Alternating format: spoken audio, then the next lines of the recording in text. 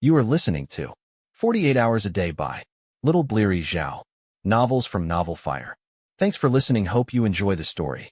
Chapter 101. Black Sail 6. Chapter 101.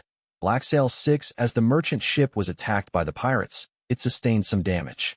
Though nothing severe, it was also a bad idea to ignore them. Quickly, the two newly recruited carpenters were asked to fix the ship. Once Owen was gone, Marvin could finally breathe a sigh of relief. Wiping away the sweat on his forehead, he said, "That was so close. It's so scary.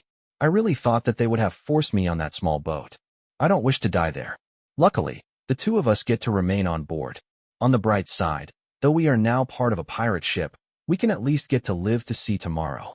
You looked really nervous on the deck just now. Why? Worried that I might replace you? Huh? No. I was worried that they might hurt you. All of them are merciless monsters who would kill in a blink. I have to applaud your bravery just now. I don't even dare to look him in the eye when I talk. Marvin, I'm really curious.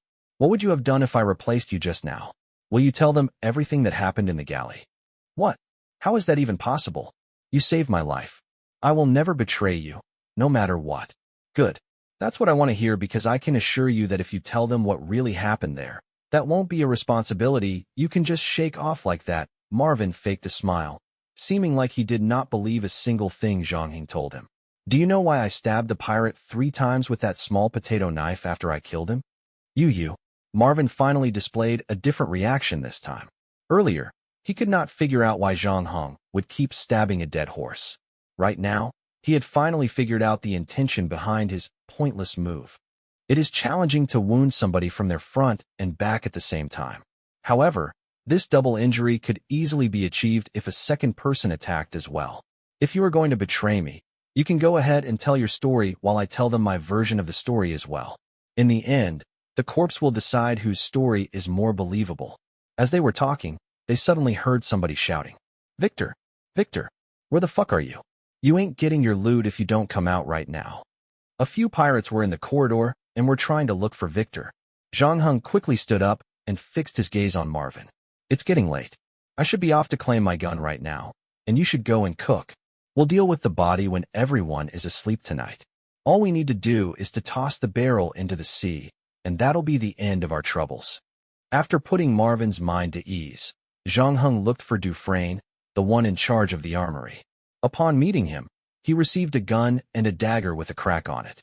He had been entrusted to a new mission even before he could examine the weapons he just got. And this critical mission was to clean the deck. On regular days like these, pirates were not very different from ordinary sailors. Frankly, most pirates on this ship had been, in fact, regular sailors before they became what they were. Some of them could not stand their ex-captains, whereas some wanted to go on an adventure. Of course, all some wanted was to get rich fast. Everyone had their own reasons for why they chose the pirate's life. Naturally, nobody in their right mind loved to stay in filthy places. Even the sloppy and messy pirates were no exception, and this had nothing to do with the love for cleanliness. There were simply too many things on the high seas that could kill a man. A pleasant and clean environment would surely help to improve morale on board. Besides, a clean ship would surely lower the risk of contracting diseases. That was why the pirates would clean the ship thoroughly from time to time. This was especially true after a raid, where blood and bodies were everywhere. Zhang Heng and the other 5 pirates spent a good 2 hours scrubbing down the deck to make sure every drop of blood had been washed off. Before sunset, Marvin managed to cook a good meal for everyone as well. The food was surprisingly delicious. It was at that time that Zhang Heng knew Marvin had passed the test. They would allow him to stay on and cook for them. The value of a ship's cook was never to be underestimated. The long, endless days out at sea caused unbearable boredom to plague the men. Way they were bored, they could cause unnecessary problems. An excellent cook could usually soothe the angsty pirates by feeding them delicious food. Often, nobody would complain when the cook received the same reward as cannoneer, even though they did not contribute to any battle. Soon, nightfall. The captain and helmsman returned to the Sea Lion with 2/3 of the pirates. The remaining ones had been asked to stay on the merchant ship under the command of Owen. In other words, Owen had become the temporary captain of this ship. Almost all the pirates were feeling extremely excited tonight. It was a total victory. In comparison, They shed only a small amount of blood to take possession of the entire merchant ship. In total, there were 3 dead, and 5 pirates suffered light injuries. This achievement had called for a grand celebration. The place was alive with the roar of loud chatter. Glasses clinked, and bagpipes skirled. The name, Victor, arose amongst them, where most were saying that he had secretly returned to the Sea Lion during the battle. Some even said that Victor still owed them money, and he might have fled the ship in fear. Everyone kept bursting into laughter at the mention of his name. Suddenly, Owen entered the galley, causing the commotion to die down a little. The Sea Lion has just informed me that they have not seen Victor for some time. Who here saw him last? Every pirate looked at each other in bewilderment when Owen asked the question. Victor either had to be alive or killed in action. They had never heard of someone disappearing during a fight. Could he have fallen overboard? Not possible. I made sure to check the surrounding waters before I hoisted the sails. He is right. I saw him running to the lower decks. He was amongst the first to go down there. After that, I did not see him anymore. No one could give a straight answer. That was when Owen turned around to look at his new recruits. When he was still in the kitchen, he saw that there was nothing wrong with them. They behaved entirely differently from the pirates, but it was totally understandable since they were the victims. All right, who's managing the booty this afternoon? Meet me in the captain's quarters in 5 minutes, said Owen. Chapter 102, Black Sail 7. Chapter 102. Black Sail 7. Having settled his dinner, Zhang Heng checked on his character panel. He noticed that it had been updated. Name, Zhang Heng. Gender, male. Age, 19. Player ID, 07958. Games completed. 3 current game points, 777 items in possession. Shadow key, E. Shadow moment, D. Skills, piano, LV1. Language proficiency, LV1. Able to communicate in 3 languages. Modifying and repairing, LV1. Skiing, LV1. Rock climbing, LV1. Archery, LV2. Outdoor survival skills, LV2. Driving, LV2. Shooting, LV2. Evaluation. Player is protected by a shadow. He knows how to drive, shoot a gun, proficient in archery, and can survive in the wilderness. Player has the ability to protect himself. No other outstanding issues. He is estimated to be able to complete at least 7 rounds of the game. After 3 months of practice, coupled with the extra 24 hours he had in the real world, Zhang Heng had increased his rock climbing level from LV0 to LV1. Right now, scaling most man-made rock walls wasn't much of an issue for him. As for natural rock walls, however, there were different angles to worry about, and the compound of the rock greatly affected its climbing difficulty. Shooting and skiing were the 2 new skills that he learned during his quest. Until now, his shooting was the best skill amongst all the others he possessed, spending only a month to improve it to LV1. During the night he escaped the base camp with Simone. His hidden potential was showcased as he went up against the mysterious shooter that was almost invisible in the woods. Not only did he win the shootout, but he even managed to increase his shooting skills to LV2 as well. That was not the end of it, though. When he was with Simone in Sweden, they would both constantly head to the woods to hunt, where Simone would teach him everything she knew. In other words, Zhang Heng's shooting skill was actually higher than LV2. The only thing he was unsure of was how far off he was from LV3. Besides, he noticed that upgrading from LV2 to LV3 was a tall order to say the least. Being at LV2 meant Zhang Heng could perform those skills better than the benchmark. For example, Zhang Heng felt that no matter what he did, he could no longer improve his archery skill from LV2 to LV3. He would need the assistance of external factors and move above and beyond his capabilities if he wanted to stimulate his archery prowess. The shootout at the Finnish lakeside was an example of an external stimulant. However, it was merely a chance encounter, and if possible, Zhang Heng wished that he would never have to risk his life like that ever again. After reading all the information on his character panel, he turned it off. The ocean turned out to increase in ferocity during the night, violently rocking the vessel as high waves crashed into the boat with no respite. His dinner churned in his stomach, and he felt queasy. This, however, wasn't his first experience on a ship. That said, his journey only lasted half a day, and seasickness didn't present itself in such a short period. It was a whole new ball game now, having been stuffed inside a tiny room, coming in contact with sweaty pirates who had not bathed in a long time. The foul air in the cramped space soon turned his stomach upside down. The rocking of the boat was no lullaby either. In the end, Zhang Heng could not hold back and wrenched his guts out, puking out everything he had eaten in a matter of seconds. What a joke. Is this your first time at sea? I'm starting to regret that he joined us. Since they had nothing better to do, it was basic instinct for them to look for something to entertain themselves with. Fortunately, there was still kindness amongst them.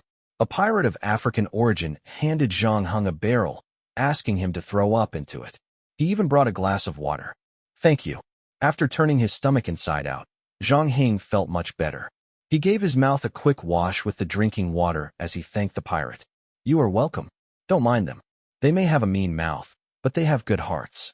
You will know I'm telling the truth after you stay with us for some time.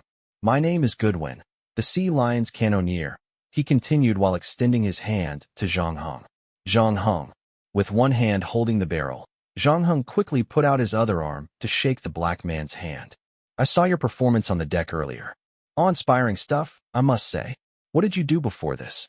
A soldier? Yes, something along those lines. I fought in a war before. Did you win? Not really, but at least the person I cared about survived the war. You are one lucky guy. I was in a war before this, but unfortunately, we lost the battle in the end. Goodwin pulled his collar aside, displaying a badly burnt scar on his left chest to Zhang Heng. My tribe was defeated by another tribe. They killed my father, mother, and all the elderly during the war.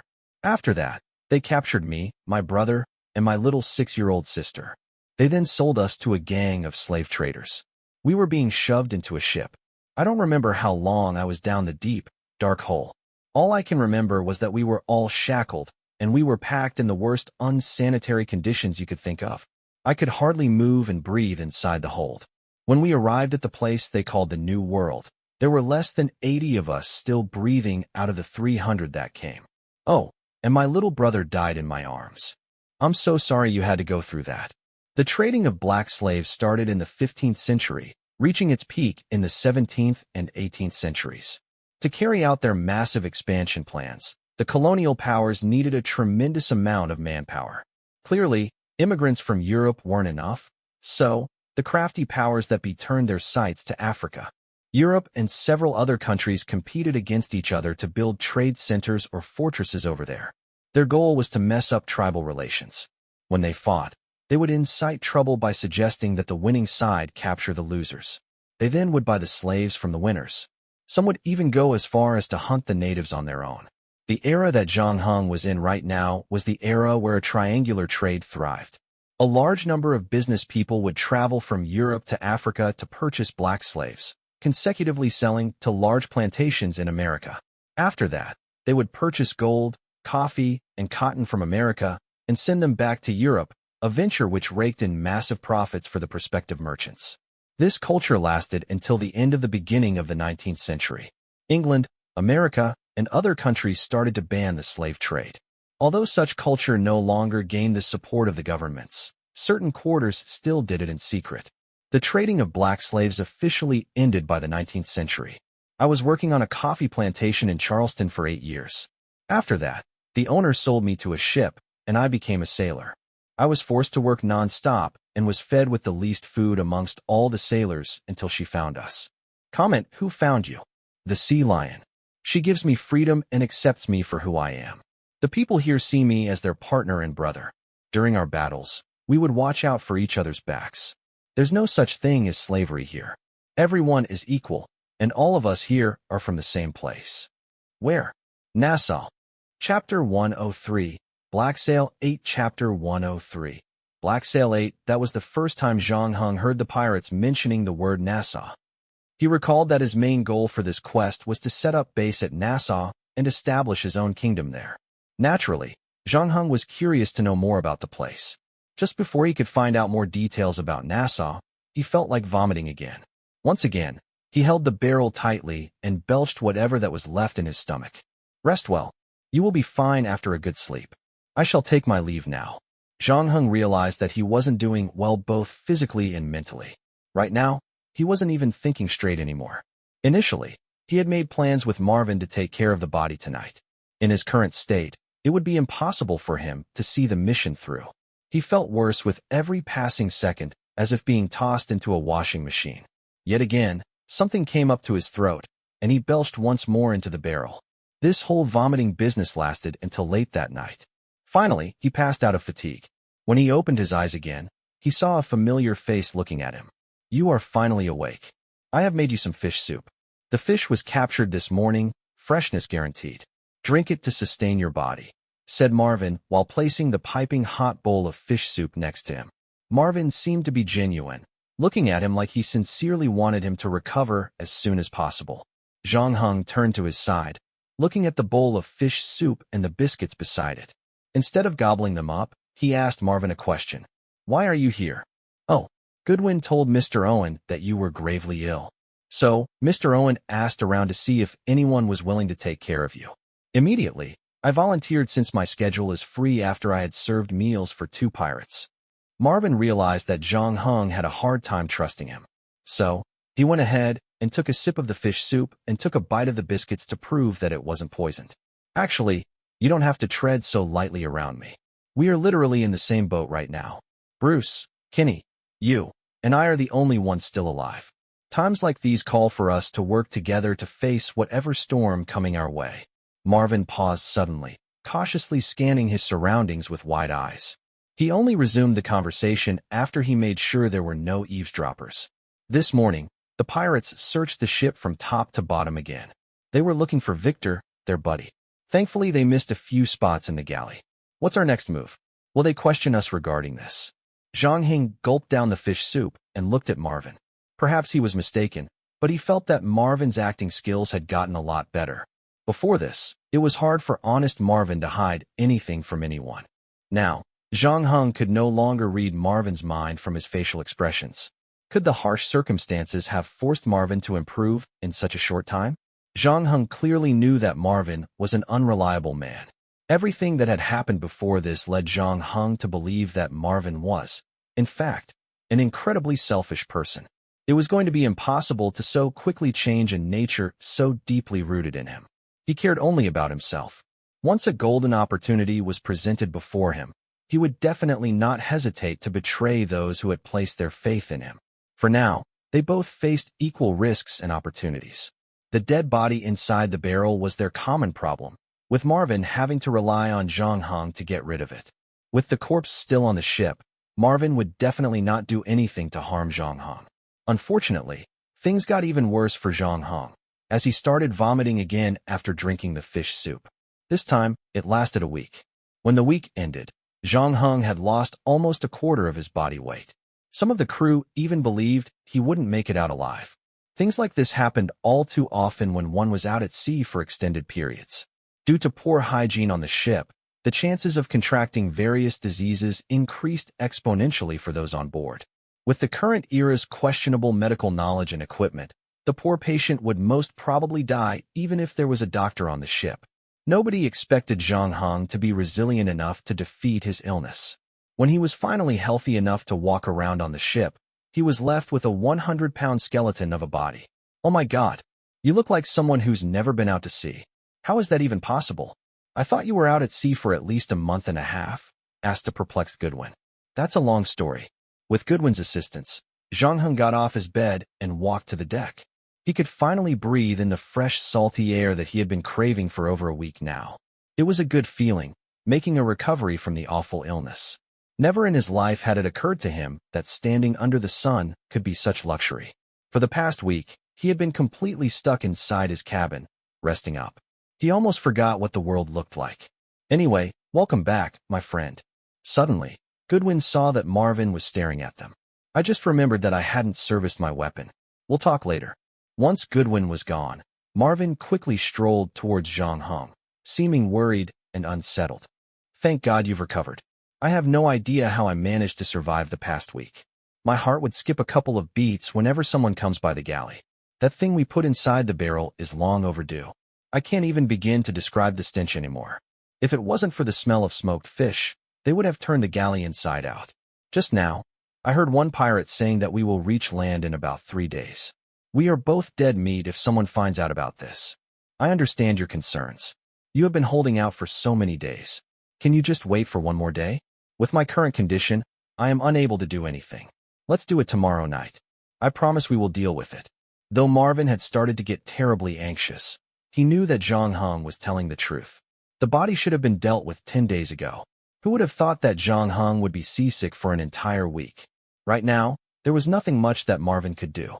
If only he were brave enough. It wasn't impossible to dump the barrel into the sea on his own.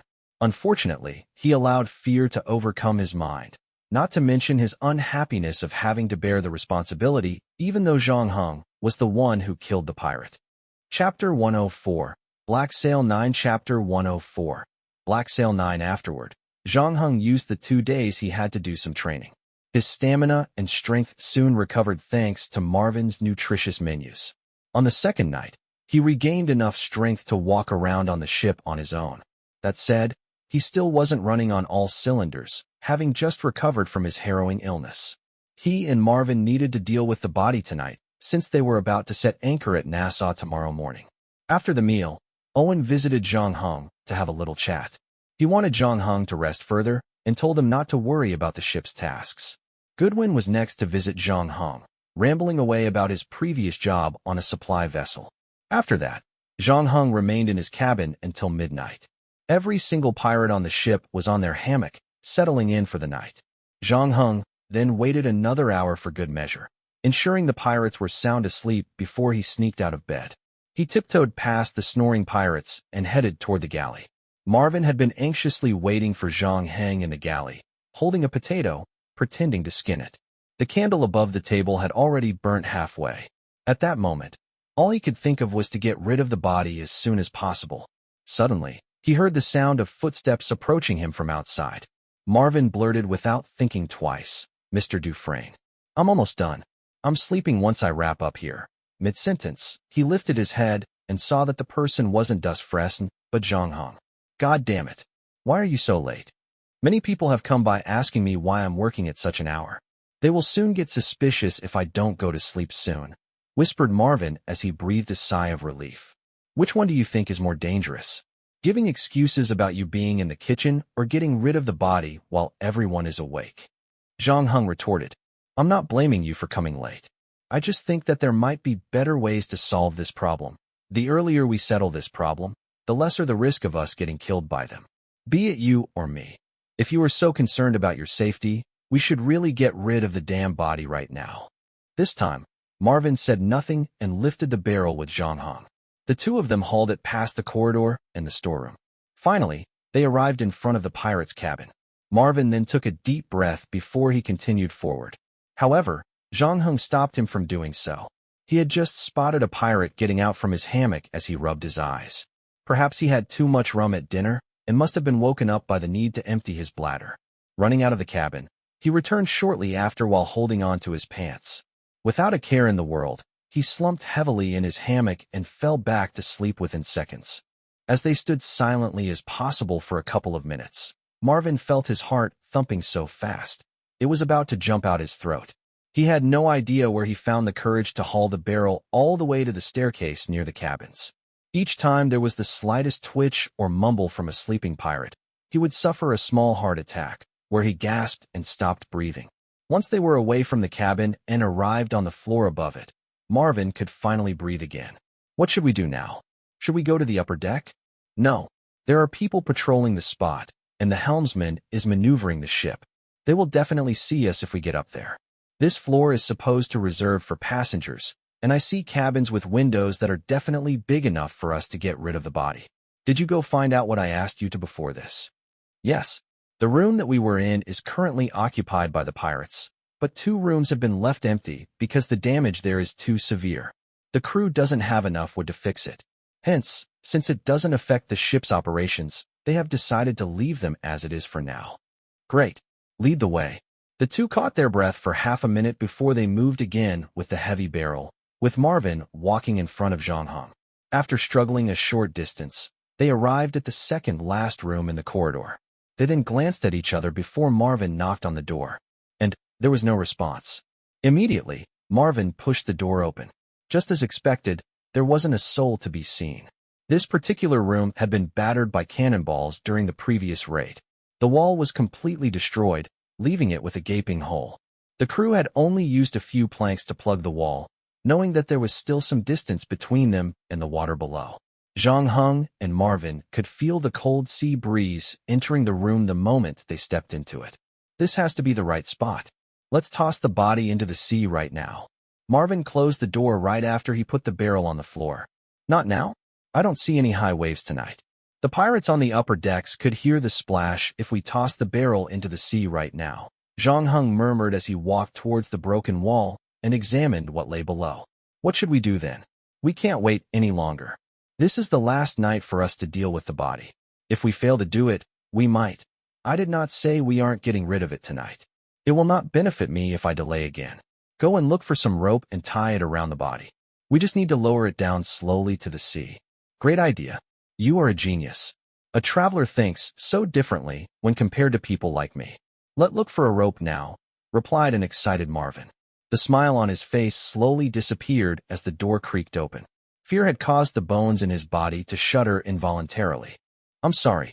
Am I disturbing your date? Asked the person standing outside the door. It was an old pirate with a long beard. He was wearing a broken hat, and Marvin could see a row of rotten teeth as he smiled. The old pirate then landed his attention on the barrel. So, all the while, our poor Victor has been inside this barrel, huh? Immediately, Zhang Heng unleashed his gun and pointed at the old pirate. To his surprise, he seemed unaffected by the threat. Trust me, kid. People have pointed their guns at me more times than I could count.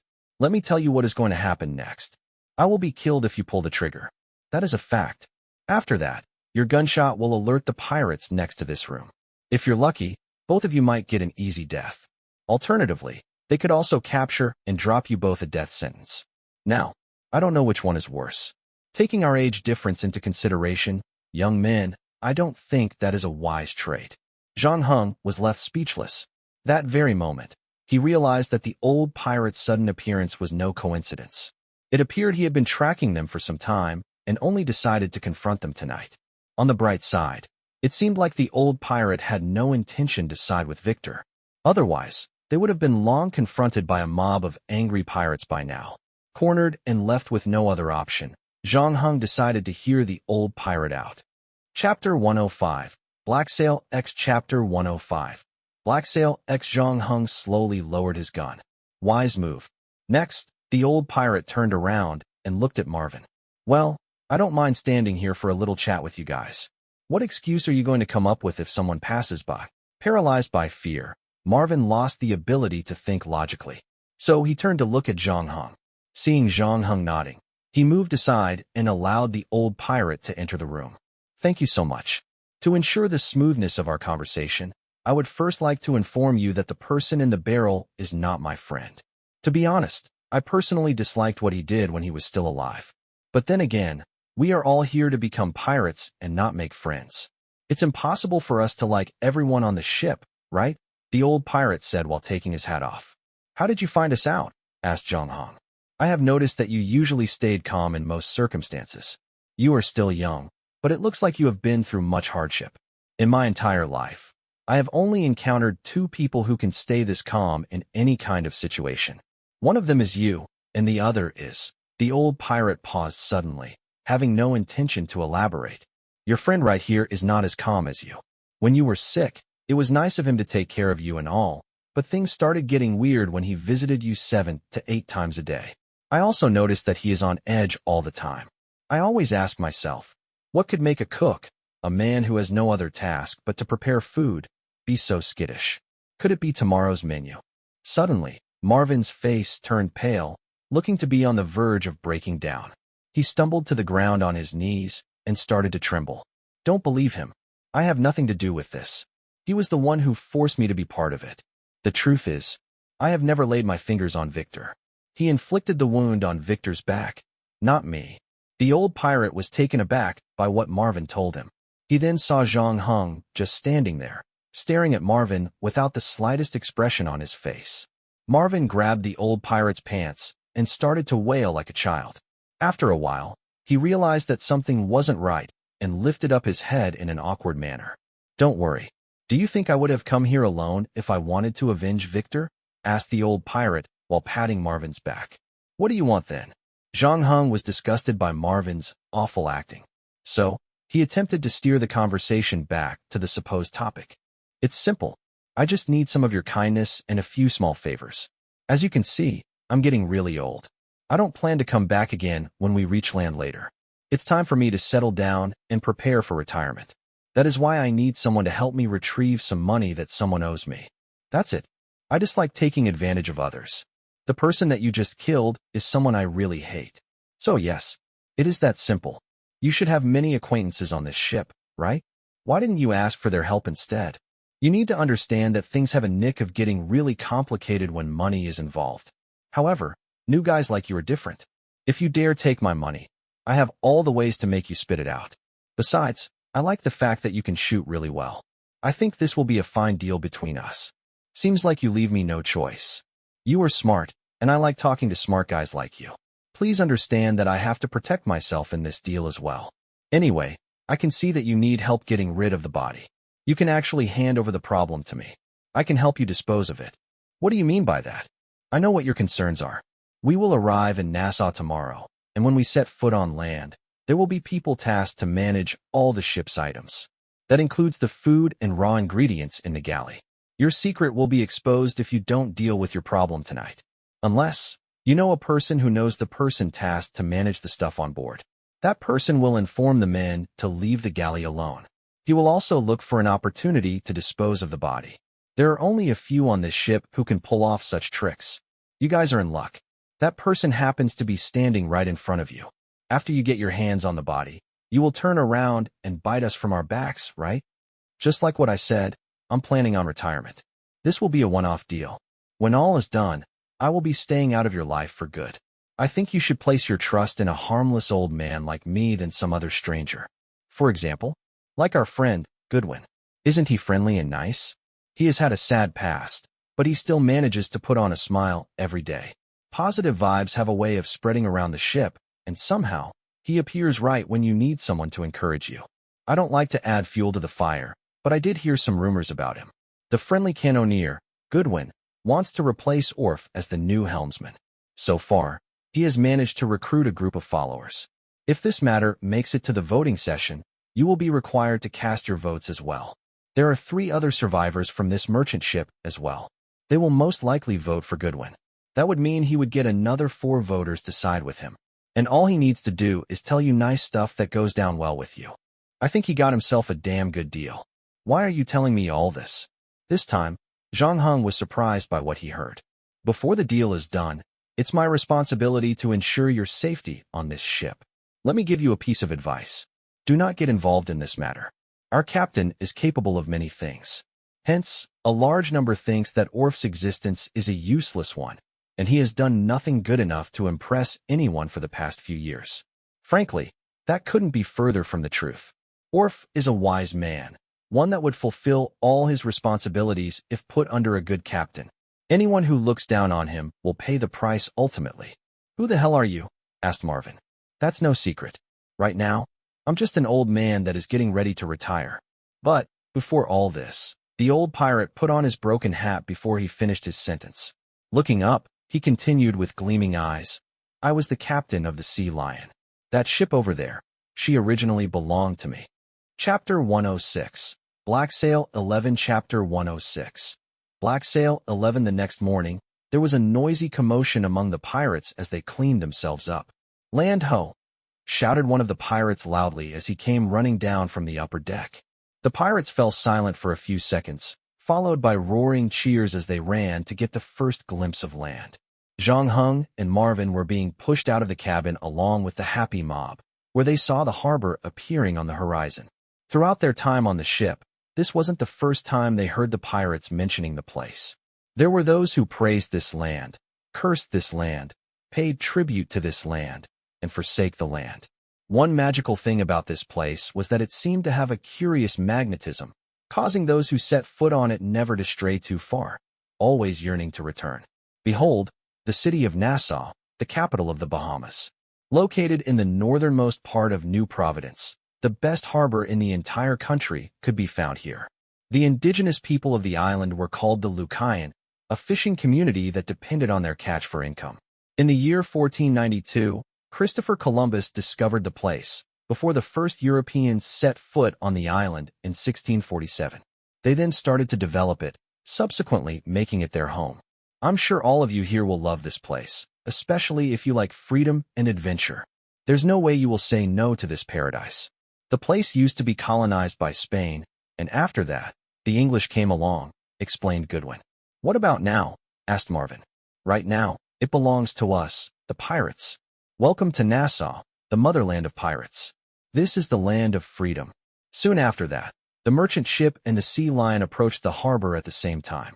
From the ships, the pirates dropped several wooden canoes to the ocean and started to sail towards their land of freedom. Now that they were here, all they could think of was to enjoy themselves to the fullest. Only pirates who had been given tasks remained on the ship to finish up their work. Dufresne ordered Zhang Heng and a dozen pirates to help with the unloading of the ship's goods. Marvin could not help but feel nervous, turning around to steal glances at the galley from time to time. Don't worry about that, Beryl. Just do what you need to do right now.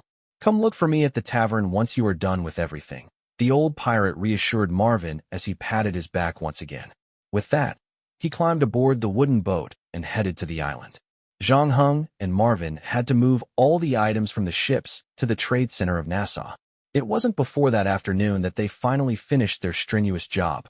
To their surprise, the pirate tasked with managing the ship's items did not even go into the galley. The barrel was gone when Marvin proceeded to check it out. As a matter of fact, the raid we conducted this time had nothing to do with the two of you. However, it is not right if we just let you off with empty pockets. So, here are 50 silver pesos. It should be enough to cover your expenses for a few days in Nassau. Feel free to look for jobs around. Remember, do not sign any long-term contracts. One of us will inform you before we set sail again.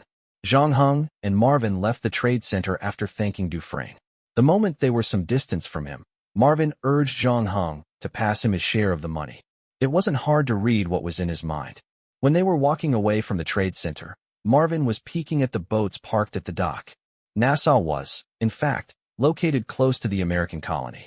Getting to Boston was just a short journey away, and he knew that being home was way better than cooking for a band of pirates. The thing was, Marvin had no idea that it would be impossible to make a run from pirates. Unwilling to let the two off the hook, they must have had eyes everywhere since they allowed them to roam around Nassau so freely. Zhang Heng had no intention to remind Marvin about it. Seeing that Marvin wanted to embark on a separate path, Zhang Heng was more than willing to give him his share of the money, a total of 25 silver pesos. It appeared that Marvin wasn't about to honor the deal with the old pirate. Now that he had the money for a ticket home, he would not hesitate to do so. Having no baggage to tie him down, Zhang Heng went to check out the small town on the island.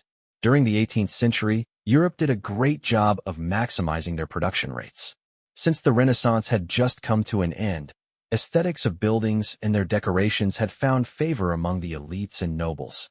Unfortunately, this place was in stark contrast to other parts of Europe, where Zhang Heng's first impression of Nassau was that it was a largely disorganized city. There were no theaters, churches, or bell towers, nor did he see any well-dressed folk moving around to attend dance parties as well. All he could see were rotting wooden huts and dilapidated stone cottages. Nassau was a place filled with palm trees as well. This place increasingly looked like a massive slum to him. Scantily dressed hookers roamed the streets in search of prospective clients, deliberately revealing more skin whenever a man passed them by. There were urchins running barefoot on the unpaved roads, and it was in places like these that a traveler had to pay close attention to their wallets. Armed pirates terrorized the streets in groups. A few of them were seen exiting their taverns heading for the local gambling den. There were also the local fishermen and hawkers, lining up along the busy street to sell their produce. Lastly, Zhang Heng saw a young priest talking about his god on a pedestal by the road, relentlessly preaching about how their sins could be washed away. Though the place might seem impoverished at first glance, there were traces of prosperity and vitality streaming beneath the crowded chaos. The current quest was the longest amongst all the other quests that he had completed. He was required to stay in this world for 300 days. Combined with the extra 24 hours that he had every day, it meant he would need to stay here for a whopping 3,900 days, more than all the days in his previous quests combined. This was going to be a long journey, and he had no idea what challenges lay beyond him. He could only continue moving forward since the game had already begun. Zhang Heng organized his belongings and took out the items he had hidden under the wooden plank in the galley. Other than that, he had been given a gun with the words FH engraved on its stock. Its previous owner had probably been reunited with his maker. Besides that, he was given a dagger as well. Judging by its appearance, it should only be able to yield a few pennies if it were to be sold. Then, there were the 25 silver pesos from his reward. This was the common currency of Spain and was widely used among its colonies. That was basically all the wealth he had for now, and he even had a debt waiting to be settled. After entering a few taverns, Zhang Heng finally found the Old Pirate in the fourth one. This tavern was located on the west side of the city, near the giant reef. The Old Pirate was watching an exotic dancer as she bounced her curvy body across the stage. If I'm not mistaken, I remember that I made a deal with 2 persons. Where is your friend? When will he come? He's not coming anymore. Haha, that is unwise, my friend. I think he doesn't know what big troubles lie ahead of him. I hope Owen captures him and not Phoebe. Otherwise, the word suffering would be an understatement for him. When can I start work? You start now. See that shirtless muscular guy on your right? He's knight-errant's gunsmith. Last year, he borrowed 200 silver pesos from me. With interest, he now owes me 300 silver pesos.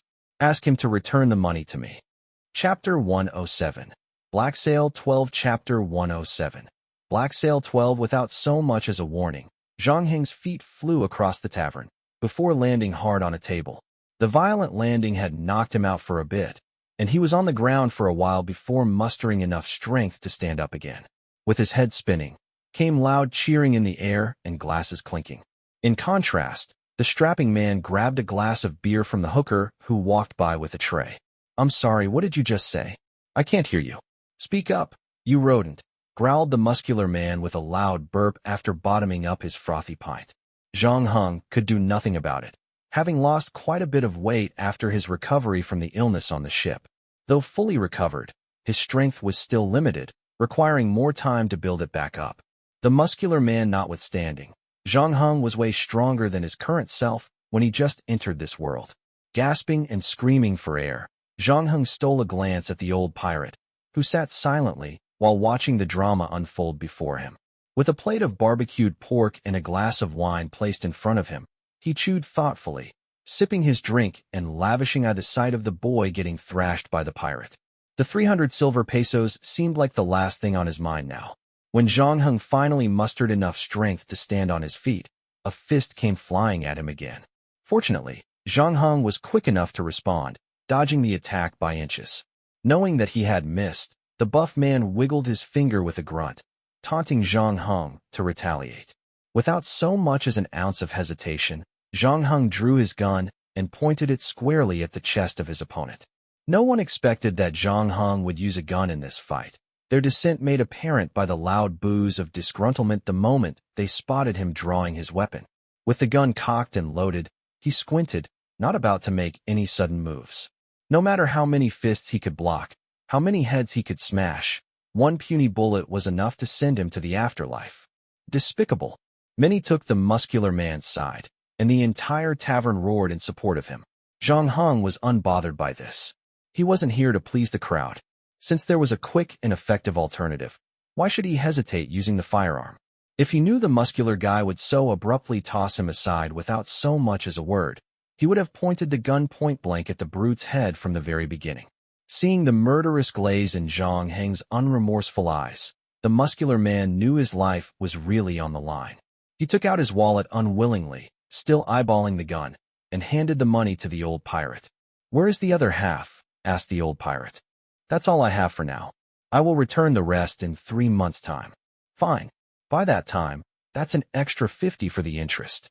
"Fraser, you old goddamned blood-sucking vampire." "Whoa, that wasn't the language you used when you wanted to borrow my money." Fraser then waved to Zhang Heng, signaling him over to the table. "Job well done, me lad. Come on over and have something to eat. We're moving on to the next one after this." Right until sunset, Fraser dragged Zhang Heng around hunting the other 4 pirates who owed him money. 3 were willing to return a portion of what they owed. As for the last person, he was with around 20 pirates. Obviously, Zhang Heng wouldn't make it out alive if he confronted the lot.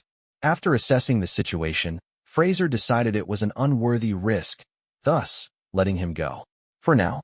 In total, Zhang Heng assisted Fraser in retrieving 429 silver pesos and even a piece of oil painting that was used as collateral.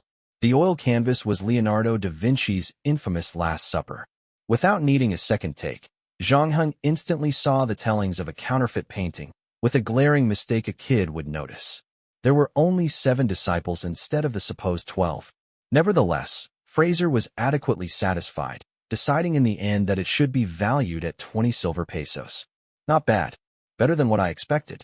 I have to say, you're terrible at close-quarters combat. That guy in the tavern, how did you lose to someone like him? You have a lot to improve, and you have very little time. The real trouble comes later. I'm sorry, but I thought this is a one-time deal. You said you'd leave us alone after this. Hey kid, I don't wish to lengthen our deal as well, but I see you are unable to collect all the money in one go. So, it looks like we are stuck to each other now. How much more? Soon. You will know when the time is right. Fraser grinned as he tossed the smallest coin bag to Zhang Heng. This is remuneration for what you've done for me today. A total of 42 silver pesos. As I have said, I'm no miser. As long as you can get me back all the money that others owe me, I don't mind giving you a tenth of what I got. This rule will not change. Don't worry. I'm not going anywhere. Just come and look for me at the tavern every time you return from the sea. Fraser did not bother looking at Zhang Heng's after that, merely picking up his newly obtained forgery of the Last Supper and left the place while humming a tune. Zhang Heng was surprised that Fraser even paid him for today. The art of debt collection was both a simple and a complicated one at the same time. At first, he thought Fraser refused to do it just because he was aging. With that amount of money, hiring muscles to help him collect his debts was a no-brainer. Though there was a possibility of him losing all that money to the thugs he hired, Zhang Heng believed that a man the likes of Fraser should be witty enough to avoid it from happening. Up until now, Zhang Heng had already guessed that asking him to turn into an overnight debt collector was just an excuse for something else. There must be a reason why Fraser had chosen him. Zhang Heng wasn't one to wait for answers, so after doing some thinking, he decided to look for someone that could tell him more about Fraser. It wasn't that he did not inquire anybody before this. Apparently, everyone, even the friendly Goodwin, was not willing to divulge about old Fraser. This time, Zhang Heng changed his target. He returned to the tavern where Fraser dined at. As luck would have it, the muscular guy from Knight Errant was still there. Sitting on a chair, he slowly enjoyed his pint of beer. You again. Shameless bastard. You have emptied my pockets. What else do you want? You better get lost before I change my mind. I might just break your head this time. Before the muscular guy could finish his sentence, Zhang Heng drew his gun again, this time, placing 10 silver pesos in front of him. Tell me everything you know about Fraser, and these coins are yours. You've got to be kidding me, right? I thought you were with him. Beggars were no choosers, and considering he was left with nothing, he wanted to take the deal badly. Nonetheless, he was still suspicious of Zhang Heng's intention. To be really honest with you, we are actually not that close, replied Zhang Heng, who did not bother to explain more to him because he was the one who first asked the questions. Chapter 108. Black Sail 13. Chapter 108. Black Sail 13. Fraser is the most experienced pirate on this island. I heard of his name even before I come to Nassau. Someone told me that he used to work alongside Henry Morgan to raid a Spanish settlement. After stealing all they could, they managed to loot a total of £2 million in their last raid. After that, the rich bastard, Henry Morgan, was summoned by the Queen, banished to jail the moment he returned to his country. As for Fraser, he left Jamaica and came to Nassau. He remained here to recruit potential pirates to join his creed. At his peak, he had 11 pirate ships, hundreds of cannons, and around 700 to 800 pirates under his command. What happened after that? I have no idea. Rumor says he wanted to accept the Queen's pardon secretly. When his band knew about it, everything changed.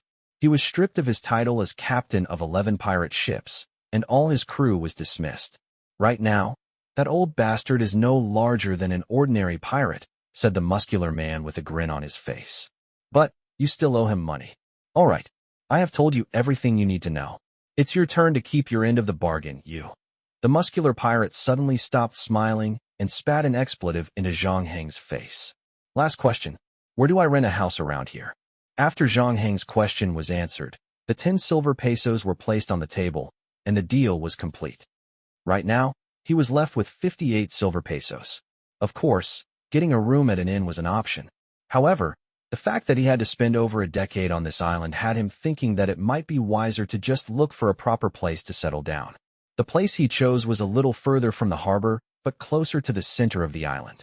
The property in question was located near the farming plots, where its perks were serenity and a rental fee that was dirt cheap. Believe it or not, the entire house cost only 160 silver pesos, and it was 17 silver pesos for a 2-year rent.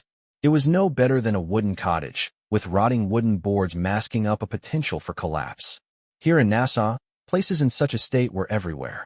At a time where piracy was rampant in Nassau, Spain and France would send their military there to ensure things were in order. Often, this led to large-scale skirmishes with the pirates, eventually causing massive collateral involving lives and property left irreparable. Unsurprisingly, the battle-rattled houses here were worthless. After Zhang Heng paid the landlord, he proceeded to purchase some essentials for his new nest. The very next morning, he was already up before the sun rose, starting repairs and modifications to the wobbly structure. His long time alone on that island had taught him how to build a wooden-framed house with a tiled roof. Armed with the experience, he should be more than capable of mending and fortifying the home. The subtropical climate of the Bahamas had it at a steady all-year-round temperature of 23 to 24 degrees Celsius. Though it was now spring, it wasn't as cold as expected. Taking off his shirt, he climbed to the roof, subsequently fixing every hole with a hammer and some nails. A little girl from the house next to his house kept peeking from behind a palm tree. Zhang Heng spotted her and flashed a smile. Startled, the barefooted little girl instantly scooted back home. Not too long after that, another familiar face appeared in Zhang Heng's sights. It was Marvin. Although only separated for less than a day, he had undergone a tremendous change. A sleeve had been torn out of his shirt, and he was left with one boot. His face wasn't too awful, just a few cuts on his cheek, dark blood flowing down his lips. It was his body that told a different tale, the festering purple bruises smothering what used to be yellowish skin. He seemed to have been through some very harsh retribution. Can I have something to eat? I've been starving since last night, asked Marvin with a smile on his face, his bloody lips quivering as he spoke. Where are your 25 silver pesos? They're gone. Marvin had initially planned to hop onto one of the boats fleeing this place. Clearly, his plan had failed miserably, with him being beaten to a pulp and all his money robbed off him. He was so embarrassed that he chose to stay silent, refraining from begging for help. Left with no other options, he had to ask around about Zhang Heng's whereabouts. After living with Marvin for some time, Zhang Heng reaffirmed what a selfish prick, coward, and hypocrite he could be. As they parted again at the trade center, Zhang Heng decided that he would not care about Marvin from now on. This quest had a different goal as compared to the previous ones that he completed. This time, he was asked to form his own force. Having no knowledge whatsoever about this force that he was supposed to build, at least he was sure of one thing. It would be impossible for him to do it alone. He needed a team. Since the pirates here valued democracy more than anything, numbers meant everything on a pirate ship. Even a legendary pirate, the likes of Fraser, could lose his title after losing the support of his underlings. In other words, even a useless prick like Marvin had the right to vote as well. He would most likely be rejected by everyone on the ship since he attempted to flee the island, so he was left with no option but to rely on Zhang Heng. Marvin might be despicable, but Zhang Heng was sure that he would come useful to him someday. Instead of exposing him, he decided to help him out. There is some cheese and bread on the table. Help yourself. Though sounding impossible, Zhang Heng did indeed hope that Marvin would change for the better after this. Marvin only knew a few souls on this island. In other words, no one would help a stranger like him. Considering that he had betrayed Zhang Heng several times, he should have thanked his lucky stars that he didn't get beaten and kicked out of the house. Zhang Heng's willingness to share his food took Marvin by surprise. As Marvin hungrily gobbled down his chow, the tremendous hardship he had to face so far flashed through his mind. Tears started to gush out of his red-rimmed eyes like no tomorrow. I'm really sorry. This is all my fault. I have wronged you. I promise you that I will change for the better. From today onward, my life belongs to you. I will never betray you again, even if someone threatens to slit my throat open, wept Marvin, who seemed to be deep in regret. Did the little display of penance manage to move Zhang Heng's heart? For now, at least, he believed that Marvin must have been genuinely grateful to him. At the same time, he knew that this would last no more than 2 days. In 2 days, all the promises he uttered would be excreted from his body like feces. Indeed, he would eventually betray him again when his life was threatened. That was just who he was, from his mouth to his intestines. Fortunately, Zhang Heng wasn't bothered by it, having never relied on Marvin in the first place. The moment the barrel was free from the ship, it no longer bounded their fate together. "Enjoy the food. I'm heading out for a while," said Zhang Heng while wiping his hands. Marvin appeared terribly nervous when he heard Zhang Heng was heading out, seeming worried that the truth about what happened to him last night would be exposed. "Don't worry. This is not about you." Chapter 109. Black Sail 14. Chapter 109. Black Sail 14. Since Zhang Heng was scheduled to settle down here for at least 10 years, so it was crucial for him to understand his surroundings better. To do that, he toured the entire Nassau for a few days, conversing with everybody. This included fishmongers in the market to drunkards from the taverns, the prostitutes on the street, shrewd businessmen in the trade center, and pirates that roamed the streets. The conversations could be either constructive or unpleasurable. Nevertheless, throughout the entire process, Zhang Heng spent a total of 19 silver pesos.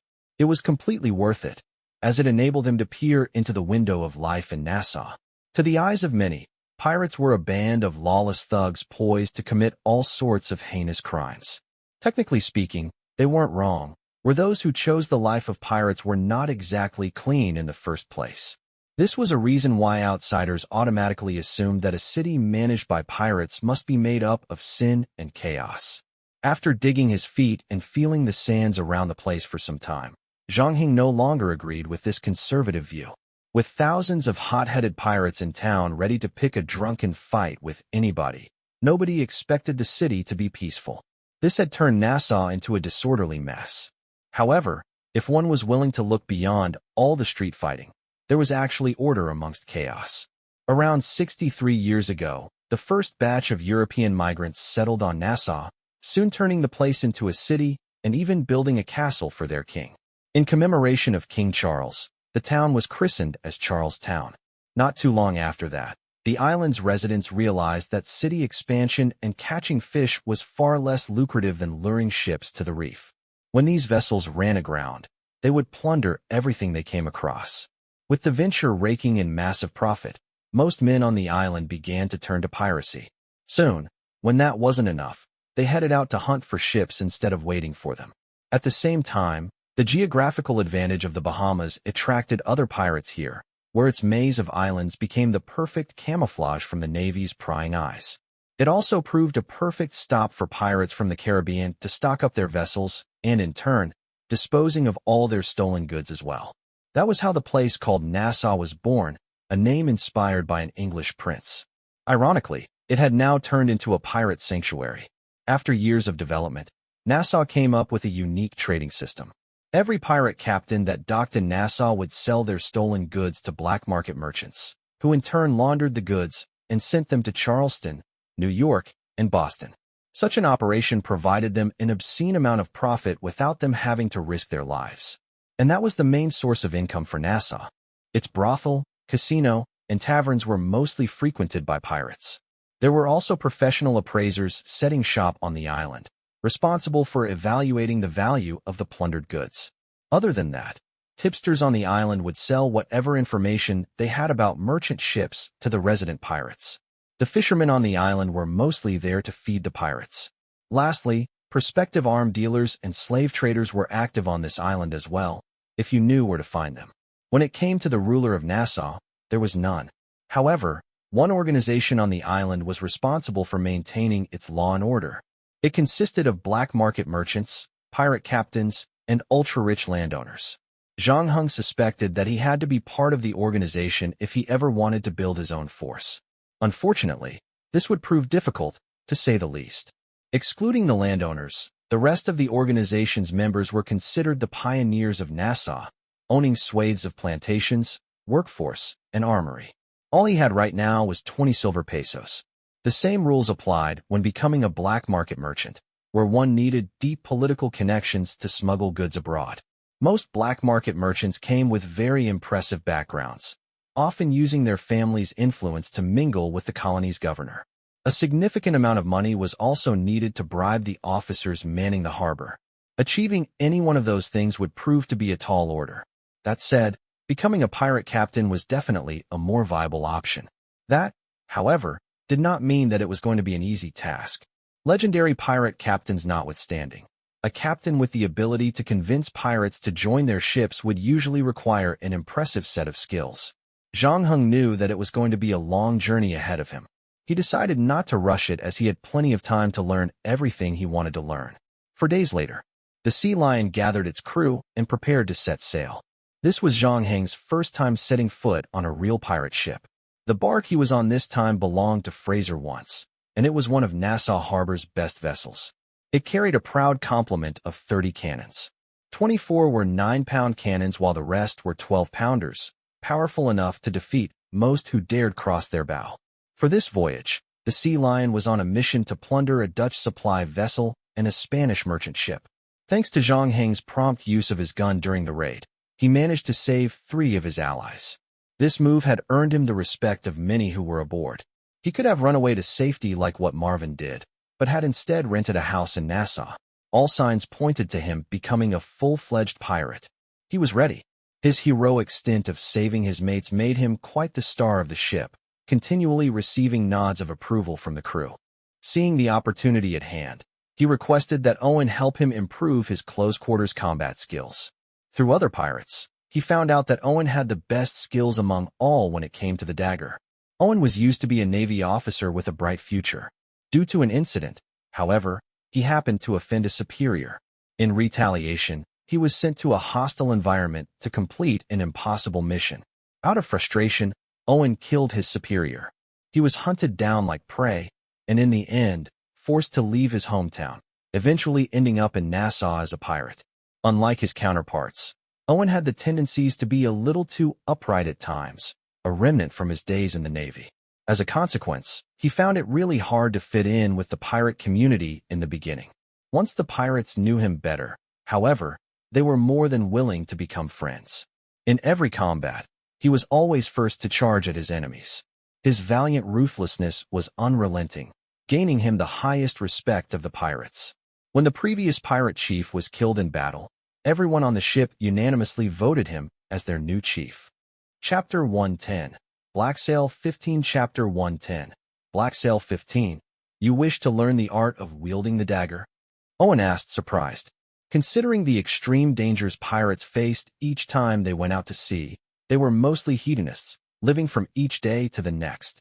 Few made any plans for tomorrow, which was why Owen made it a point to remind Zhang Heng of what he was about to face. It's not something you can pick up in 2 shakes. It would take at least a good month or 2 before you see any results at all, not to mention that the drills are very monotonous. Aren't you already good with guns? Why learn how to use a dagger? I'm terrible at close combat, and the flintlock can only fire 1 bullet at a time. Reloading is a pain. I don't want to stand by and watch from the sides each time I fired a shot. In any event, I can defend myself if I learn some fencing. That's true. The muskets in this era differed greatly from their newer counterparts. Although flintlock pistols were an improvement from matchlock muskets, reloading, it was still a complicated process. The shooter had to refill the barrel with gunpowder before shoving down the charge with a long rod. The chances of it misfiring was also terrifyingly high. For that reason, whenever there was a battle, both sides would usually engage in a shootout first before moving on to the more physical sword fights. However, the vast majority depended on sheer adrenaline and brute strength to get through combat, utilizing neither skill nor talent. Hence, those who had undergone official military training like Owen always had an edge in battle. Well then, be at the deck at sunrise tomorrow. I'll teach you some basic moves like swinging, said Owen. You can practice your swordsmanship, but don't you neglect your duties. Thank you. I won't, Zhang Heng replied with sincerity.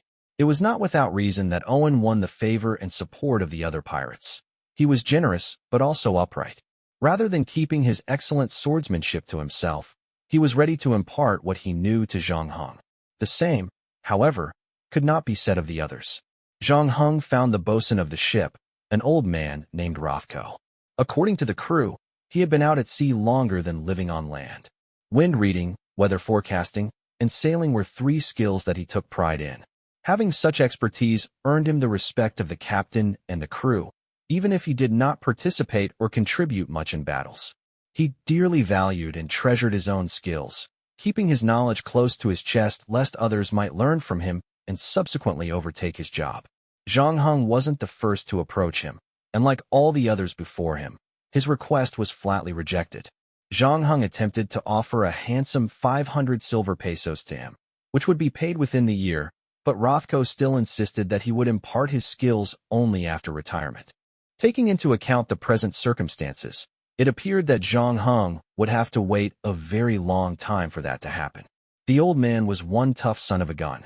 Even at his age, he had an appetite healthier than most who were younger, and he was not a picky eater either, able to swallow anything given to him. At this rate, Zhang Heng suspected Rothko would continue to linger around long after he'd left the game. After disembarking the ship for the 3rd time, Zhang Heng looked for old pirate Fraser in the tavern.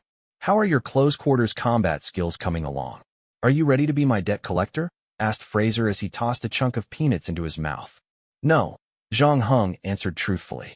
After 2 months on the sea, his swordsmanship still remained at level 0. Like Owen had said, it was a lengthy process that required consistent practice and perseverance. The results would only show itself once he was able to integrate his basic moves with combative instincts. At the moment, he was still miles away from his goal.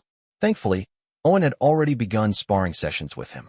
On top of that, the good news was that after such a long period of recuperation, Zhang Heng finally regained his weight, and his strength even exceeded his level when he first entered the quest. Although no match to those born with divine power, he was already considered a prodigy among the regular crowd. "Why did you come see me then?" the old pirate asked. "The Sea Lion was originally yours. Rothko is the oldest crew member on the ship. You must know him pretty well, right?" "Oh, that old fox. He may not be a man of many principles, but his sailing skills are pretty good, I must say. You'll never find a better bosun in the whole of Nassau," proclaimed a thoughtful Fraser. I really miss those times.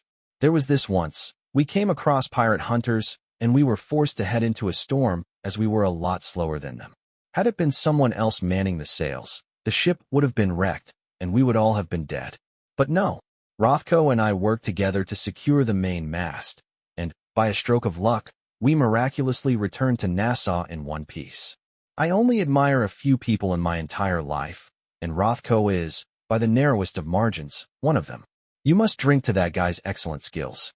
The old pirate picked the glass of beer in front of him. Zhang Heng did not beat around the bush and jumped straight to the point. "What do I need to do to make him teach me those skills?" The pirate looked amused. "You want to learn how to sail? What? One should always learn as much as he can while he's young, right?" Fraser grinned. "So, you're going to persuade me with all this nonsense?" He lowered the knife and fork and stared at Zhang Heng with hollow eyes. Only after a while did he continue. "It would seem you're in luck today. I've found myself in a bit of trouble recently. If you can help me solve my problem, I wouldn't mind telling you how to make Rothko more compliant." "What is it?" "There's a fool called Jacob in the city. He just stole a bag of black pearls from me this afternoon. If you can, find him in half a day and get my pearls back. I will meet your requirements then." "Sounds fair to me," Zhang Heng said as he stood up. "Oh, I almost forgot to mention that I hired another guy. He started an hour earlier than you, so I can only wish you the best of luck." Zhang Heng left the tavern. As he stepped outside, he saw a group of kids frolicking by the side of the road. When a food peddler passed them by, a couple of them pretended to have a row. The peddler had his attention diverted while the smallest one among them slipped his tiny hand into the peddler's pockets. As soon as their ruse was a success, they dispersed into oblivion. This was Nassau, and petty theft was not an uncommon occurrence. Ever since Zhang Heng began renting the hut, he had never left anything valuable inside. Whenever he returned from a voyage at sea, he often caught the urchins sleeping in his place. God knows how they got in anyway. He would eventually rough them up and throw them out every time. It was not going to be easy to find a pearl thief amongst a jungle of villains, not when all he had was a name for a clue. Chapter 111. Black Sail 16. Chapter 111. Black Sail 16. The names of all the appraisers in Nassau are on the list you asked for. Marvin presented a piece of paper. 2 of them are on vacation, and one has been in the trade center since morning. So, these two are the ones you should focus on, said Marvin as he pointed at two circled names on the list. Thank you. You've done pretty good this time. Zhang Heng's compliment had put a smile on Marvin's face. Since time was of the essence, Zhang Heng needed external help. Apart from Marvin, two pirates he had saved also volunteered to help, and before long, all four gathered in front of the tavern. With a hushed voice, Zhang Heng pulled everyone together. Well, so this is the plan. That Jacob guy will definitely find ways to determine how much the bag of pearls can fetch before he charges the buyers. To do that, he will need to find an appraiser. Wait, you said that the pearls have been lost since morning. What if he's already found someone to appraise them? Asked Marvin while raising his hand.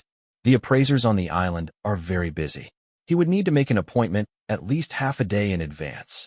Of course, if you're willing to pay more and offer them a price they can't refuse, they would even blow you on the spot.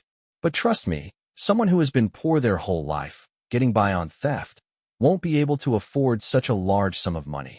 One of the pirates named Hilford explained.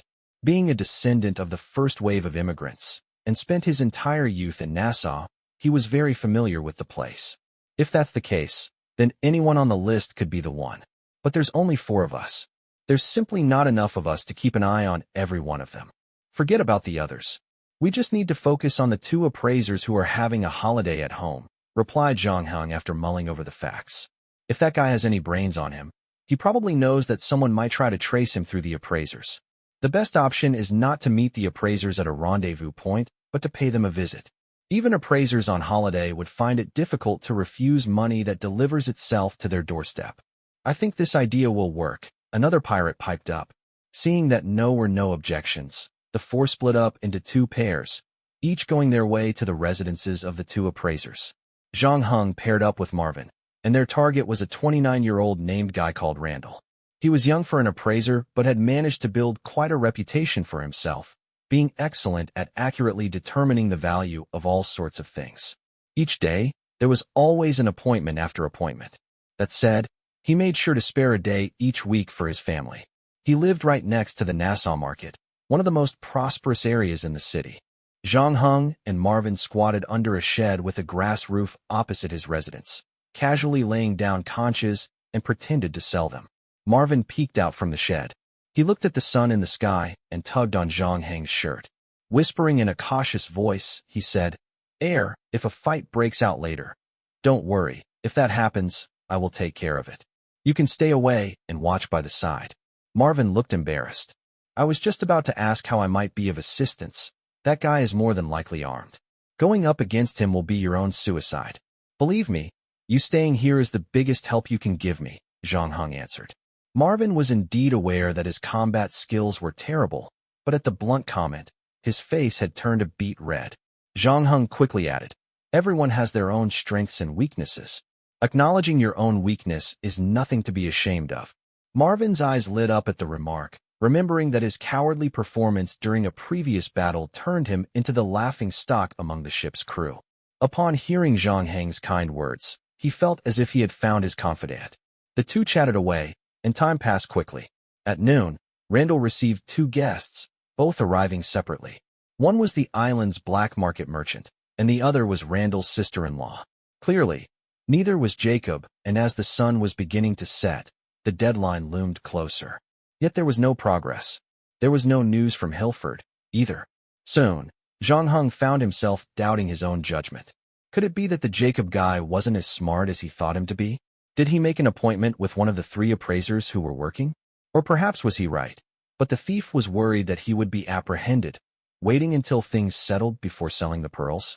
If that was the case, there would be no way he could catch the target before the designated time. No, that couldn't be right. Based on that guy's financial situation, he could not afford to wait that long. The sooner he got rid of the stolen goods, the sooner he could get away with it. Even if the owner of the missing pearls were to find him, there was nothing he could do. As Zhang Heng was beginning to be clouded by doubt, he saw Randall's sister-in-law walking out of the house with a basket, cautiously scanning her surroundings like a little mouse before hurriedly heading towards the other side of the road. At that moment, Zhang Heng knew he had to make a choice. In fact, thinking about the other possibilities now was a senseless act. If he was wrong, he would have no time left to correct his mistake. Rather than cracking his head over whether he made the right call, it would be better to stick to his initial plan and see it through, all the way to the end. Zhang Heng removed a dagger and a pistol from under the straw mat, telling Marvin, "Take care of the stall. If after I'm gone, and someone suspicious appears, go find the others." Marvin caught on quickly. "So, you think that the cunning dude is afraid to show himself, but instead commissioned Randall's sister-in-law to bring the pearls to her brother-in-law to be appraised?" "I don't know. So far, that seems like the most plausible deduction. Also, this is the only way I can find the pearls before sunset." After that, Zhang Heng got up and began tailing the young woman from a distance. Though unable to ascertain the situation even after following Randall's sister-in-law for some distance, Zhang Heng was convinced he was right. The woman was obviously more vigilant than the average pedestrian, pausing every now and then, turning around, and looking out with caution. With his excellent observational skills, Zhang Heng did not have to follow her too closely, and keeping a good distance, he kept his cover from being blown. Meanwhile, Zhang Heng also considered the possibility of attacking the person. However, if he was mistaken, or whatever she carried was not the bag of pearls he was looking for, it would become a massive headache for him. If his intelligence was right, though, then his opponent was probably just a lowlife in the city. There was nothing for him to worry about when it came to combat. Still, the safest option was to wait until the two met and made the exchange. Chapter 112. Black Sail 17. Chapter 112. Black Sail 17. Zhang Heng followed the young lady for about 15 minutes. Then, without warning, she abruptly turned around and rushed into an alley.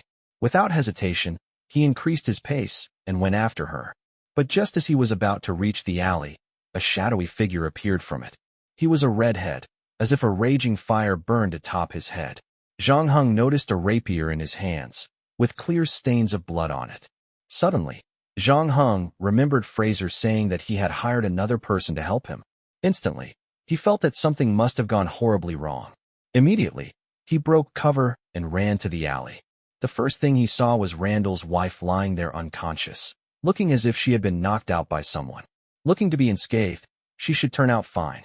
Right beside her, a man was lying in a pool of his own blood, leaving him to suspect that this must be Jacob. His chest had been penetrated by something sharp. His eyes were wide open, frozen in time as he took his last breath. Not wasting any time, Zhang Heng went after the man holding the rapier. It seemed like the man noticed that Zhang Heng was after him. His first instinct was to sprint as fast as possible, attempting to lose himself among the crowd. He was a man of small stature. This meant he was extremely agile, choosing always to run head-on in the direction of people. Unfortunately, his crimson hair shone like a beacon amongst the crowd, and there was no way he was about to go unnoticed just like that. Besides, he had chosen the wrong strategy of shaking off Zhang Heng, assuming that his excellent stamina was sufficient and Zhang Heng would tire out eventually. 15 minutes later, the man was already gasping for breath. Zhang Heng, on the other hand, hadn't even broken a sweat. His persistent training for all those long runs had finally paid off. Seeing that the man was willing to use up his energy, Zhang Heng had no intention to stop him. Although he knew there was an opportunity to catch up, he chose to tail him with at least 10 steps between them. The man with crimson hair soon realized that running towards crowded places wasn't the best idea and hence turned toward more sparse areas. In the end, he stopped at a beach. It appeared to be a good place for confrontation, seeing that was no one else around. "What is your relationship with that thief? Are you his accomplice?" asked the man when he turned around and looked at Zhang Heng. To his greatest surprise, Zhang Heng saw that the man he went after was actually a girl. Judging by her appearance, she should be around 16 to 17 years old. She was, however, dressed similarly to teenage boys on the street and even carried a personality to match. In fact, she was actually more decisive than some men. Though it was a simple confrontation, her rapier was tight in her grip, ready to strike. Left with no other option, Zhang Heng had to draw his gun to protect himself. "I'm really sorry. It's Fraser. He asked me to retrieve a bag of pearls. So, that old bastard looked for someone else to help him right after he hired me, huh? What are you going to do now? Snatch them from me?" The crimson-haired girl suddenly went on high alert. "Actually, I've figured out how we can both benefit from this." Fraser was having dinner at the tavern. His lavish meal consisted of a rack of lamb paired with lemon juice. All of a sudden, a blue bag was tossed on the table as he was enjoying his meal. Black pearls scattered all around the table. I must be dreaming? Since when the two of you work together? Asked a startled Fraser. We have retrieved whatever you've asked us to find. Is there a problem? Furiously asked the girl. Fraser had entrusted her with completing this task. It came as a shock to her that he would look for Zhang Heng to help him as well. Clearly, this indicated that he did not trust she could retrieve the black pearls successfully. This had her feeling betrayed and extremely angry, where one of her hands was already placed on the rapier. She would not hesitate to attack Fraser if things went south. Anger might not be a bad thing. After all, using anger wisely to fuel yourself will make you stronger and more powerful. If you really want me to help you to become a proper pirate, it's better if you learn how to control your anger first, lest you might just get yourself killed someday. I would rather die a warrior than to cower under a girl's skirt like a coward. That's a great speech. I might not fully agree with you, but I believe that what you've just said deserves a toast. What about our reward? Asked Zhang Heng with a straight face, unwilling to raise the glass in front of him. Fraser then waved at him and whispered something. Did you not tell him about it? It's for his own good. Look, he's doing really well now. No, I bet you refused to tell him because you don't want to lose your bosun, right? Well, that was part of the reason, but right now, I don't have to worry about it anymore. Fraser then took out a wooden horse and placed it on the table. Show him this wooden horse. He will believe whatever you have to say. However, you have to make sure that you learn everything from him first before telling him the final destination. Sticking to his promise is never his forte. You will never be able to look for someone better than him to teach you how to control mainsail if he manages to run away from you. After that, Zhang Heng left the tavern with the crimson-haired girl. She looked to be in an excellent mood, having just received a recommendation from Fraser to become a pirate on the Golden Swallow. Most pirate ships forbade women on their vessels. It was a rare moment that a girl was given the opportunity to join the ranks as an ordinary pirate on the vessel. As for a band of sultry, female-only pirates, those existed only in movies or manga.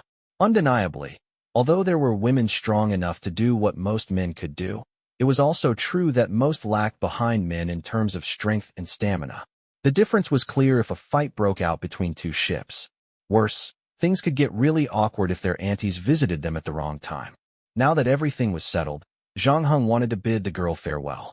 To his surprise, she spoke to him first. Hey, man from the east, do you have a place to stay? Huh. As you can see, I just moved here not too long ago. This morning, an argument broke out between a friend and me, and now the friendship is over. I don't have anywhere to go right now. Initially, I wanted to borrow some money from that old bastard, but everyone told me that he is a blood-sucking vampire. If you are willing to let me stay at your place, I'm willing to give you half my loot when I return from sea. What do you say about this deal? All right, I haven't officially introduced myself to you.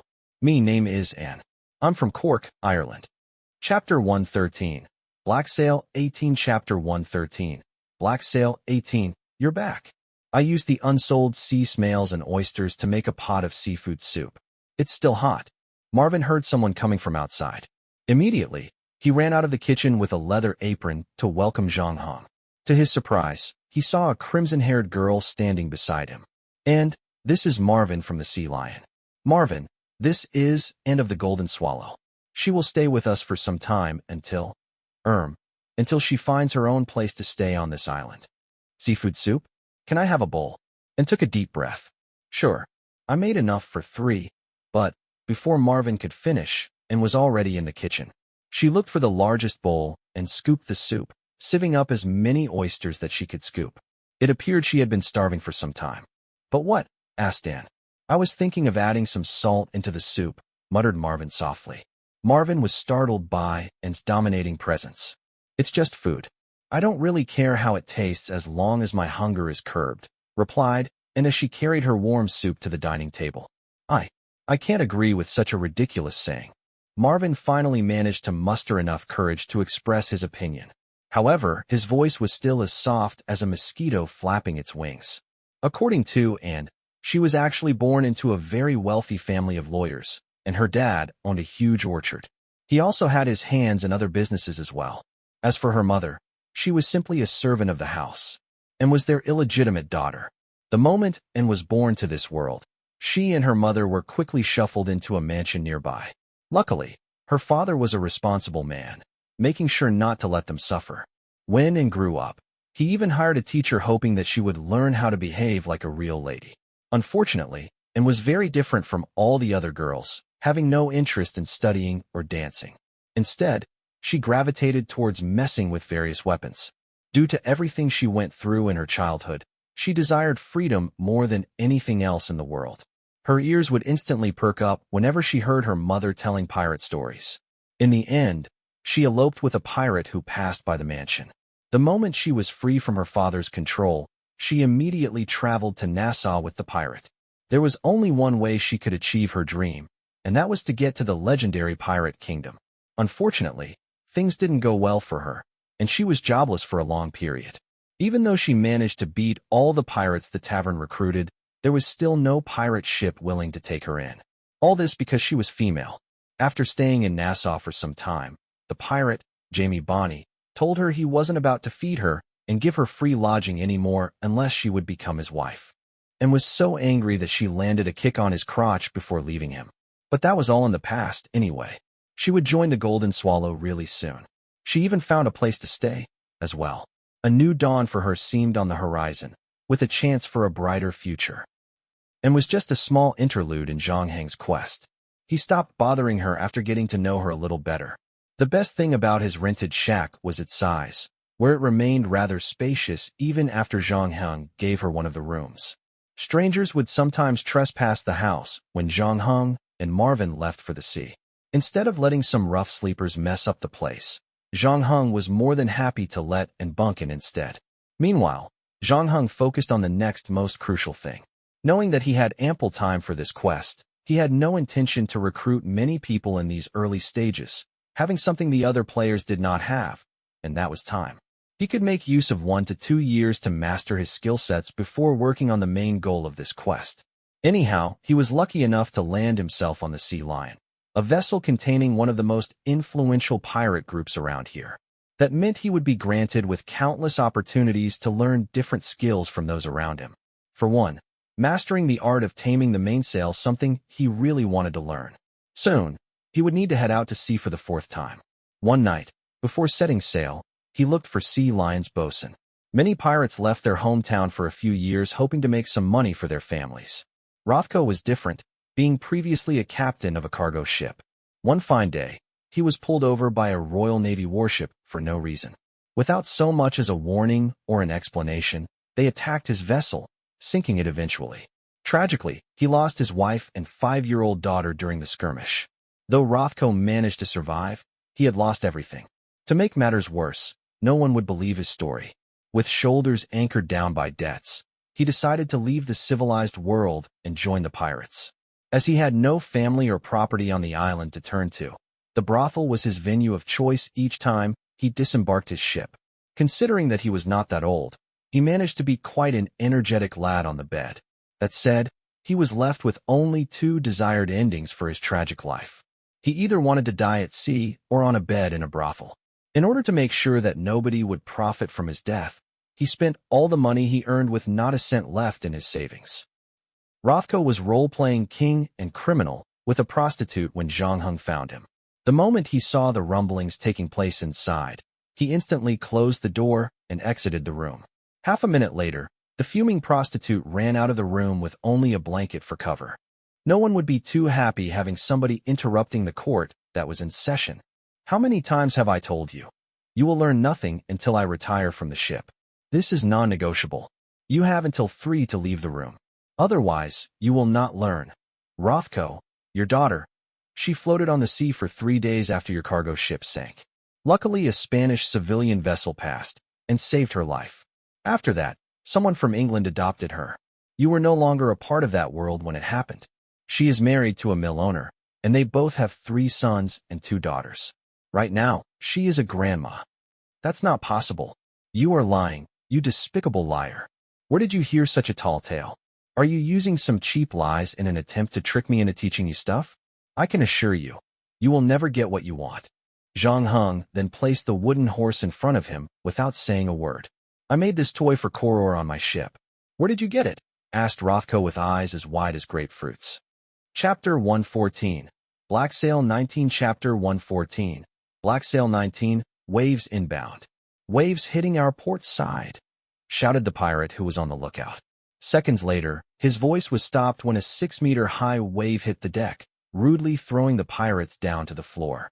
Zhang Heng grabbed onto a nearby rope, which saved him from being swept away. Though Marvin was in the cabin, he wasn't doing too good as well. He was peeling a potato when the giant wave hit the ship, almost costing him his finger. The entire boat rocked violently, and when Marvin looked up, he saw the smoked meat that he hung up earlier was swinging left and right from their hooks, splattering into each other with loud thuds. Whenever the ship was struck by the restless waves, it sounded like the world was coming to an end. Indeed, one would start to doubt if this wooden ship could withstand the wrath of Mother Nature. Immediately, Marvin jumped to the nearest corner and started to pray with all his might. These were the true colors of the ocean. They could be gentle and balmy, but temperamental and merciless as well, much like a teenage girl. One moment, the sea could be smiling a sweet tune, and another, it could be wrathful enough to destroy an entire ship. As compared to others on board, Rothko was exceptionally calm. Having weathered countless storms throughout his entire life, a small splatter like that was not enough to shake him. I want you to feel her. This as fast as the sea lion goes. If the winds get any wilder, I'm afraid her mainsail will be destroyed. You'll have to loosen the rope that is tied around the truss and tuck away the mainsail and headsail. Otherwise, the mast will break in half in no time. Rothko's treatment of Zhang Heng had changed completely. So, instead of threatening him, Zhang Heng took a different approach and went against Fraser's advice. Of course, by threatening Rothko, Zhang Heng could easily force him to stay on the ship.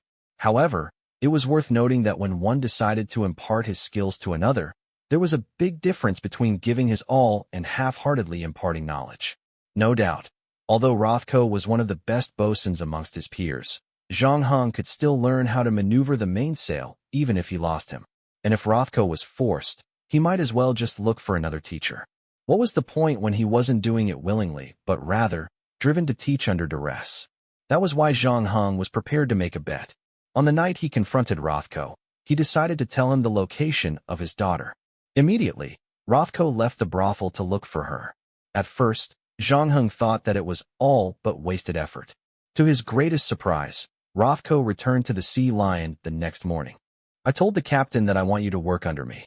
To be honest with you, I will only stay in Nassau for another 3 months, no longer.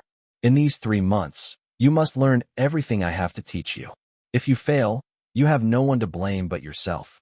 At first, Zhang Heng thought that conscience had made him return to the Sea Lion. One night, Zhang Heng found out the truth from a very drunk Rothko. He apparently spent everything he earned so far, and without any savings, it was impossible for him to travel to England. Besides, he had not seen his daughter for many years. It would be embarrassing for him to visit her empty-handed. That was why he came back here, attempting to earn a more before leaving for England. Regardless, Zhang Heng now gained another mentor. Rothko changed the way he treated him after the two of them spent some time together. Whether a captain of a cargo ship or a pirate, Rothko had never seen someone as disciplined as Zhang Heng. Every day, Zhang Heng would wake up 2 hours earlier than others, starting his day with some movement training. An hour later, Owen would join him, and both of them would spar with each other. When the rest of the crew had just woken up and were having their breakfast, Zhang Heng was already with Rothko, observing the weather and maneuvering the mainsail. Other than that, he would work with Marvin, employing the help of good food and some money to build solid relationships with the other pirates. Through them, Zhang Heng quickly learned how to maneuver a ship, shoot a cannon, and read a nautical chart. I heard that your only daughter is still alive. Congratulations. What do you think? Do you think he will become a threat to us? Out of nowhere, Orf appeared behind Rothko. He stared at Zhang Heng, who was high above the mast, attempting to fold away the mainsail. I don't think so. Aren't you supposed to be worried about Goodwin?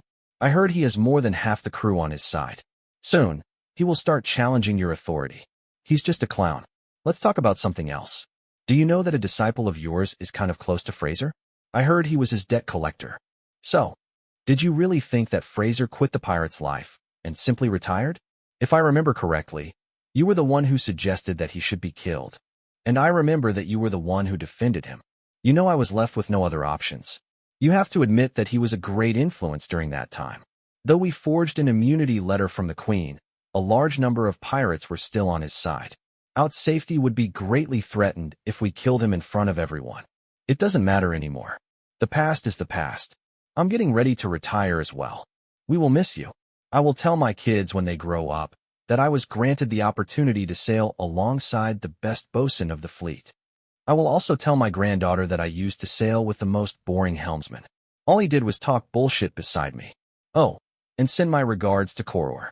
After that, Orf gave Rothko a pat on the back and left him alone. 3 months passed. The raids were longer this time, and so was their voyage, and when they finally returned to Nassau, Rothko had been teaching Zhang Heng everything he knew for a good 4 months. Rothko saved up enough to travel to England and buy a gift for his daughter. Before leaving the grounds of Nassau, he informed the captain that he wished to retire. Zhang Heng checked on his character panel and found that the skill, maneuvering sails, was not listed. Everything that he learned so far was all categorized under sailing. It was now LV1. Other than that, his knife skills had also increased to LV1. At this rate, he was most definitely better than most of the pirates on his vessel. Although beating Owen was still out of the question, he was good enough to have a sparring session with him if he was willing to shave some points. Nevertheless, Zhang Heng was content with everything that he achieved so far. On the other hand, the same couldn't be said for Anne. Chapter 115. Blacksail XX Chapter 115. Blacksail XX, can you imagine that? 10 verses 7. I ran to the upper deck and killed 2 enemies. I turned around and saw 3 of my allies getting beaten up. 6 of my allies ran back to the ship without offering any help to those in need. This is not the first time it's happened. I'm about to go crazy soon. The Golden Swallow might sound powerful, but the truth is, this godforsaken ship is no different than a fishing trawler. I'm afraid we'll all drown soon if a terrible storm hits us. Our captain didn't dare to stray too far from the harbor. In fact, the first thing he does when he sees a merchant ship bigger than ours is to run away. A coward is what he is. I won't be surprised if people think we are the ones being robbed by the merchant ship instead. See that an unamused Anne. Zhang Heng was at a loss for words after hearing Anne's rant. There were a large number of pirates in Nassau, but most of them were only small-time thugs. They would set sail as long as they had a dozen people with them. Whenever a merchant ship was ready for plunder, they would raise the black flag. Of course, the bunch would return to Nassau with a great haul if their target happened to be afraid of them. If a real fight broke, however, they would also be the first to run away. Technically, these were no pirates but a bunch of opportunists flying the black flag. I'm really jealous of your ship. She has around 30 cannons, right? And you have an awesome captain as well. I heard that he constantly targets merchant ships with valuable cargo. He even dares to fight with a navy vessel. This is the definition of a real pirate, and this is the life that I want. Damn it. I would have been able to get myself on a better ship if I'm a man. I even saw some fatzos joining a great crew. With my current abilities, it's impossible that I can't join a decent pirate group. The more Anne thought about it, the angrier she became. In a moment of rage, she slapped the chair beside her as hard as possible. Her abrupt action caused her wound to reopen, with the shirt covering her body flying off as well. She seemed unbothered by the fact that she was now topless. Oi, fatty, you once told me that you have many friends on the Sea Lion, right? Can you recommend me to your captain? Asked, and while looking at Marvin. How many times have I told you that the Sea Lion has no intention to recruit any female pirate? No one can change the captain's mind. You are also not allowed to take off your shirt in my house. You have to follow my rules since you are staying in my house, snapped Zhang Heng, while picking up the shirt on the floor before tossing it to Anne. What are you afraid of? Why can men go topless, but women can't? Due to the rampant discrimination she experienced while attempting to join a pirate ship, she had now turned into an avid feminist. What are you guys talking about? Asked Marvin. He was holding a bowl of crushed herbs, which he had collected earlier. We are talking about how easy it is for all the men on the island to get whatever fucking job they like. Then, women are forced to stay at home to take care of the house and children. Women can only become housewives or prostitutes on this damn island. The 3 of us can actually form a pirate group and venture out into the oceans. Just the 3 of us. If we encounter any fights, well, I can fight 3 enemies at the same time. Zhang Heng can fight too, and Fatty can at least take on an enemy and a half, right? Our combined force is way better than that stupid Golden Swallow pirate group. What the hell is 1.5 enemies? Asked Marvin. Why not just go back to where you've come from? I don't think you should become a pirate. Though you don't like your father, your mother must worry about you. I can provide you with some travel funds if you need some. Zhang Heng barged in. No way. I will not go back. I swore to myself before I left my house that I will not return unless I become richer than that man. Besides, I prefer the pirate's life because I get to enjoy all the freedom in this world. There is something in my blood that will never change, which is my love for this island. Every mouthful of air that I breathe in is filled with freedom. Zhang Heng knew that changing her mind required a lot more than that. Then, someone knocked at the door. Marvin placed the bowl of crushed medicine on Anne's table and went downstairs to open the door with Zhang Heng. They were greeted by someone they knew. The person turned out to be the friendly Goodwin. Nice place, but it's kind of far from the town. I like the serenity here, and it looks like the two of you have settled down nicely. How is it going, y'all? Encountered any problems so far? Zhang Heng and Marvin ushered Goodwin into their house and made some tea. As they sat down, Goodwin started the conversation. Rothko has retired. He wants to travel to England to visit his daughter. I think you already know that, right? The bosun's position is currently empty. Are you interested in filling it up? Me. Zhang Heng was surprised that Goodwin would offer him this position, one that was usually not offered to young men. For the past 4 months, Rothko thought everything that he knew to Zhang Heng. Despite that, knowing all the theories did not mean Zhang Heng could execute them flawlessly. If one wanted to master this job, the person would need to accumulate years of experience. With Rothko leaving, Zhang Heng wasn't he best bosun on the Sea Lion by a long shot. Rithko's men were more qualified to take the position. Be confident. We all trust you. You are the only disciple of Rothko. Logically, you should take over his place once he is gone.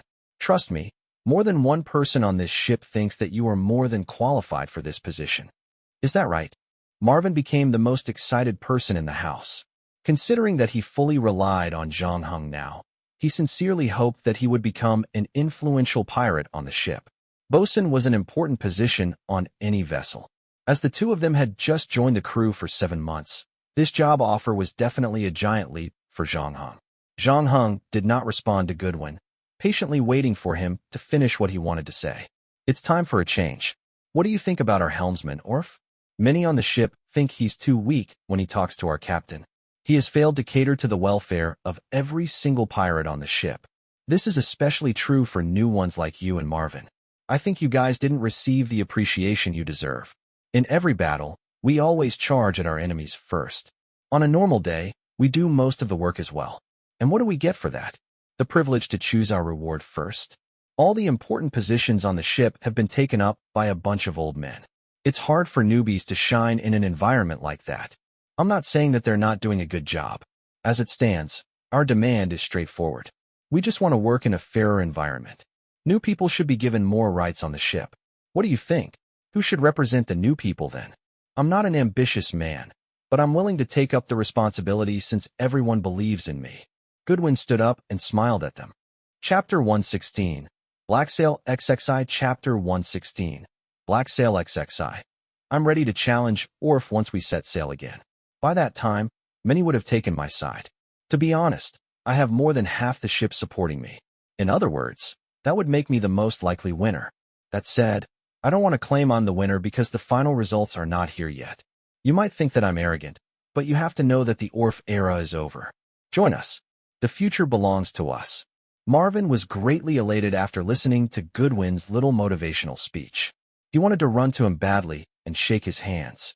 On the other hand, Zhang Heng was still sitting on his chair, not uttering a single word.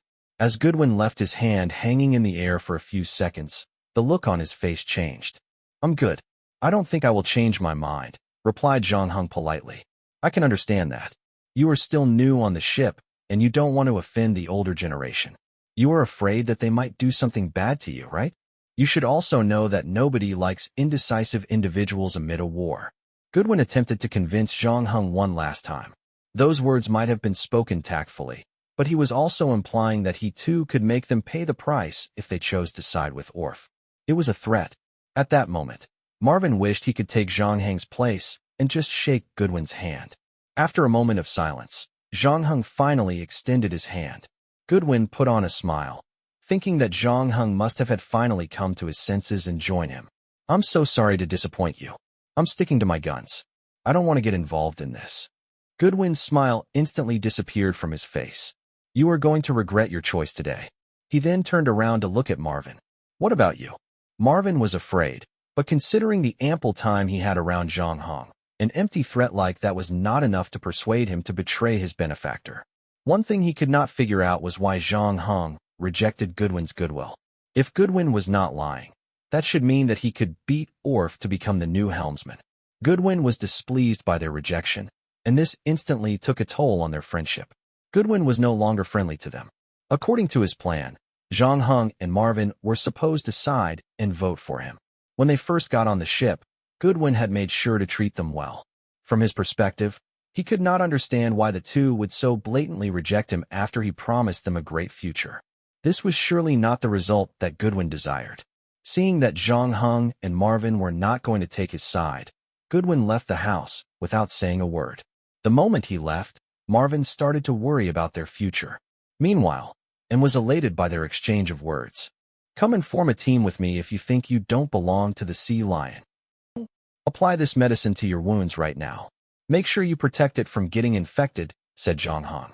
Do you think that he will fail? Asked Marvin. What are you afraid of? Just make sure that you always do your job well. Win or lose, it wouldn't affect you. Do you really think they will fire the only cook on board? It's not about me. I just feel sorry for you. If Goodwin can replace Mr. Orf, you will be assigned as the bosun of this ship. Your dream shattered the moment you rejected him. No matter who the winner is, you will not be able to lay your hands on this position anymore. The truth was, Zhang Heng did not mind it at all. He knew that he wouldn't sail with the sea lion forever, and positions meant nothing to him. All he ever cared about was to learn as much as he could. Even if Fraser did not warn him beforehand, he would never choose to side with Goodwin. He would rather stick with the older generation and, in turn, learn more skills from them. Of course, he would never expose these thoughts to anyone. This time, the Sea Lion's crew had a brief downtime as in less than 3 days, she was to set sail again. Goodwin wasn't nervous at all. On the contrary, he was rather confident about beating Orf. There could be only one possibility. Orf was in a panic, desperately hoping he could stop Goodwin and convince the others to side with him. However, Goodwin wasn't even slightly bothered. Though Zhang Heng and Marvin were not going to take his side, he knew that he should have enough pirates supporting him as the new helmsman. That very night, Goodwin summoned everyone to the upper deck, ready to give a speech. My brothers, have you noticed that we had fought long and hard during previous battles, but our yield has dropped? Now that is a fact. Aren't you curious about why something so terrible could happen to us? The record keeper, Griffin, barged into the storeroom to look for Orf, who was counting the supplies and drinking water for the current trip. Something bad is going on, Mr. Orf. Goodwin is trying to convince everyone to replace you with him. So, Orf seemed unbothered once again, continuing with his inventory checking. So, aren't you supposed to do something? He might just replace you as the new helmsman if you don't stop him now. Why would you say that? I have reason to believe that Goodwin is well prepared this time. I heard that he has visited many people. The newcomers on the ships would become his primary target. In the span of 5 years, newcomers outnumber the veterans by a ratio of 2 to 1. This means he can get at least 2/3 of the votes. Excellent work. The numbers add up. Well done, replied Orf with a nod while passing the account ledger to the Griffin. Griffin was left speechless. Okay, my work here is done. It's time to end the clown show. Goodwin's speech was coming to an end when Orf suddenly walked out of the cabin. Having those reasons in mind, we believe that Mr. Orf is no longer suitable as our helmsman. He has failed to look out for our well-being. There were no cheers when Goodwin finished his speech. All the pirates silently opened up a way to let Orf through when they saw him. Though rivals, Goodwin still decided to greet him politely. Mr. Orf. Orf ignored him, continuing his gaze toward the other pirates. He was surprised that the person he expected to be here was, in fact, not here. This, however, did not affect what he was about to do. I have to admit that I have neglected many of you recently. I have heard complaints about me, about the rewards getting lesser. Some of you even suspect that I've banded with the captain to take your share. I can understand why you all feel this way. It's completely normal. Some of you here might think that I'm too old to handle this position well. I must admit that I don't fight as well as our Mr. Goodwin here. As for the conflict between the newcomers and veterans on the ship, it's a common thing on every vessel. No matter what I do, one party would always feel that they have been taken advantage of. I saw the problem, but I didn't deal with it in time. This is all my fault. Everyone thought that Orf would defend himself from Goodwin's accusation. Nobody expected him to admit all his mistakes. Chapter 117. Blacksail XXI. Chapter 117. Blacksail XXI. The air on the deck grew uncomfortable. The contentious scene everyone expected to happen when Orf showed up did not come to pass. Instead, like an apathetic old man, Orf kept retreating as the gunman advanced towards him, as if he was about to fall off the cliff. Even though Goodwin believed that he was going to win since the beginning, he had not expected things to go so smoothly, and it was making him feel uneasy.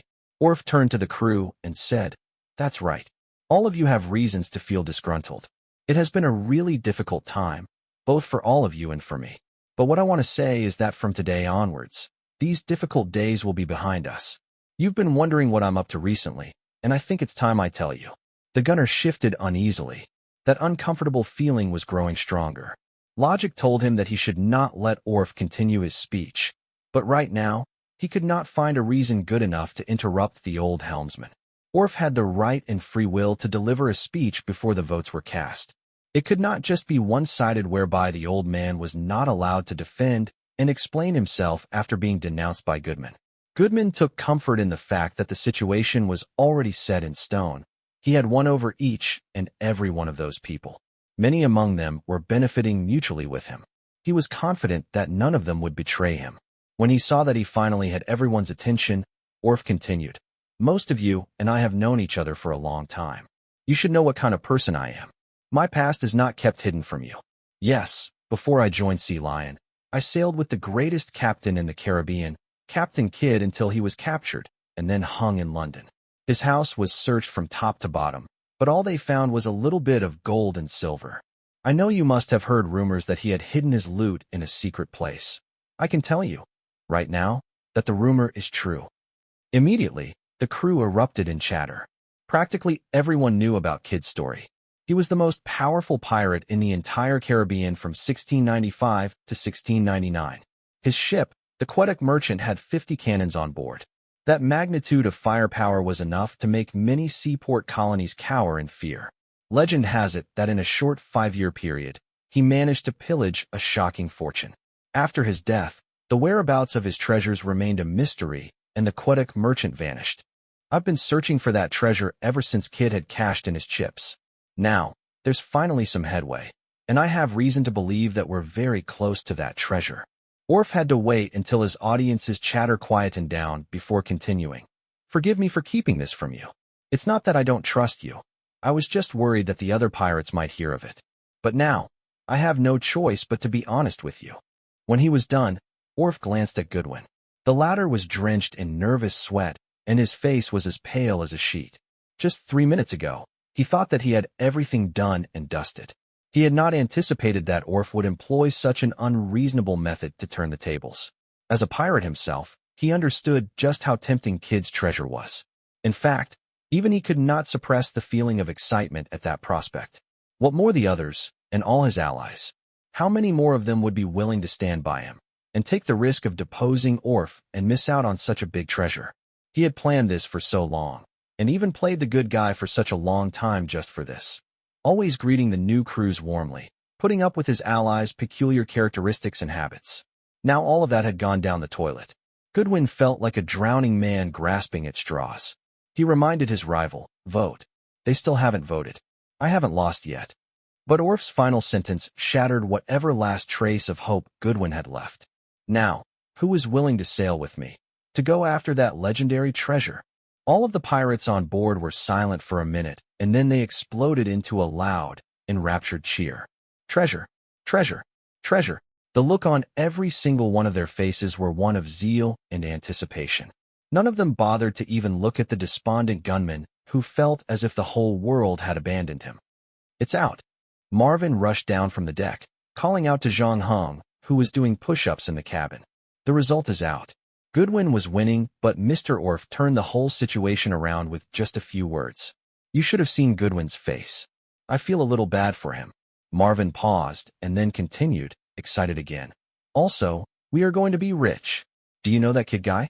That big pirate? I heard that when he was sentenced to death by hanging, nearly half of London went to watch his execution. And now we're going to search for the treasures he left behind. Marvin looked around and then lowered his voice. To be honest, ever since I was tied up by that group of pirates, the days have been feeling like years. But now, I'm starting to feel like perhaps it was not such a bad thing after all. It's destiny that we boarded this ship. Heh. Marvin's eyes widened. What does heh mean? Think about it. The treasure left behind by the legendary pirate king. Aren't you even the least bit excited? Just now on the deck, I was already thinking about how I'm going to spend the money.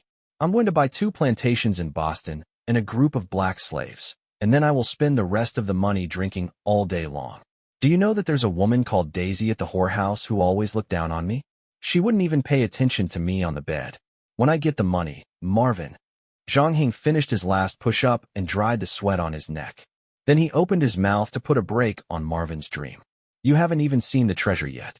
It's not too late to think about what you're going to do with it when you actually see it. Sorry. The farmer's son realized that he'd forgotten himself. He had caught on to all that fiery excitement on the deck. Everyone was stirred by the words, kid's treasure, and they were all in high spirits. Zhang Heng, however, was weary at this. Although he did not support Goodwin, it did not mean that he thought that Goodwin's concern was ungrounded. Orff was indeed too close to the captain, and this was not a good thing for the rest of the crew, especially after this time. Zhang Heng finally saw just how the experienced helmsman manipulated the crew's emotions. A powerful captain and an experienced helmsman. Their combined control over the ship was far greater than most people could imagine. Compared to them, Goodwin was like a toddler who had just learned to walk. Both sides were not on the same level. From the moment Goodwin decided to challenge Orff's position, his fate was already decided. Chapter 118. Black Sail XXII Chapter 118. Black Sail XXII Zhang Heng transferred the saber from his injured right hand to his left, and then blocked his opponent's 2 consecutive lances while taking 2 steps backwards. When the sailor fighting Zhang Heng saw that his enemy was weary from the prolonged scrimmage, he was very pleased. He stopped advancing and plunged his sword towards Zhang Heng's chest. It was straightforward attack, without any chicanery, purely relying on strength as an advantage. Now, instead of dodging the sword, Zhang Heng welcomed it. Both weapons clashed, and the sailor of the Navy's ship felt a massive force come at him, forcing his arm to swing open. As shock registered on the man's face, Zhang Heng's saber found the sailor's neck. Zhang Heng muttered under his breath, "It's over." The terrified sailor dropped his weapon and surrendered. Zhang Heng looked around him and saw that the battle on the deck was coming to an end. A few stubborn guards who were still putting up a fight were forced into a corner. Their defeat was only a matter of time. Only the captain of the ship was holding fort in the captain's cabin. However, his subduing was only a matter of time as well. This was already their 3rd battle over a short period of 2 months. While they had won each of them, they had also suffered serious losses. Owen had even started to replenish the workforce with prisoners. During this era, naval sailors were treated poorly. Take the Royal Navy, for example, whose 1 month's salary was only around £1, which was also equivalent to half of the pay of river gate guards, and only about a quarter of that of a carpenter's wages. To boot, before the money even reached the sailor's pocket, the paymaster general and Navy officer of the ship would take a portion from it. To make matters worse, the salaries were not paid out on a regular basis. One of the most bizarre incidents was of a cruiser in the Far East waters. The crew was only paid once in 22 years. In the end, the Navy even refused to pay the sum that was owed. Even when they were ashore, these sailors had it hard. When the warship returned to the port for repairs, the officers were only paid half their salary, whereas the lower-level sailors were not paid at all, leaving them high and dry. But that was not the worst part. Sometimes, worried that their men would run away, the Navy would even forbid the sailors from getting back to shore. Before arriving at the port, the sailors would be transferred to other battleships, and their wages would put on hold. Compared to them, the treatment that the pirates received was heaven. When there was money, they earned it together, and when there was meat, they ate together. There were rarely any incidents of the captain deducting the crew members' income. Zhang Hing had been in this game for almost 9 months now. In the beginning, he had joined Sea Lion for the sole reason of survival. Later on, however, because of the main mission, he was forced to join the pirate world. Now he had a deeper understanding of the Nassau and the pirates living above. Many of the things had to perceive through the historical background of that time. It was not for no reason that the pirates in the 17th and 18th century were rampant. At the beginning of the age of exploration, it was difficult to distinguish between explorers, colonists, and pirates, and as Europe became entangled in war in a bid to compete for sea power, the notorious looting permit was born, which also opened Pandora's box. All these things, a modern-day person would find inconceivable. Suppose, in this era, you were a businessman transporting goods to be sold in the colonies and was robbed during the journey by people from another country. There would be no legal, diplomatic means for you to return to your country. Generally, most countries would issue you a looting permit, encouraging you to take back what you had lost from others. On top of that, many wealthy businessmen and nobles would also sponsor skilled captains by helping them get private looting permits which allowed them to loot on the sea, so that they could have a share of the stolen goods. The advantage of doing this was that they were able to severely damage the sea power of other countries. At the same time, they could have an unofficial navy added to their fleet without having to increase their national budget. Should the war start, these private looting ships would also join the battle. If you plunder enough, you may even be summoned to the palace, or be knighted, accredited as the country's hero. Henry Morgan was the best example. He was the pirate king of the Caribbean from 1665 to 1670, and later on moved on to become the governor of Jamaica. In fact, it was not just the common folks. In order to earn extra money, to make up for the wages they were not paid, sailors of the royal fleet would often go out looting. There were even managers in charge of cashing out spoils at the port. Of course, at the end of the day, most of the money they make would, eventually, still end up in the officer's pocket. The low-ranked sailors would only get a meager portion of it. Fraser once told Zhang Hen, back in the tavern, "Do you know what's the difference between us and those guys? They have looting permit, and we don't. That's why we are pirates who are despised, and they are the heroes. This is how the world works." Zhang Heng put away his saber. A loud explosion rippled under his feet, signaling that the final territory of the ship had been breached. The captain of the Navy supply ship was dead, and the remaining sailors surrendered their weapons and themselves. The doctor on board busied himself tending to injured men, while the record keeper made an inventory of the cargo in the cabin. The pirates had also suffered many casualties, which was also why no one wanted to lock horns with the Navy. Even though it was just a supply ship, her firepower was impressive. The price they had paid to rob a Navy supply ship was far greater than the profit they gained. In fact, it was pitiful. The Sea Lion lost a total of 17 men in that battle, and many were wounded.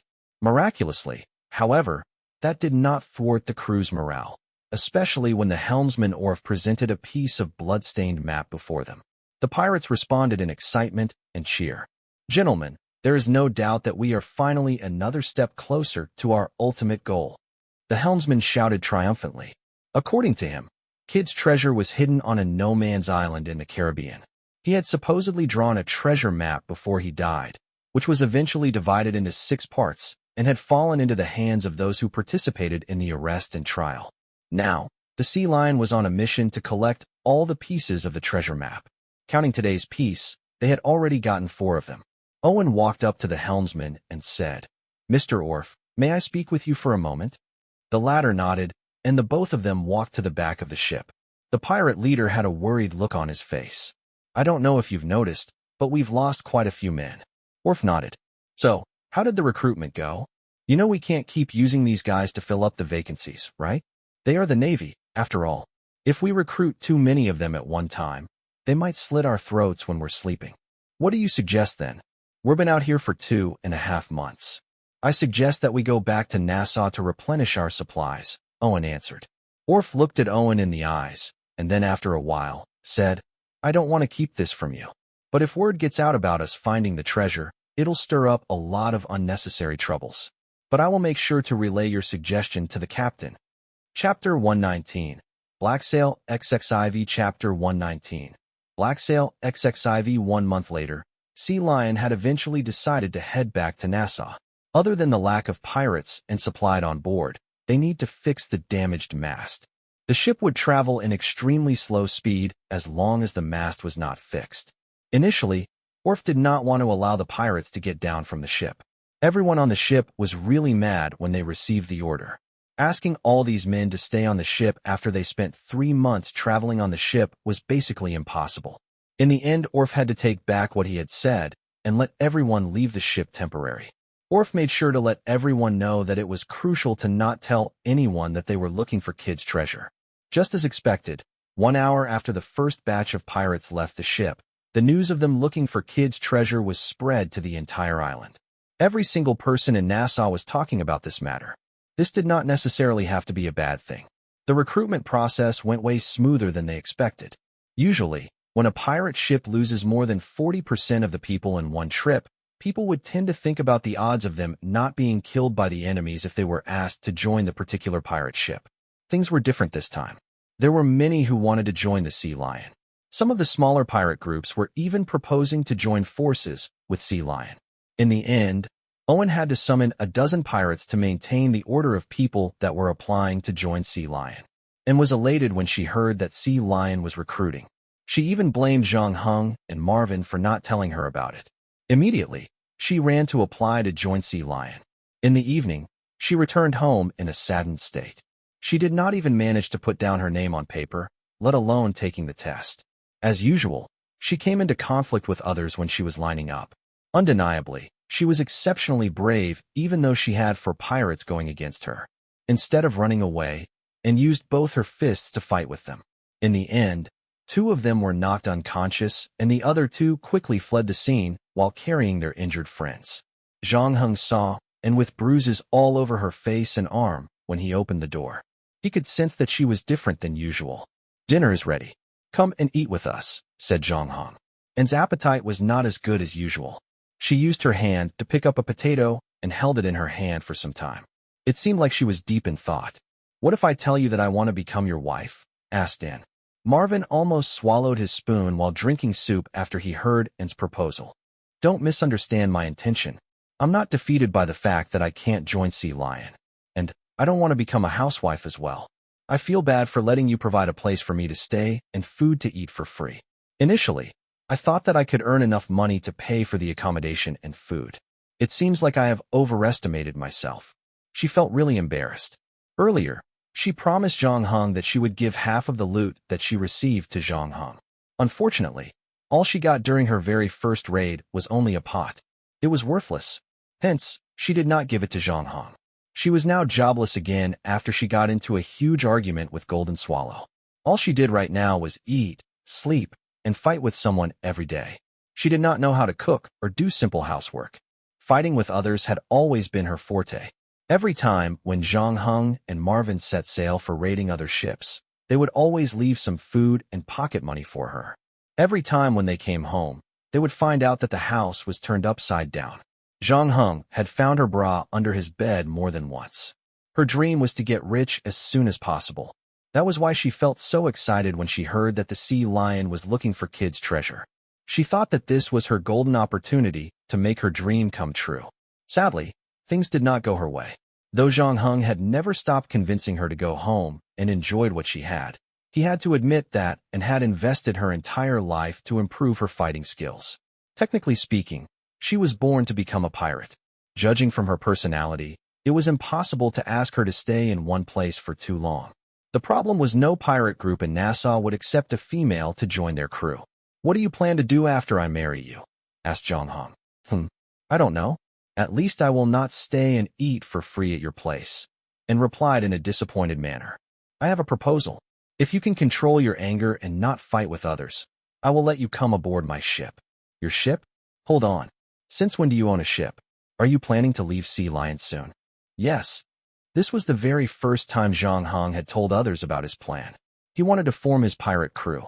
Marvin was left in great shock as well. "Are you planning to do it after we get our share of Kid treasure? With that kind of money, you can easily recruit potential pirates to join you. But why would you become a pirate if you are super rich?" "I don't plan to do it after we find the treasure.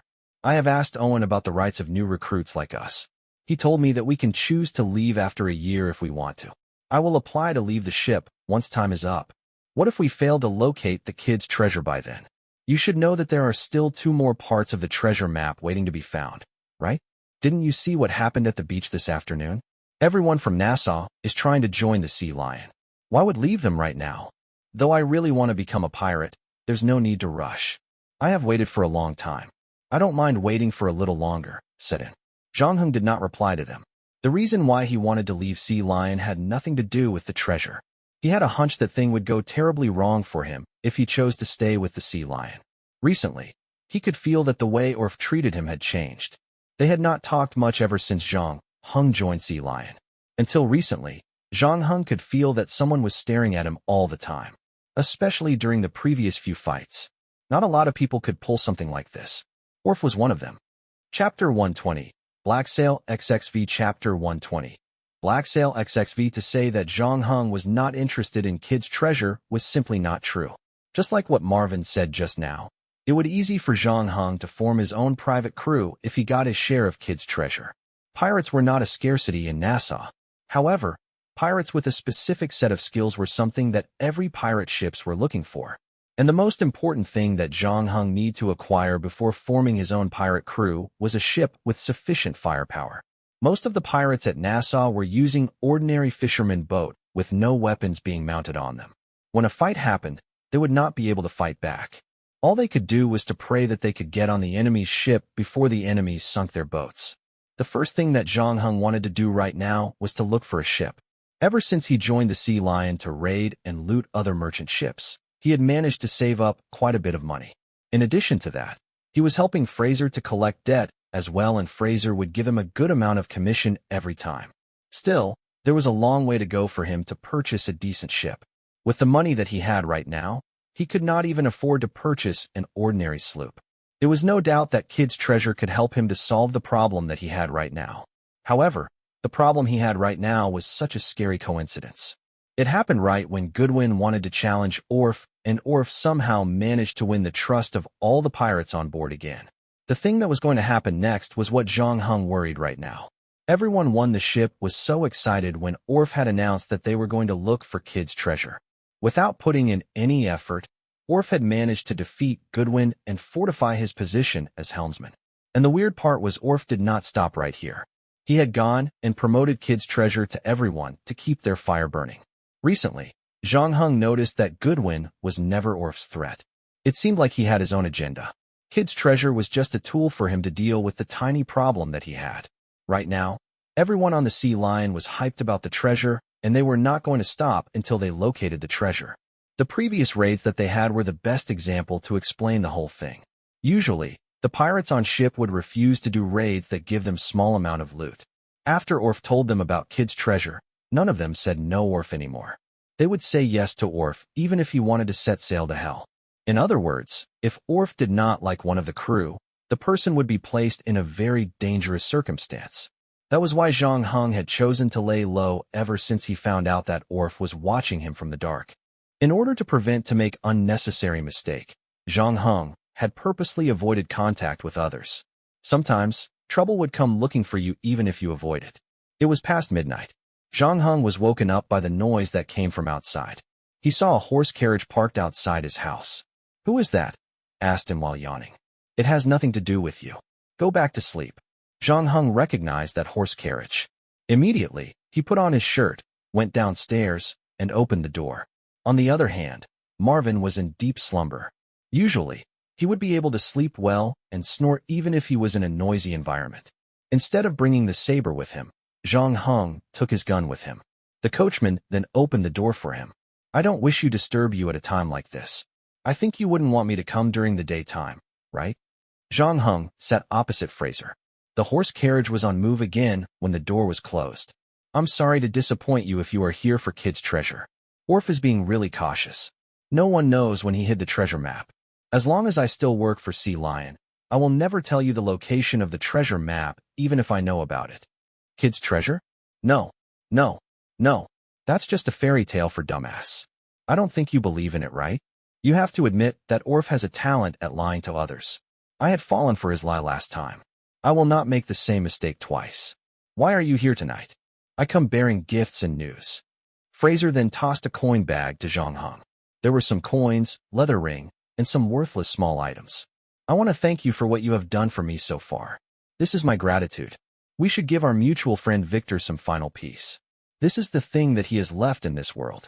You and your friends don't have to worry that someone might come and threaten you again. Why would you do that for us? I think there's some misunderstanding between you and me. I was never your enemy. You have known me for quite some time now, and I have never forced you to do something that you don't want to do, right? Even when I ask you to collect debt for me, I would always make sure to pay you a 10% commission after that. When you want to ask Rothko to teach you how to maneuver the mainsail, I told you his secret as well, right? You can never find someone as kind as me here in Nassau. Zhang Heng was left speechless. This was the question that he had all this time. For the past 9 months, Fraser could actually use Victor to threaten him. When he saw the horse carriage parked in front of his house, Zhang Heng thought that he was going to use Victor to coerce him into something against his will. To his surprise, Fraser handed Victor's personal belongings to him. In other words, he did not have to worry about others knowing that he was the one that killed Victor. I know how others talk about me. I'm pretty sure you heard the history between me and Orf. The reason why you are cautious of me is because you worry that I might use you to mess with Orf. To be frank, I've not retired. Whatever that happened in the past, I have chosen to let it slide. Throughout history, there are very few pirates who get to enjoy the life of retirement. I'm pretty happy with what I have right now. Unfortunately, I know there are still some people on the ship who can't let the past slide. What do you mean by that? I'm so sorry for what happened to you. Orf doesn't like me. That's why he's watching your every move. And I have just received bad news. Orf is planning to eliminate everyone that gets in his way. Anyway, I'm the reason why you are in this mess. I can't just watch you suffer. I have little to no power on the ship right now. If you really need help on the ship, you can look for a carpenter named Kent. Chapter 121. Blacksail XXVI. Chapter 121.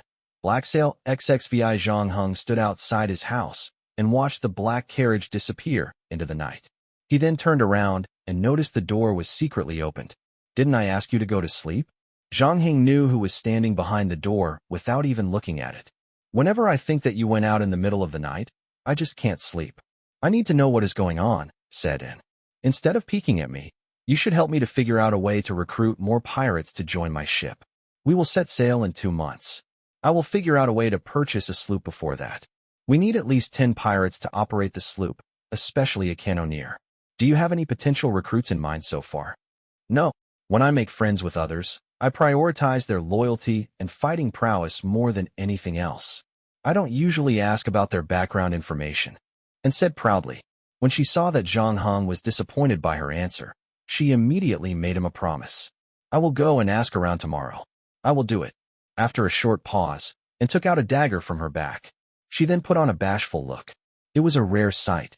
This was Zhang Heng's very first time witnessing such a feminine emotion on her. All these while, she acted more manly than some of the men he knew. Most of the time, she would walk around the house with only her bra. Sometimes, she would even hold a beer bottle and glared at whoever that walked into the house. In this era, a girl that behaved like her was extremely rare. About that, I want to thank you for inviting me to join your crew. I saw the dagger that you have is broken. I got this dagger from the fight that I won 2 days ago. I have no use of it. So, I have decided to give it to you. You can use it to protect yourself. Zhang Heng was very surprised by her gratitude. He took the dagger and did not say a single word to her. All he did was caress N's messy crimson hair. Though Orf and the rest of the pirates could not wait to set sail again, the damage on Sea Lion was so severe that they had to hire the best carpenters to fix the entire ship. It took a total of 15 days for them to fix it. In these 15 days, Zhang Heng had made sure to not do something that would draw others' attention. Basically, he had been staying in his house for the past 15 days. He even went ahead and utilized the empty land behind his house and planted some vegetables on it. During his time on the island, Zhang Heng had planted quite a number of vegetables and was pretty good at it. As for Fraser, Zhang Heng did not place his trust in him fully. Though he had acted really sincere that night, Zhang Heng could see that he was getting impatient. That was his first time coming to visit Zhang Heng after so many months. It was not necessary for him to come all the way to Zhang Heng's house to show his gratitude to him. People like Fraser and Orf were extremely cunning, and they were born to be leaders. They had this certain charm where they could make use of it to complete their goal. Also, They could make you believe that everything they do was for your own good. Underneath their kind-hearted move was actually manipulation. They would continue to use you as a tool to achieve their goal if you trust in them fully. For example, Kid's Treasure was just a game designed by Orf. With Fraser joining the game, the whole thing would become even more dangerous. The best thing for Zhang Heng to do right was to stay calm and do nothing about it. After he was warned by Fraser, he did not go and look for the Kent, the carpenter. Instead, he did some preparations secretly. A man that wore a wig with a lace scarf with flower designs around his neck came and looked for Zhang Heng. His name was Ball, and he was a famous arms dealer in Nassau. Once he entered the house, he placed one short and one long object that were covered with tarpaulin on the table. "This is the thing that you want. Check it," said Ball after he took the cup of tea that Marvin had handed to him. Zhang Heng then opened the tarpaulin and saw that it was a gun. In this era that Zhang Heng was in, guns with the flintlock mechanic were dominating Europe. Actually, rifles were invested in the 15th century. However, it was not as common and famous as the flintlock gun. The reason was because it was extremely troublesome to reload a rifle. While a flintlock gun could fire 3 shots, a rifle could only fire 1 shot. And people with weaker arms might not be able to slide a bullet into a rifle. The only good thing about the rifle was its shooting range and accuracy were far better than the flintlock gun. All these while, Zhang Heng wanted to buy one rifle as backup.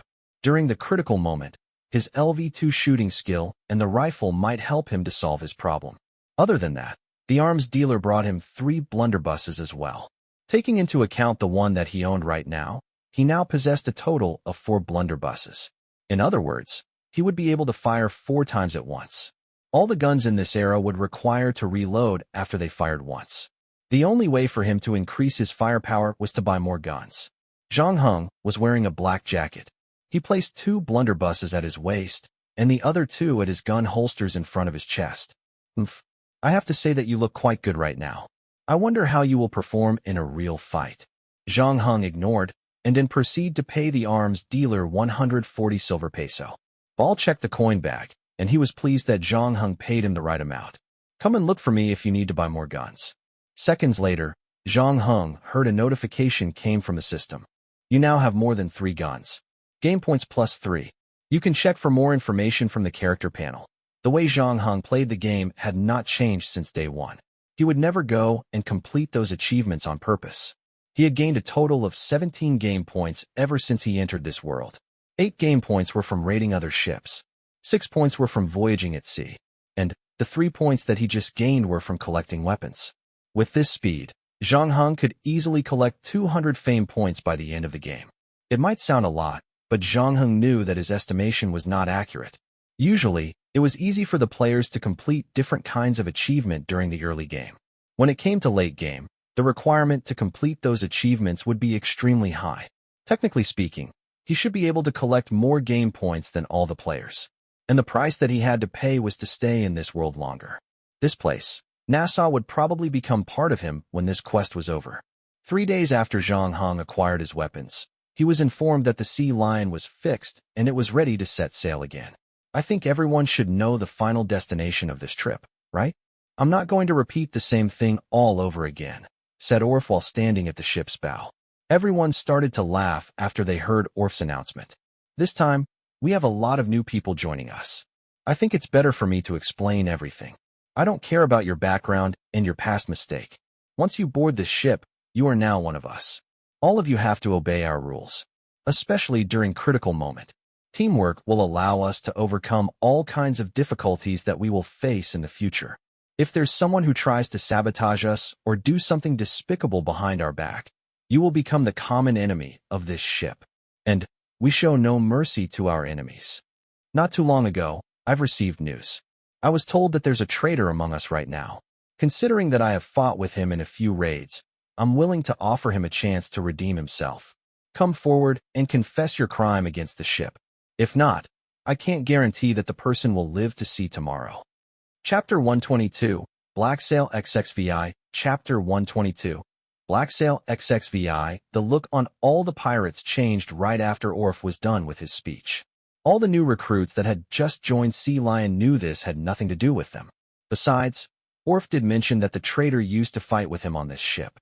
They just sat there, grabbed a bucket popcorn, and watched the drama unfold before them. On the other hand, all the old crew members were panicking. Some of them chose not to say a single word. Some of them berated Orf. Some of them told Orf that he had no right to accuse others if he did not have evidence. Everyone started to grow suspicious of each other. After Orf made the announcement, he did not say a single word after that. He started to look at everyone on the deck. When his gaze fixed on Zhang Hong, he felt that Orf had stared at him at least 2 seconds longer than the others. Unfortunately, the traitor doesn't have the courage to admit his mistake. I think I have to give him a hand, said Orf. He then started to walk towards Zhang Hong while taking out his gun. Immediately, everyone landed their attention on him. At that moment, there were a lot of things went through Zhang Heng's mind. One of his hands was holding his shadow moment in his pocket. Excuse me, mind letting me through? Orf said while standing in front of Zhang Hong. Orf, you are abusing your power. You are trying to make me pay back for challenging you, right? Are you guys going to just stand there and let him accuse me? He would do the same thing to you if you allow him to do such a thing to me. In the end, he can whatever he wants on this ship. The thing that Goodwin had just said managed to make everyone rethink the whole thing. Some of the pirates started to look at Orf in suspicion. Fighting for power was a very common thing on a pirate ship. However, it was rare that the winner would kill the loser. If Orf killed him, all the other pirates on the ship would feel that it was not safe for them to stay on the ship. That was why the winner would usually try his best to deal with the situation as peaceful as possible. It seemed like Orf held a huge grudge against Goodwin. That would mean the whole thing might turn ugly. As for now, Orf was saved from being attacked by the pirates on the ship because he was holding the map to locate Kid's treasure. Once the pirates on the ship had their eyes laid on the treasure, they would not hesitate to dethrone Orf. The thing that Goodwin said to the pirates had made them wanted to disobey Orf. If I'm not mistaken, you were the first batch of people that left the ship and went to Nassau, right? 1 hour later, almost everyone on the island knew that we are looking for Kid's treasure. Please don't tell me that is just a coincidence, said Orf in a calm manner. Goodwin had gone through a lot of hardship throughout his life. He was not panicked when Orf confronted him. There were around 20 people from the first batch of people that got down from the ship. How sure are you that I'm the one that leaked the news? I asked Owen to interview everyone after that. Every single one of them could provide me with an alibi except you. You told us that you went and take a nap after you got down from the ship. Unfortunately, you have no eyewitnesses to support your claim. What? I need eyewitnesses to prove that I was sleeping? Of course not. The thing is, someone saw you come out from Marshall's house. How do you explain that? Some of you might now know who Marshall is. He is the biggest loan shark in Nassau. The way he collects debt from people that owe him money is absolutely terrifying. Orf then took a good at Goodwin again. His forehead was dripping with sweat. While you were plotting to take my place, I know that you have used a lot of money to bribe quite a number of people. I'm really curious. Where did you get that money? You need to pay a huge price if you borrow money from Marshall. No wonder you looked so disappointed when you lost to me. The news of you failing to become a helmsman on Sea Lion was spread to everyone on the island the moment you got down from the ship, right? You had no money to return to Marshall when he came knocking at your door. That's why you told Marshall about Kid's treasure. Am I right? Goodwin was sweating all over now. At this moment, he decided to make his last struggle by telling everyone that Orf was falsely accusing him. But his words were not as trustworthy anymore. Goodwin had to admit that he borrowed money from Marshall. He told everyone that the reason why he went and looked for Marshall was because he wanted to ask Marshall to give him more time to come up with the money that he owed him. He denied the fact that he sold the treasure map news to Marshall, and he told everyone that he would never betray Sea Lion. It was too late for him to defend himself. The pirates that had stood beside him started to distance themselves from him. Despair had finally hit Goodwin. Suddenly, he started to run towards the gunwale. The Sea Lion had just left Nassau's harbor. He could swim back to the harbor if he managed to jump into the water right now. Before he could do so, Orf pulled the trigger. The bullet was planted deep inside Goodwin's calf. Immediately, all the pirates jumped at him and pressed him to the ground. Killing him right now is no different from showing him mercy. I think we should tie him up at the mast and let the heat from the sun torture him, said Orf. Orf, you are one lying motherfucker. Someday, you will be damned to hell. I will wait for you there. He wanted to say more, but his mouth was sealed by the pirates around him. The new pirates that had just joined Sea Lion used a rope to tie him up on the mast. It seemed like they had no intention of treating his gun wound. All those that know me know that I'm not a violent person. I don't like to punish or torture people. However, it is my job to make sure that everyone's yield is protected. I also have to try my best to make sure that you get to return to Nassau in one piece. I'm not punishing Mr. Goodwin out of a personal grudge. I want to set him as an example. If you dare to betray this ship and your friends, I will make sure that you end up like him. Let's continue the journey looking for Kid's treasure. After that, Orf swung his hands to signal all the pirates on board to return to their position. When Zhang Heng was checking on the starboard, Orf walked towards him. Is everything okay? All is well. That's good. Rothko thinks very highly of you. He told me that you will become the best bosun if you are given enough time to gain the experience that you need. Earlier, when everyone voted for bosun, your vote count and old Michael's vote count were really close. Don't be disappointed by it. Just work harder. Sooner or later, you will get the position. Chapter 123. Ambush. Chapter 123. Ambush. On the boundless blue sea, the Royal Scarborough patrolled its territory like a lion. This second-class battleship belonging to the British Navy had a displacement of 2,000 tons with 90 cannons and nearly 700 sailors, the giant of the Caribbean Sea. Every now and then, the Scarborough would, in accordance with the orders of the Admiralty, go out on scheduled patrol to maintain the order of the nearby maritime trade routes. Pirates passing by this area would flee. In fact, just hearing the name Scarborough was enough to send unnerve even the most powerful pirate. Whenever the Scarborough left the port, she would rarely be involved in any battle, unless you count one-sided attacks where the enemy fled hell for leather. At the moment, Captain Elmer was sitting on deck, enjoying his wine and a violin performance. He was only starting to immerse himself in the music when someone suddenly interrupted him. The lookout shouted from above. An armed merchant ship is spotted in the southwest direction. Elmer's brows furrowed, the expression on his face unpleasant. The first lieutenant quickly marched to the side of the ship and took the copper telescope that was handed to him. After a while, he said, "The flag on the mast is French, very deep draft, traveling at around 3 knots. They must be carrying a lot of cargo." Captain Elmer finally put down the glass in his hand and strolled over. During this time, the War of the Spanish Succession was taking place. In order to prevent the Bourbon kings from annexing Spain, the new Grand Alliance, which included the United Kingdom, united against France and its allies, and the two sides were in a state of war. The French merchant ship could only blame its terrible luck to have crossed the Scarborough's path. Elmer looked at the sailors on the deck below and saw their eyes were filled with anticipation. The captain broke into a smile and said, "If this is a gift from God to us, how can we refuse it?" The sailors cheered. If they waited until their wages were paid, they would have starved to death.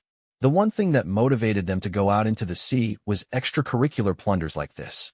Even if most of it would end up in Elmer's and the Navy Marshal's pockets, they were satisfied just to be able to drink a little bit of soup. The sailors were already used to it. With the captain's permission, the Scarborough began to change its course towards the unfortunate ship. The gun port's lid was opened, revealing the dense rows of black cannon muzzles inside, like a shark flashing its razor teeth. Although war was about to begin, the atmosphere on the deck was unusually relaxed. The violinist who was performing continued to play his instrument. The disparity of firepower between the two parties cannot be starker. Had they met each other face to face, the other side would have quickly surrendered and handed their cargo over, so that if Elmer was in a good mood, he might just spare the lives of everyone on the ship. The sailors of the Scarborough were rejoicing at the prospect of the extra income. Only one officer on board appeared to be slightly uneasy. He said to Elmer, "Captain, isn't it a little too simple? Our route is not so much a secret. Why would a French merchant ship show up now?" Before he received an answer, his colleague interrupted. "When there's absolute power, no conspiracy can take effect. Relax, Burnett. We are on the Scarborough. Here in the sea, we are invincible." The atmosphere in the Sea Lion was completely unlike the one in Scarborough. The pirates were unusually mum because they were about to face the fiercest battle in their lives. It had been half a month since they left Nassau. Thanks to Goodwin's betrayal, Orf's standing on the ship had skyrocketed. Right now, even if there was someone who was dissatisfied with him, they dared not reveal it. Yet, it was in this particular circumstance that when Orf announced that the 5th piece of the map required them strike the Scarborough, even the most zealous treasure-hunting pirates found it hard to continue to stand by the helmsman. because this had nothing to do with courage at all.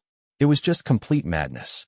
All the pirates in the Caribbean knew that the Scarborough was untouchable, and although there was no official ban, all piracy activity would make sure to steer clear of the Navy.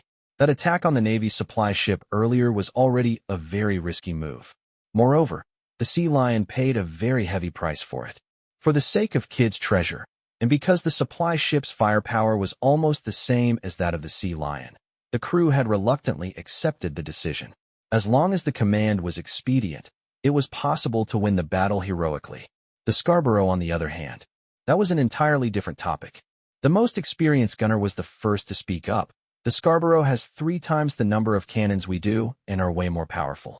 They also have a longer range than we do. We cannot fight this battle. Needless to say, our ship's hull is not as sturdy as the warships. One volley of firing and we'll fall to pieces. Mr. Orff, I've always believed in your leadership abilities, but this time, I really have to voice my opposition, because this is going to get all of us killed. The majority of the other pirates backed him up. Orff had to raise his voice to be heard. Gentlemen, I completely agree with what you're saying. We are indeed at a disadvantage in terms of firepower. If we were to fight them head-on, we really wouldn't stand a chance at all, which is why our only option is to connect the bridge. Connect the bridge?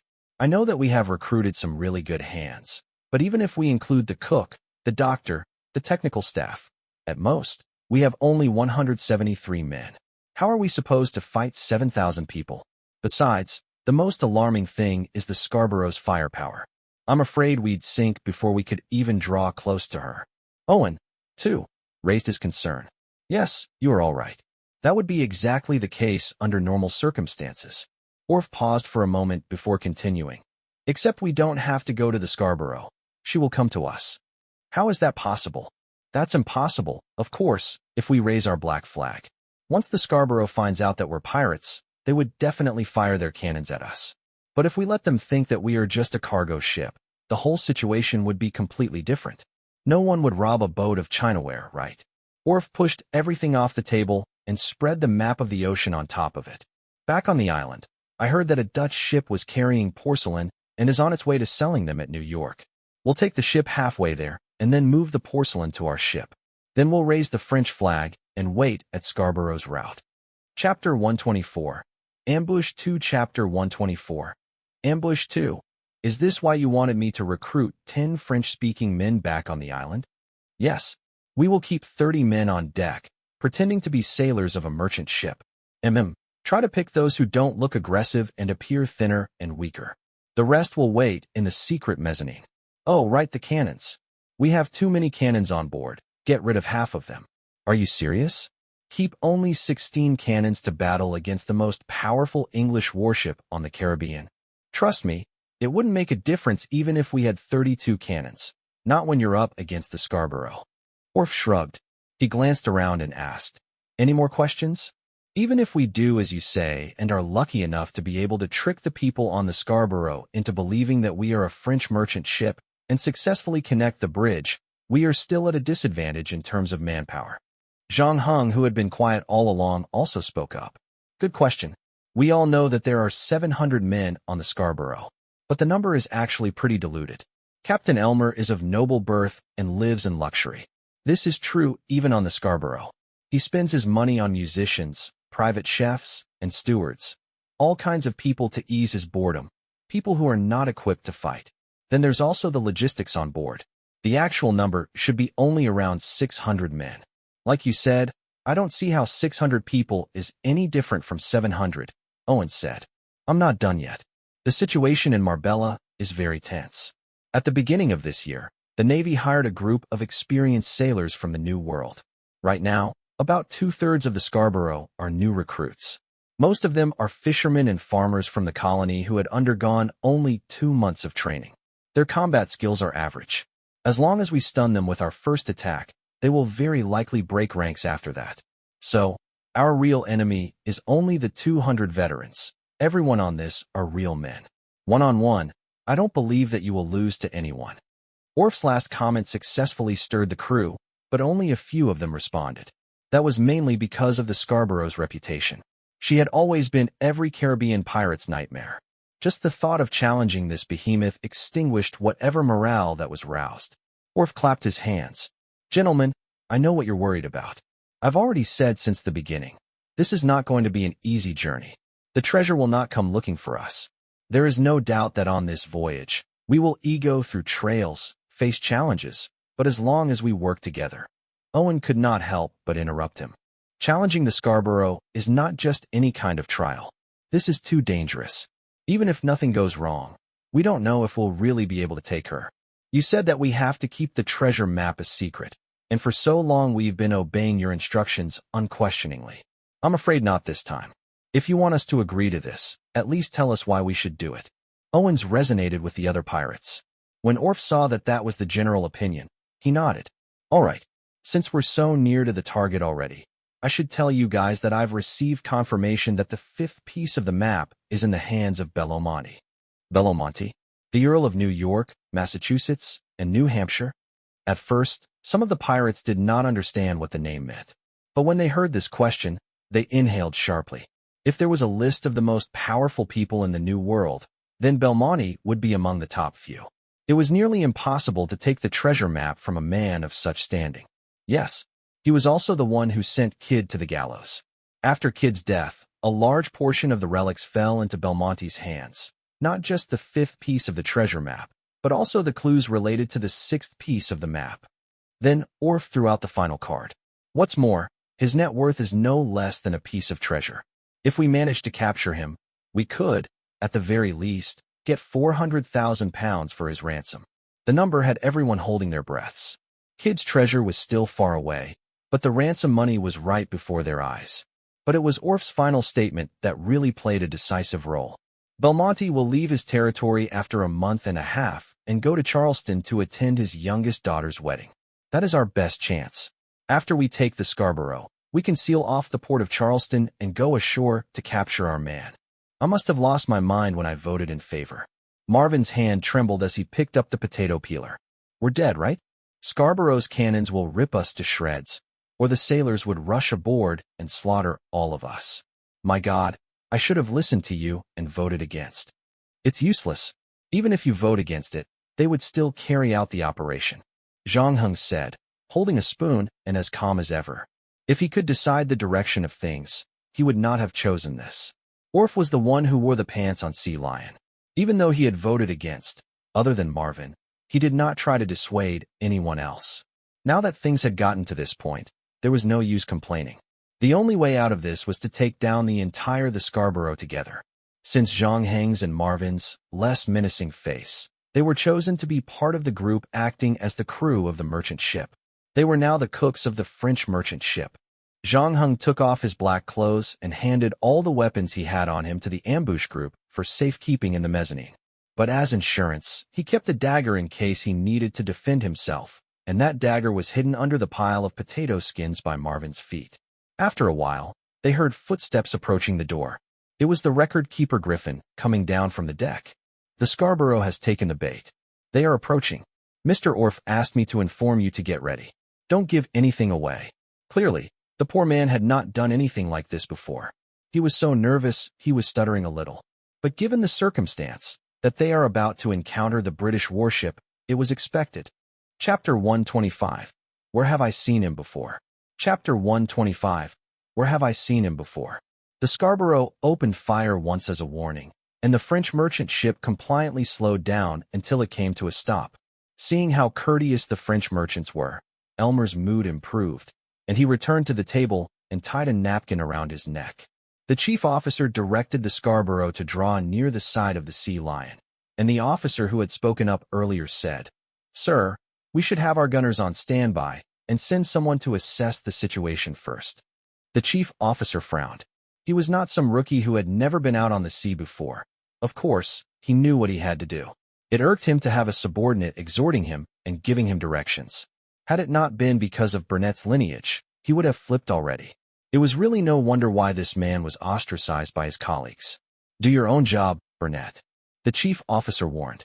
He had originally wanted to instruct the gunners to wait for orders, but he felt terrible after being instructed by his subordinate. However, Having been in the Navy for so many years, he managed to overcome his emotions with logical reasoning and issued orders in an orderly manner according to plan. Burnett stood aside, unspeaking but with his chest forward and head raised as if he had just won a major battle. He just wanted to chop him into pieces right now. Fortunately, the first team of 24 men were boarding the French merchant ship and helped distract his attention. The captain of the merchant ship was a French man with slightly curly hair. Standing with him, ill at ease, on the deck were his sailors. Obviously, he understood what it meant to encounter the Scarborough.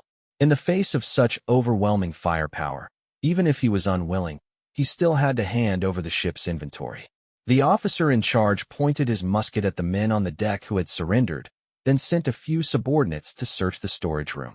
After a while, Zhang Heng and Marvin were being led up the deck from the kitchen. The latter's legs trembled, especially when he saw on the giant warship with its galore of cannons and the mass of men's silhouettes. He was instantly filled with despair. His frightened appearance amused the British sailors. Some of them whistled, and the others sneered. Only one man frowned at the sight of him. "What's wrong, Lanny?" "I don't know. It's just that this guy looks very familiar. I can't seem to figure out where I've seen him before," said the sailor named Lanny. "Now that you mention it, he does look familiar," the other guy agreed. The air on the deck was suddenly very tense. But suddenly the other guy continued, "He looks a little like your wife." "Oh, poor little Lanny.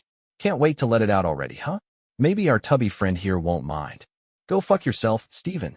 This little interruption loosened the tension, and things were back to the relaxed and jovial state.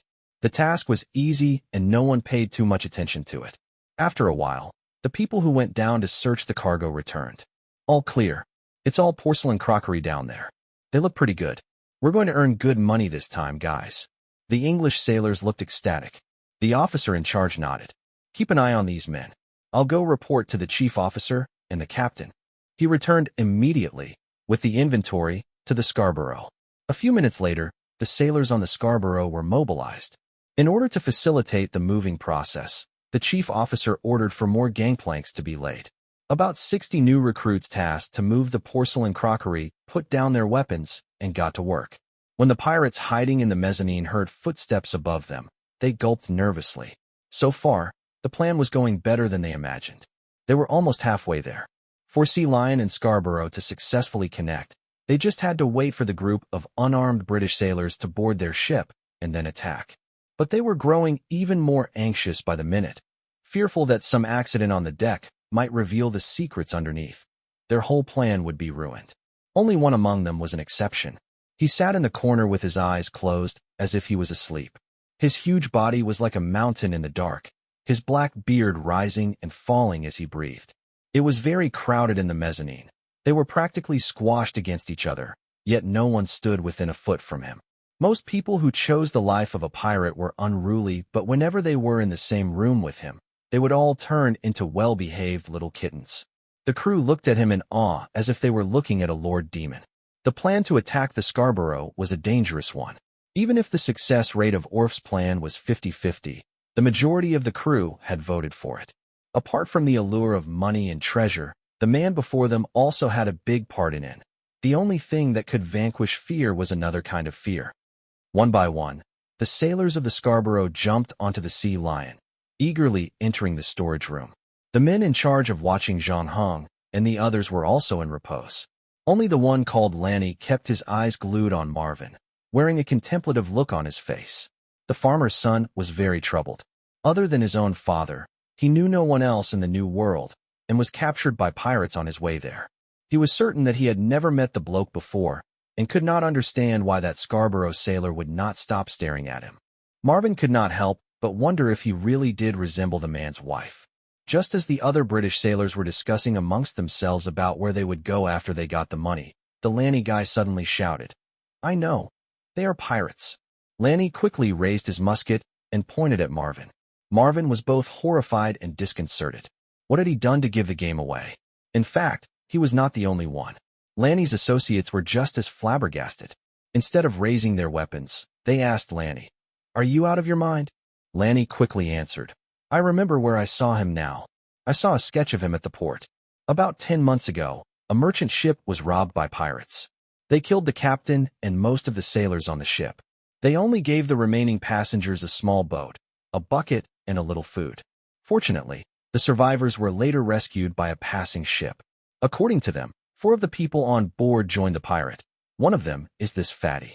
His features stood out the most, which is why I remember him very clearly. Oh, they also mentioned that there was an Oriental. He's probably the one next to the fatty.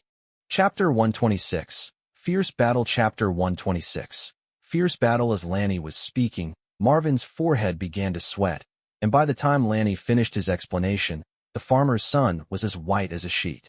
He never expected that to be a problem. No matter how he looked at it, the chances of the people on the tiny boat surviving were marginal. It was because of that he chose to join the pirates and became a cook on the Sea Lion in exchange for a chance to survive. Who would have thought that they would miraculously be rescued?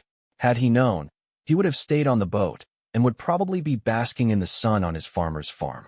Worse still, the survival of those people brought on a whole series of trouble. The account of the 4 joining the pirates was circulated, and thus destroyed all possibility of the 4 of them ever returning to the civilized world. Unless they were pardoned by the Queen, they would forever be identified as pirates. Of course, these were all things they had to worry about in the future. Right now, there was a more urgent, more terrible thing awaiting him. Once Lanny was done speaking, the sailors guarding the merchants sobered up. They raised their weapons, and the whole atmosphere quickly turned hostile. Someone pulled the trigger, no one knew who. At the loud bang of the gunshot, Marvin's heart contracted and his mind went blank. He thought that he was going to be dead for sure this time, but when he opened his eyes, there was no wound on his body.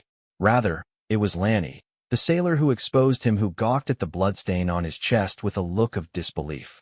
The beast had awakened from its sleep. No one knew when, but the man with the black beard opened his eyes fierce as a lion, his entire person exuding a formidable force. He withdrew the still smoking gun and said in an unusually low voice, "The war has begun. Let's go hunt together." The guards on the deck could hardly believe what had just happened. They had taken control of the entire boat and confiscated all of the weapons found on the crew. Where did this bullet come from?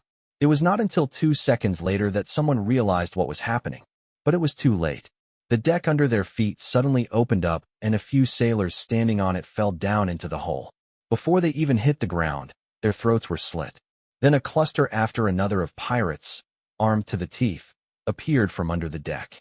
The heads of the rest of the sailors were chopped off before they could even pivot their gun's muzzle. Because of the unexpected Marvin accident, the battle started half a minute earlier. Most of the unarmed sailors who were transferring the porcelain crockery were already on board the Sea Lion. Only about 10 of them were still standing on the deck. Upon realizing that something went wrong, they immediately fled back to the Scarborough. The others, however, were not as lucky. The 20 overarmed British officers were the first to be killed. All of them were either injured or terminated during that one confrontation. After Owen took down a British sailor, he returned Zhang Heng's clothes and weapon to Zhang Hong. The other pirates had ignited the hand grenades. The ones used in the 17th and 18th century was very different from the one in the modern day. They were shaped like pomegranates, which was also where its name was derived from. During that time, the grenades were basically an iron shell filled with gunpowder-filled lead pellets or metal pieces, and could cause serious damage when thrown into a crowd. The sailors on Scarborough wanted to cross over to help, but were severely wounded by the explosion. Once some of the new recruits who were fleeing panicked, and in a split moment of terror, pushed and shoved each other as they were crossing the gangplank, so that the unlucky ones fell into the water. The gunner on Scarborough asked the chief officer, "Sir, should we fire? We can sink the entire ship in a matter of minutes." However, the latter appeared to be somewhat hesitant. For the most part, he was thinking about the China on the other ship. But before he could open his mouth to speak, Burnett, who was next to him, beat him to it. "No, our men have not returned. How can we shoot now? If we do that, how can you expect these people to fight for us in the future?" His argument was not unreasonable. Already, they had a big problem with the rock-bottom morale of the sailors because the Admiralty owed them their wages. Scarborough was no exception to this matter. If they had fired at the merchant ship, while only a small portion of their men were sacrificed, the real damage would be the breach of trust with the remaining crew. More importantly, there were over 600 men on the Scarborough. They were at an advantage in terms of numbers, and although the pirates had launched a wave of sneak attack, the damage they suffered was not really that severe. Should a battle really take place, there was no way Scarborough would lose. However, as a result of his hesitation, the pirates had breached their ship. Today, Elmer the captain also experienced embarrassment like never before. Despite the fact that he was unharmed, he was so startled by the sound of the explosion that he spilled the red wine all over his uniform. By the time he came around, he was blind with rage. As he reached down to pull out his saber, he spat. "What the hell are you still doing standing there? Go and get rid of those lawless pirates and bring back all our porcelain." Since the captain had spoken, no one protested. The chief officer immediately dispatched a gunner to counter the enemy's attack. But the pirates were more cunning than they expected, and even instead of killing the sailors who boarded the ship, they were mixed among them rushed together. Instead of slaughtering all of the sailors on the ship, they stood among the sailors, using them as shields. The gunner spent an awfully long time aiming without even an opportunity to open fire. Not after, their enemy and his own men were right before him. And that was when the difference between a rookie and an old-timer was significantly evident. Under tremendous pressure, a rookie would panic and randomly fire so that the bullets were everywhere. Most of it would end up nowhere, while a small portion would hit his own men, and the pirates would be barely harmed. The man with the black beard took the lead, beheading a sailor in front of him, then using the body as a shield as he made his way to the musketeers. With incredible speed, he pulled out the saber at his waist and plunged it into the chest of his enemy. The tip of the knife protruded from the back of the poor musketeer. He twisted the blade twice and blood came spewing out of the sailor's mouth onto his clothes. Now he really looked like the king of hell. Those nearby who witnessed the whole scene were so terror-stricken that they ran for their lives. This time, it was a battle of life and death. Zhang Heng did not hold back as he swung his saber at the incoming enemies. His movements, unlike the bearded man's, were much nimbler and more graceful. His previous attempt to integrate karate into his sword fights and was finally seeing some success. He focused on sidestepping his enemy's attack, and when the right opportunity presented itself, disarmed the enemy. But just as the tip of his saber was about to slit his target's throat, someone drew a knife at him. "Your opponent is me," Burnett said, his voice thick with confidence. He was very sure of his sword skills. Back in London, through his family's connections, he had studied under numerous prestigious mentors and was convinced that no one would be able to beat him. Zhang Heng took one look at the sailor from the corner of his eyes, pulled out the pistol at his waist, and pulled the trigger, unhesitating. Chapter 127. Compromise. Chapter 127. Compromise. Even after he had taken care of the young officer whose name he did not know, Zhang Heng did not have to relax, because almost immediately after, 2 other men came charging at him. He only had time to take a few breaths before having to jump into the fight again. The pirates' first wave of attack was very fierce.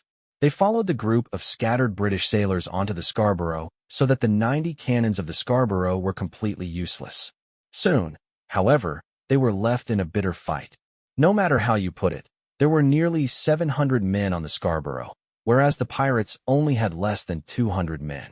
Because they were so short-handed, even Marvin, a cook, had to participate in the battle. Marvin, still trembling, armed with a boarding axe, and charged with the group of pirates. But only halfway forward, he was already regretting it. Bullets were flying everywhere, and there was smoke all around him. The cries of pain, and the bodies sprawled all over the floor, the gushing blood, it was all a torture to his mind. He wanted to turn around and bolt, but there were people all everywhere. He was so overwhelmed with fear that his mind froze. By the time he snapped back to reality, he was already standing on the deck of the Scarborough. Once on the ship, the pirates around him dispersed, searching for a prey. A moment after, something grabbed his leg, and when he looked down, the farmer's son realized that the hand belonged to a British sailor with a bullet in his chest. The man's hand was covered in his own blood, and he was muttering something. Marvin fell to the ground. His boarding axe landed right next to him. He rolled and crawled to escape the hand. The only thought in his mind was to escape this purgatory. All around him people were fighting. Less than 5 feet away from him, a pirate who was shot 6 times refused to go down. He waved the cutlass in his hand, an angry determination in his eyes, until someone stabbed him in the abdomen. On the other side, an overwrought attempting to reload his gun had his hand cut off as he was reaching for the gunpowder. Marvin could not look anymore. He lowered his head and continued to move on his hands and knees. He had only crawled a few steps when a hand grabbed him by the throat and lifted him off the ground. It was an extremely Herculean sailor. From the bloodstains on his uniform, Marvin could tell that he had fought pretty well today. The sailor looked up and grinned at the Marvin who was desperately trying to kick his way out with his short, chubby legs. The sailor pointed his saber at Marvin's back, ready to go for the kill when blood suddenly exploded from his forehead. His towering body swayed and then finally dropped to the ground with a loud thud, motionless. Zhang Heng withdrew his pistol. He had just gotten rid of 2 enemies when he turned around and saw that Marvin was in trouble. He rescued the farmer's son and then quickly moved on to another side. The pirates had the absolute upper hand in the first round of melee combat. The musketeers had barely performed their duties when the enemies rushed in and slaughtered them. The new recruits' performance was especially terrible. They held the fort for only a while, and already they began to flee, breaking the formation. Of course, the pirates took this opportunity to advance and butcher the enemy. In 5 minutes, the Navy had suffered over 100 casualties. But Zhang Heng knew that this was just a veneer. With Scarborough's number, once they were able to secure their positions, it was only a matter of time before the pirates were defeated. Winning this uphill battle was going to be very difficult. The only way to do it was to kill the commander of the ship. The morale of low-level sailors, especially the new recruits, were very unstable. Without someone directing them, they would easily crumble in the face of death. The person who shared Zhang Heng's view was the man with a black beard, who also happened to be the pirate who terrified the British sailors the most. The way he fought them, one too many, throwing himself into the enemy cluster to slaughter them, spilling blood everywhere. Most impressive yet, all that killing did not seem to tire him at all. Later on, before he even made move, the sailors would flee at the sight of him. Many of them were so petrified by his violent demeanor that they abandoned their weapons and ran for their lives. Both Zhang Heng and Blackbeard had their eyes on Elmer, who was standing not far away, urging his men to bring him his saber. When the captain saw how bad the situation was, he said no more about rushing into the battle to fight the enemy, but began to survey his surroundings, looking for a way to retreat to the level below and give up the deck. However, that would be embarrassing to say aloud, and he had not made up his mind. The chief officer next to him, who had been his partner for so long, knew what he was thinking, of course. Elmer was hoping that the chief officer would take the initiative to make the proposal, so that he could then reluctantly agree to the plan. Frankly, the chief officer was just as shocked by the pirates' performance. But he was an experienced old man in Admiralty who had participated in the Battle of Vigo Bay and had fought hand-to-hand against the French. He was not going to be that easily frightened by a bunch of ferocious pirates. To him, even though the current situation did not look good for them, it was not exactly detrimental. He had already sent some men down to deploy the staff. They just had to hold out for a little while longer until the fresh troop comes. Conversely, if they were to lose the deck before that, it was not going to be easy to get it back. In the end, he decided to say nothing. Next to him, Elmer was growing increasingly anxious. When he saw pirates coming in their direction, he gave up saving his face and said, "I have to admit that we really underestimated the barbarians this time. We have a lot of casualties. We cannot continue like that. Does anyone have any ideas?" He said this while looking at the chief officer next to him. The latter felt bitter inside, but since the captain had spoken, he could not remain silent. This Lord Elmer before him might not be best person for his current position and was lavish in his lifestyle. He was born of a distinguished family and had good connections and resources. He was promoted quickly in the Navy and was married to an even more powerful wife who was said to have friendly relations with many powerful people. It would be no better to offend him than to be killed by a pirate. The chief mate weighed his options and decided that to compromise. The situation is unfavorable to us. We need more manpower. We need someone down there to regulate the Navy. Before he could even finish speaking, Elmer interrupted him. "You're right. Let's not delay the matter. I'll go down. You hold down the fort. I'll come back with reinforcements as soon as possible." With that, he hurried to the gangway with a team escorting him. Just as that was happening, a group of pirates came running towards them. Fortunately, the officers guarding Elmer were very experienced sailors. They reacted quickly, raised their guns, and perforated the bodies of the 2 pirates in the front of the group with bullets. But it was during this delay that the most vicious killer caught up with Elmer and his men. Chapter 128. Put down your weapons. Chapter 128. Put down your weapons.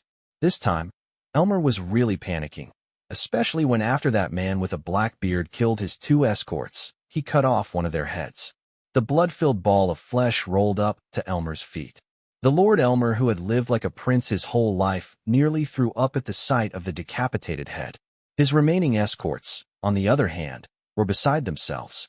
Fortunately, the chief officer, who immediately worked out the pirates were intent, responded quickly by sending a team of sailors to help. At the same time, the people on the lower level finally climbed up the gangplank. All at once, several sabers were pointed at the bearded man. Although Blackbeard was bold and fierce, he was still human. In a circumstance as such, he could only carry on the fight while beating a retreat. The pirates had finally reached the most precarious juncture of the battle. If they let Elmer retreat to the second level, then their hope of ever winning this battle would be very slim. By this time, everyone was boosted with adrenaline shots. Not just the Navy, even the pirates came to support their allies. They somehow managed to force the enemies to retreat by fighting fiercely.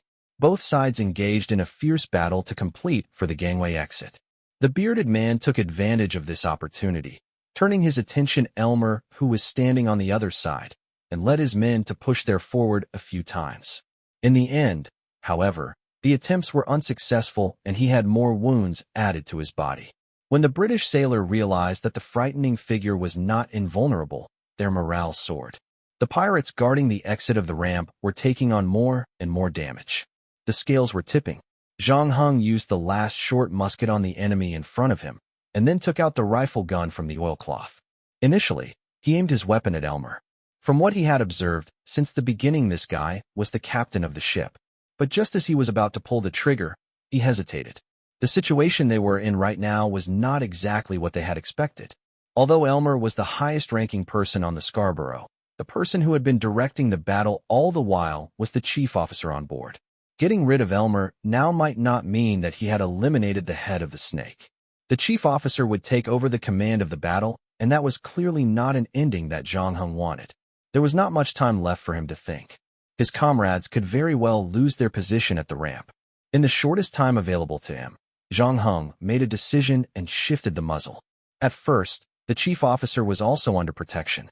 But when Elmer was in danger, he had to send nearly all of his armed men over to help, leaving himself with only 3 men. When he saw that Elmer was safe for the time being, he relaxed a little. They just needed to hang in there for another 2 minutes. Then the pirates blocking the ramp would all be killed, and the whole situation would turn around. The chief officer turned his attention to the ongoing battle on the other side, completely unaware that he had become the target. And although the 3 sailors guarding were monitoring the surrounding, they were unsuspecting of the possibilities of dangers coming from farther away. Having undergone Simone's special training, the gun now felt like an extension of Zhang Heng's own body. Once he was in the zone, his mind would automatically shield itself from any distractions. His whole person would be completely still and calm like a reef by the shore. Zhang Heng took a deep breath and gently pulled the trigger with his forefinger. The guards had no idea what had just happened. All they knew was that the chief officer's head suddenly snapped backwards and he fell to the ground. It was not until they saw the blood gushing from his head that they began to panic. Simultaneously, the voice of the system prompt spoke in his ear. Successfully killed a senior commander of the Royal Navy, plus 15 game points. You can refer to the character panel for more information.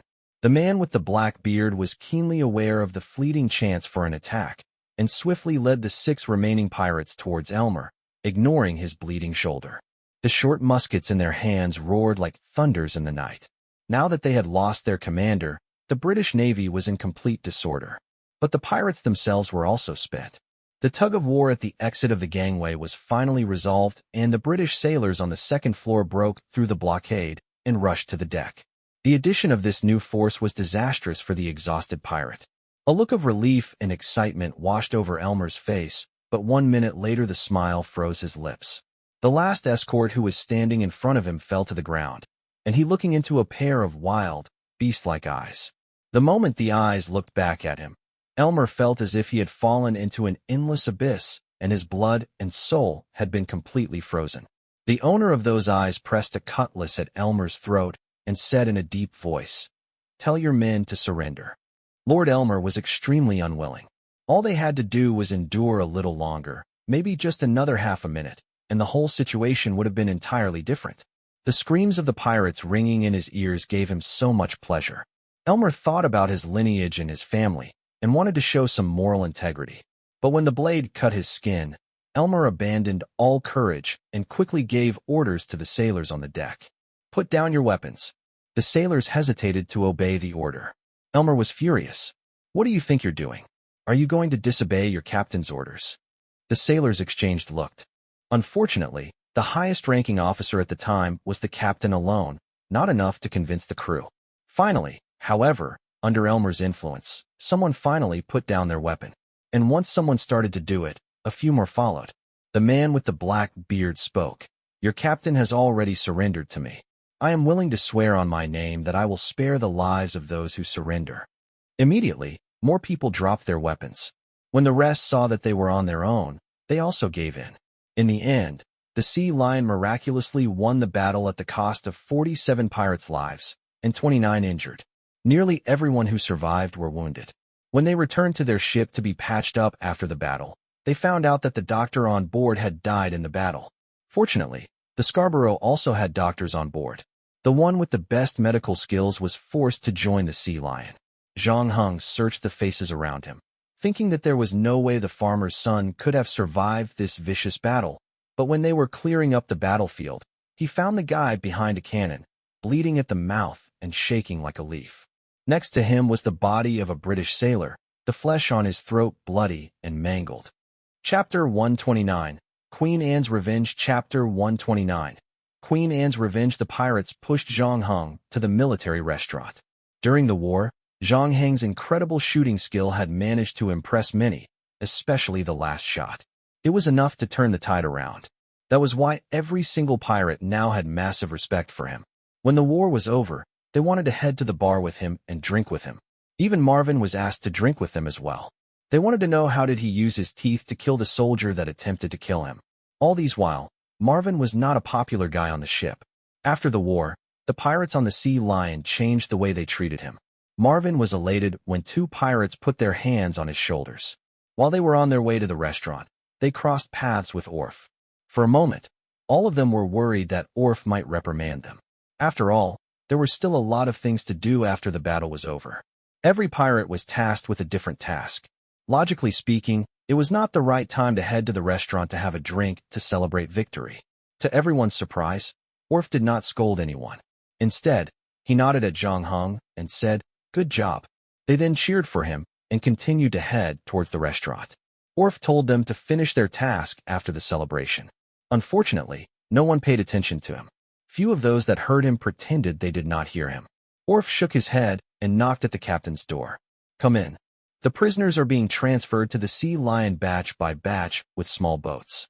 Owen is there helping with recruiting potential men that are willing to join us. Right now, we need someone that knows how to use the cannon on board, considering that we now have 90 cannons. And the guy is locked inside the carpenter's room. To be honest with you, I thought you would kill him just now. Do you really think that I'm the kind of person that can't see the bigger picture?" The man with a black beard was still wearing the coat that was tainted by blood during the war just now. His arm was bleeding, but he did not look for the doctor to treat his wound. It seemed like he did not mind blood was coming from the injury. He then took out 2 glasses from the drawer and poured some red wine into them. The culprit of that incident is still alive. As compared to him, Elmer is a nobody. We cannot stop just yet. Knowing Elmer is an accomplice, I will make sure to make him pay for what he has done. I promise you. Orf took the wine and continued the conversation. "It's been 14 years, and we are finally here. To be honest with you, I was thinking of giving up the whole thing for a few years. I thought all hope was lost. Right now, Belmont is the last person on the list. Our mission is coming to an end soon. I'm not that young anymore. Once this thing is over, I'm planning to retire. I want to look for a place with no people around me. I would love to do some fishing and gardening after I retire. How about you? What's your plan? Does Miss Agnes still write to you?" The man with a black beard was left speechless. "You and I should know better. Once we choose this patch, there's no way for us to turn back. Isn't that right? Orf, if civilization fails to bring me justice, I will use brute force to destroy it." Haha, this is what you would say? Let me walk this final journey with you. Orf lifted the glass, bottomed up the wine, and stood up. For now, the morale on our ship is quite good. The Fraser that I know is not going to give up this easily. That old bastard is like a venomous snake. He is now hiding from us. Once we show our weaknesses, he would not hesitate to bite us. You are the helmsman of this ship. I'm pretty sure that you will help us to deal with this threat, right? I will try my best. Just like before, you are in charge of combat, and I will deal with the pirates on our ship. I can't imagine what will happen to you if I leave this ship. Orf shrugged and walked toward the door, and thought of something suddenly. Oh right, I almost forgot an important matter. We should give this ship a new since it now belongs to us. A name? Let's call her Queen Anne's Revenge. The black-beard man's eyes were burning with passion, but his tone was extremely calm. Sounds good. I like the game. Enjoy the victory for now, Teach. I will deal with the rest of the matter. After that, Orf left the captain's room and closed the door before him. Zhang Heng had lost count of how many glasses of beer he had drunk. Luckily, the alcohol content in that beer that he had drunk was not that high. Every single pirate was celebrating the miraculous victory. A total of 170 pirates had miraculously taken down a battleship with 700 people on it. After the battle, they had captured a total of 400 people. No one would believe in it if they did not see it with their own eyes. A tale like this was enough to talk about it over and over again in a tavern. With this battleship, they could now dominate the sea. In other words, they could rob whoever they want with a 100% success rate. Usually, pirates could never sit still. After they finished their drink, most of them wanted to check out this battleship. Through voting, they had decided to let Elmer's band stay here. These poor musicians were forced to walk with the pirates and play the Song of Victory at the same time. Before this, they would play popular songs from the aristocrats. Unfortunately, all those pirates did not like those popular songs. This was not their first time being forced to play something fun and exciting. It was hard for the musicians to watch their works of art being tainted.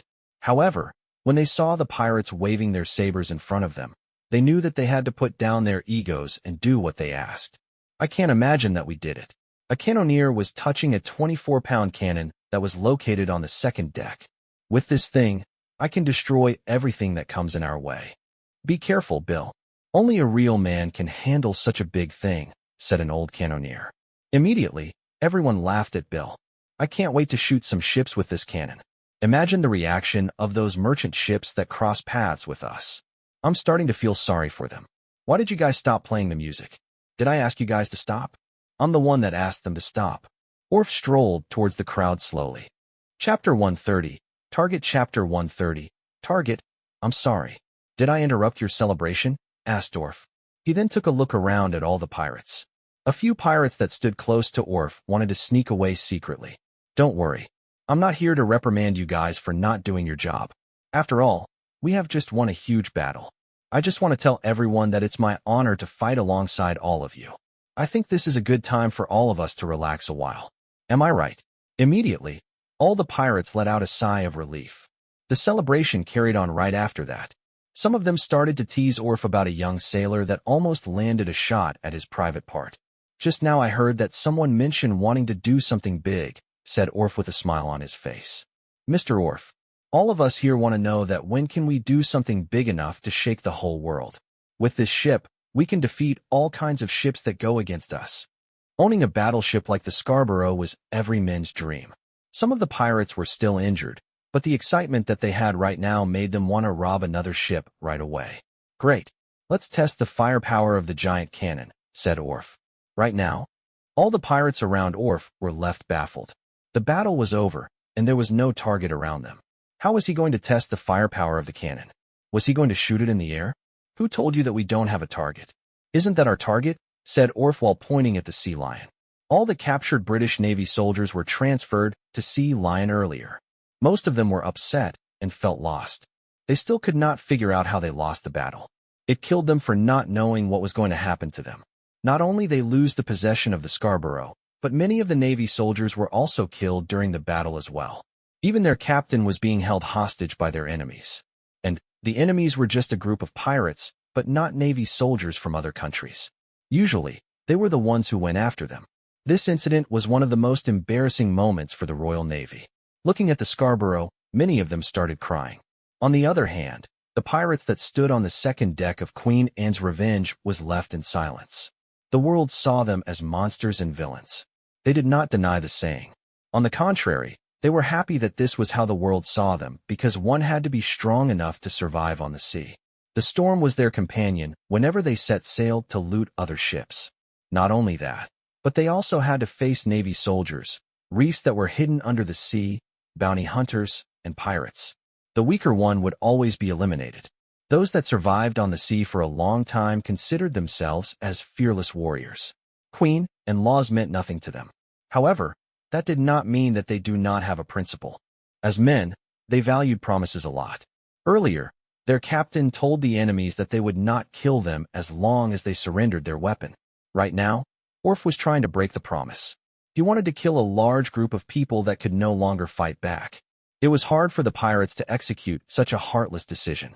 We have never done this before. Is this order directly from the captain? Why would I fake an order? According to the rule, we are required to follow the captain's orders 100% during the battle. Now that the battle is over, I think we should vote. You are so damn naive. Do you know what they will do to us if we let them live?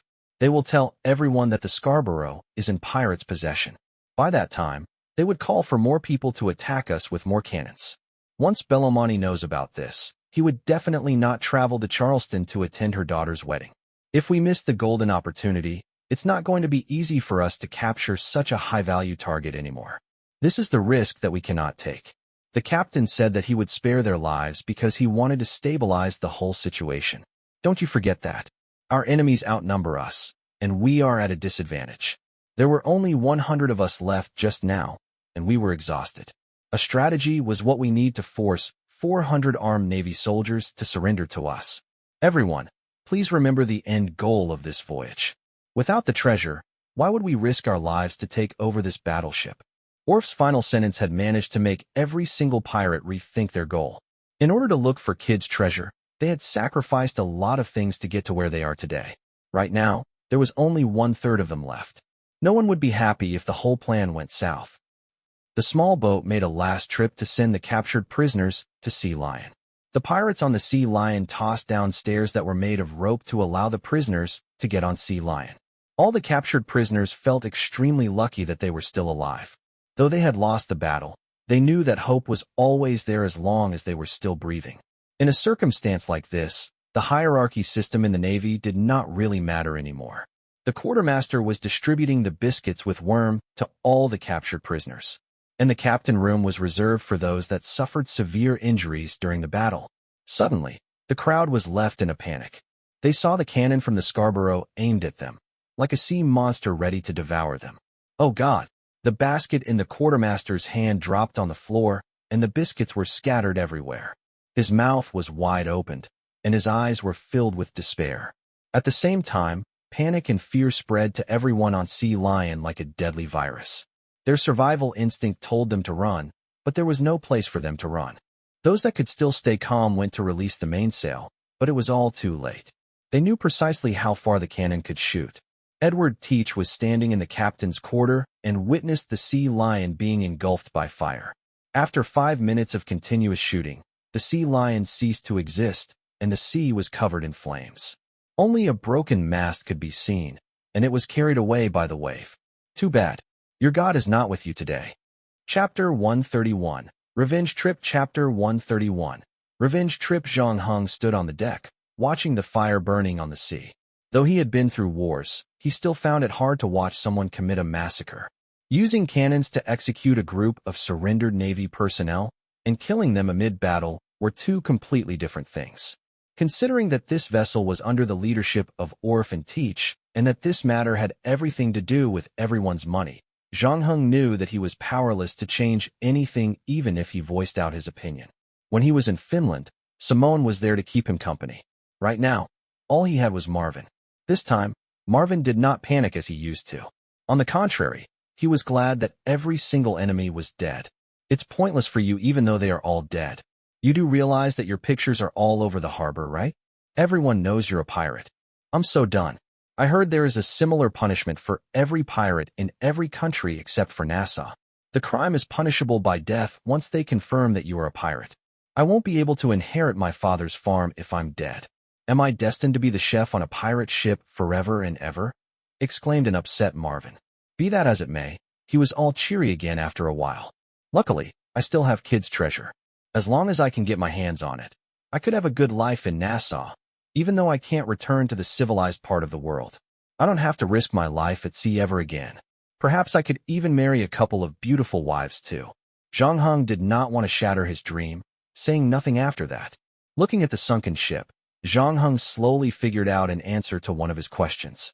He realized that Kid's treasure might simply be a tool that Orf used to manipulate the pirates.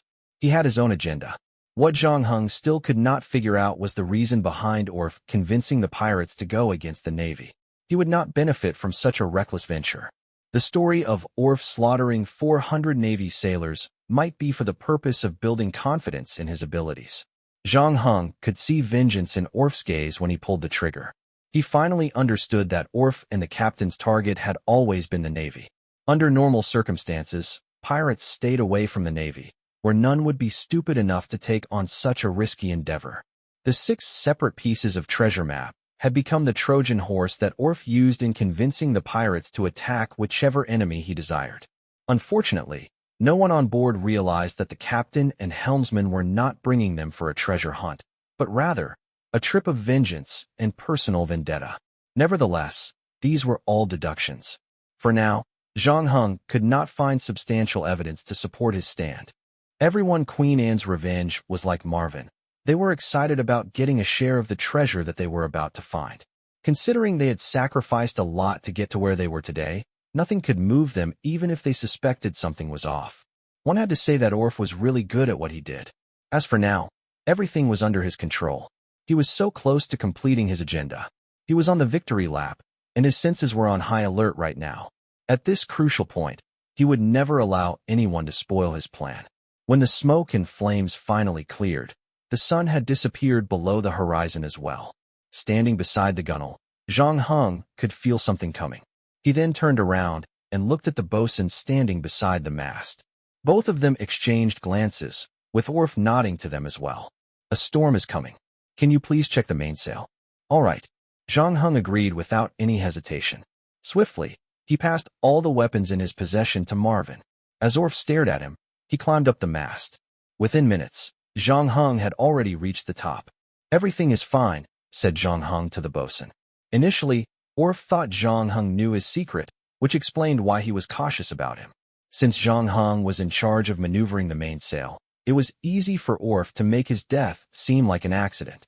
He just needed to mess around with the ropes on top of the mast, and Zhang Heng would surely fall to his death. However, Orf did not know that Zhang Heng had shadow moment. Zhang Heng figured that if he could enter his shadow state the moment he fell, he should be able to be spared from injuries. With that in mind, he was not worried that Orf might kill him as he ascended the tall structure. When Orf dealt with Goodwin, Zhang Heng noticed that he would always create a high-stress environment to observe the reaction of his target.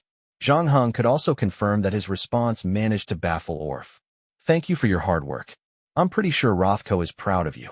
Orf did not notice anything out of the ordinary with Zhang Heng. So, he thanked him and went to check other places. As for Marvin, he saw that there was nothing wrong with the two of them. Zhang Heng did not rush down from the mast. At first, he wanted to learn to control the mainsail from Rothko because he predicted it would be an essential skill as a captain. After a while, though, he learned how to like this job. When he was at the top of the mast, he would enjoy the spectacular view Mother Nature presented in front of him. It had been 11 months now since Zhang Heng entered this world. Apart from the game points he earned and the new skills he learned, his skin was now a bronze tint due to the constant exposure under the sun.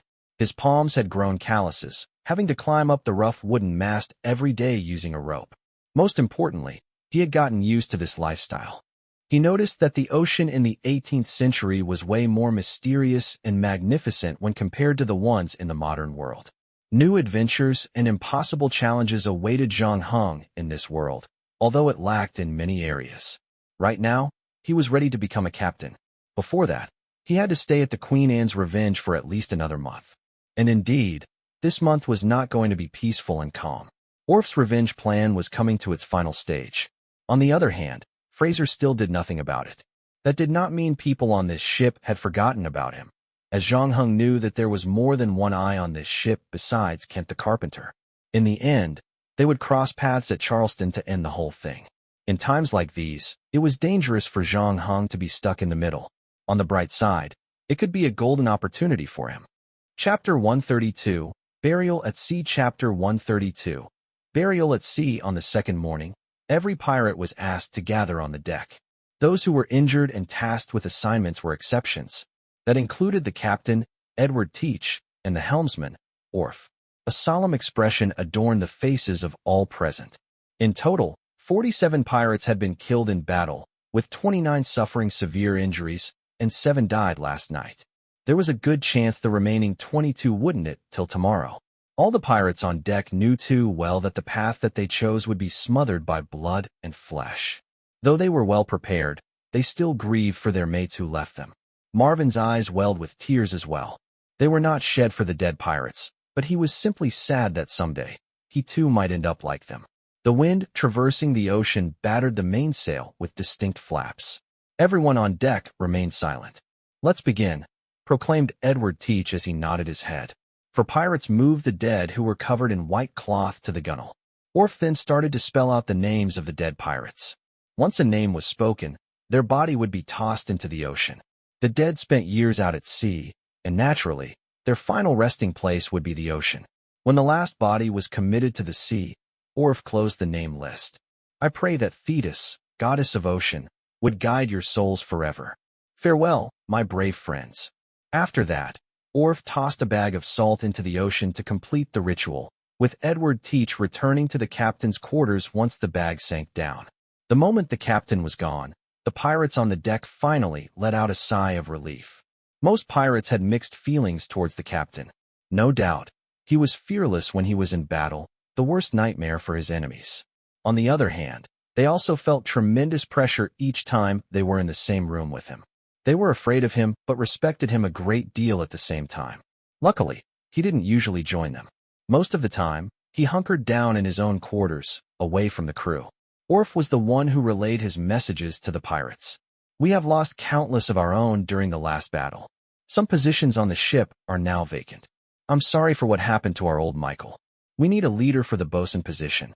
Since we are all here now, let's vote. Zhang Heng, Zhang Heng, Zhang Heng." Before Orf could even finish his sentence, the pirates started to shout the name out loud. "It appears we all agree that Zhang Heng is best suited for this position." Orf then nodded at Zhang Heng and said, "Congratulations, you are now the leader of the bosuns on this ship. Lead us to the treasure. Next, we need some frontliners. 20 positions are available." Zhang Heng wasn't surprised by the outcome as well. The previous bosun's leader had worked only 2 months before a bullet hit him. Zhang Heng's vote count came only second to Michael, and he had performed exceptionally well during the previous battle as well. Naturally, the pirates on board would vote for him again. Though combat power had nothing to do with the bosun's leader, that was just the way pirates thought. Usually, there were 2 types who could win over their votes. The first kind got voted because they truly deserved it. As for the second type, they voted for them because they wanted to. Most of the time, the second scenario would win the person more votes. If they could think logically, none of them would abandon their life to become a pirate. Besides, Zhang Heng was Rothko's only disciple, and he was good at what he did. All things considered, Zhang Heng truly deserved the vote. After he was appointed the bosun's leader, the system awarded him with another 5 game points, though he had no idea if this was a good or bad thing. He would be leaving the ship in a month and didn't mind if he didn't become a leader of any position. Noticing that the election went so smoothly, it proved that he had quite an influence on the vessel. Sadly, this could have been the very reason why Orf saw him as a significant threat on this ship. To Zhang Heng's surprise, another person had looked for him before Orf. During lunchtime, a limp old pirate sat right opposite him. "Are you a man of faith?" "What do you mean by that?" "Don't misunderstand my intention. I'm just trying to give you a good reminder. Under the leadership of Teach and Orf, whatever happened this morning will continue to happen. Eventually, we will all die on this ship. I'm right, am I not?" The residents of Nassau would usually use the Thetis ritual to send away the dead. They believed that their souls would travel the deeper parts of the ocean. If you have someplace you wish to go, I think you should tell Fraser. After all these things have something to do with personal freedom. Of course, that includes the freedom of religion. There had been only one exception since I joined this ship. That kid was an Alava from St. Vincent. According to the culture of their tribe, they would usually devour their dead. Alava believes that the ritual allows them to stay with their loved ones forever and ever. We feared that he would die someday. Unfortunately, his right leg was shot during one of the raids, leading to its amputation. In the end, he did not survive the surgery. So, we are all voting to break his tradition. We chose not to devour him. Oh right, let me introduce myself to you. I'm Kent, cannoneer of this ship. Cannoneer. I know that everyone prefers to call me the carpenter. I would use a saw to slice an enemy into half during a battle. That's how I got this nickname. Suddenly, Kent lowered his voice and looked around cautiously. This is not a good place to talk. Orf is watching us. We need to talk. Come look for in the carpenter's quarters on the second floor. Zhang Heng did not say a single word after that. Did you know, a lot of pirates on this ship are related to Fraser? Why is Orf so cautious of you? Fraser will never simply get a debt collector without a good reason. Throughout the many years, Fraser had only 2 debt collectors working for him. You, and the only other being our captain. In other words, both of you are his disciples. Edward Teach used to collect debts for Fraser. Yes, Fraser groomed him to become captain, hoping that he would take his place someday. Unfortunately, Teach conspired with Orf to betray him in the end. Right now, you are in grave danger, and I'm the only one who can help you. Chapter 133. I have a question. Chapter 133. I have a question. What did he say? Orf poured a glass of rum for the old pirate sitting in front of the wooden table. He told me that he's pretty satisfied with the current situation. He also said that he did not sense any danger, said the old pirate as he stared at the tall figure standing in front of him. Does he know that you work for Fraser? Before we set sail, Fraser did come and look for me. He told me about Zhang Heng, and he said that Zhang Heng would talk to me on the ship. Considering that we've left the harbor for some time now, he still hasn't looked for me yet. So, I did what you asked me to do. I looked for him and talked to him instead. It seems like he doesn't care about a single thing in this world. How about the others? Billy and Clay are unhappy with how you treat Goodwin. Clifton and a few other pirates are disappointed that the captain went back on his word and killing all the captured prisoners. All of them do no work for Fraser. Don't worry. I won't harm them in any way. I just want to have a better understanding of the ship's current situation. You did a good job. Keep it up, and don't ever allow Fraser to grow suspicious of you. Once the old pirate left, the person sitting in the shadows finally spoke. What makes you think that Fraser has another disciple? I got to know him really well after working as a helmsman under his leadership for a long time.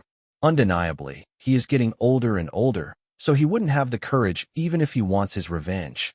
He also knows that I have been keeping my eye on him all these years. He's running out of options. That's why he was compelled to place his hopes on someone else. Are you talking about the young man named Zhang Heng? I can see the younger you in him. Even if things don't go his way, he remains resolute and courageous. It seems like Fraser has put in a lot of effort into grooming him. Judging by Fraser's personality, I'm pretty sure he will not make any pointless investments. I can tell you that he is the key person in Fraser's plan. Right now, I still can't figure out his role in it. At our current speed, I believe we should reach Charleston in around 2 weeks. There is not much time left for us. Orf, you are the best helmsman in the entire Caribbean, but you have a terrible habit. You tend to overthink. Right now, this ship is under our control. You don't need to figure out Fraser's plan. If someone causes problems for you on this ship, write down their names. We will deal with them before we reach Charleston.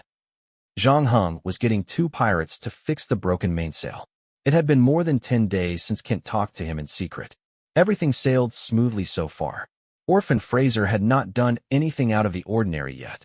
The most recent incident of interest on the ship was a pirate trying to have sex with a goat. In the end, he was caught red-handed by the patrol team and was given a whipping as punishment. This incident had become the talk of the vessel of late. Still, the one thing that everyone cared about was Kid's treasure. Soon, Charleston and Queen Anne's revenge drew closer, and so did the 5th and 6th piece of the treasure map. Tomorrow's operation had most of the pirates in an excited frenzy.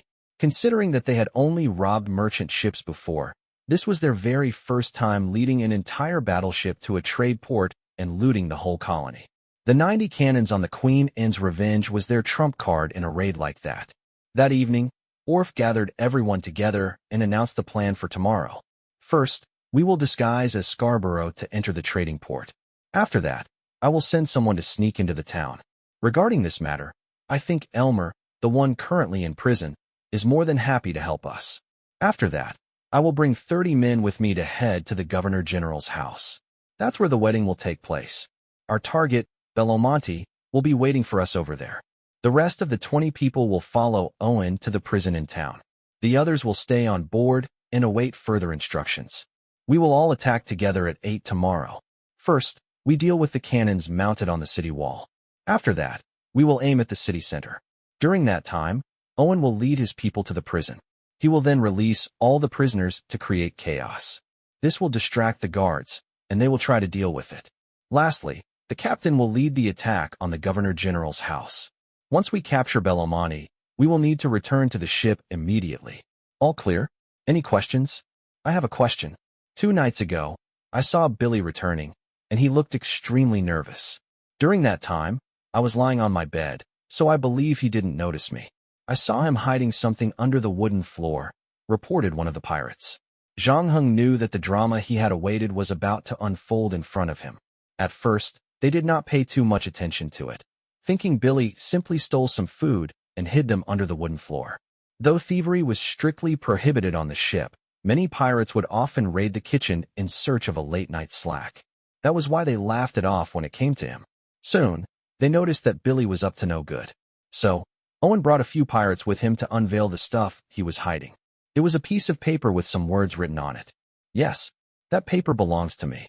We suspect that the captain and helmsman are trying to use the treasure as an excuse to convince us to help them to achieve their agenda. So, Billy seemed to struggle at first, but in the end, he decided to tell them everything. Is that why you looked for Elmer when everyone was asleep? You wanted to let him go in exchange for immunity, right? Scoffed Orf. What? What the hell are you talking about? That paper contains the questions that we want to ask you face to face. This means either one of us is lying here. Orf then passed the paper to Owen. Tell me, am I reading those words wrong? I, Elmer Anderson, am the captain of the Scarborough. We came across a group of savage pirates on the sea, and they took over our battleship. Luckily, I was helped by someone on the ship. I'm willing to use my family's influence to provide immunity. Everyone was left in shock after hearing what was on the paper. Treason was something that no pirate would forgive. Billy was shaking in fear. At that moment, he realized that he'd been led into a snare. The worst part was that he admitted that the paper belonged to him. Though he tried his best to defend himself, it was too late. After that, Owen placed the paper beside him to let everyone take a look. Most had no idea how to read, and of course, they would rather believe Owen than Billy. Suddenly, Zhang Heng heard someone mentioning his name. He had to keep calm in moments like this. He had done everything he could in such a situation. It was time for him to put on a good show. If everything went smoothly, this would turn out to be his most fruitful journey ever. Chapter 134. Massive Fire. Chapter 134. Massive Fire. There were a total of 7 names on the list.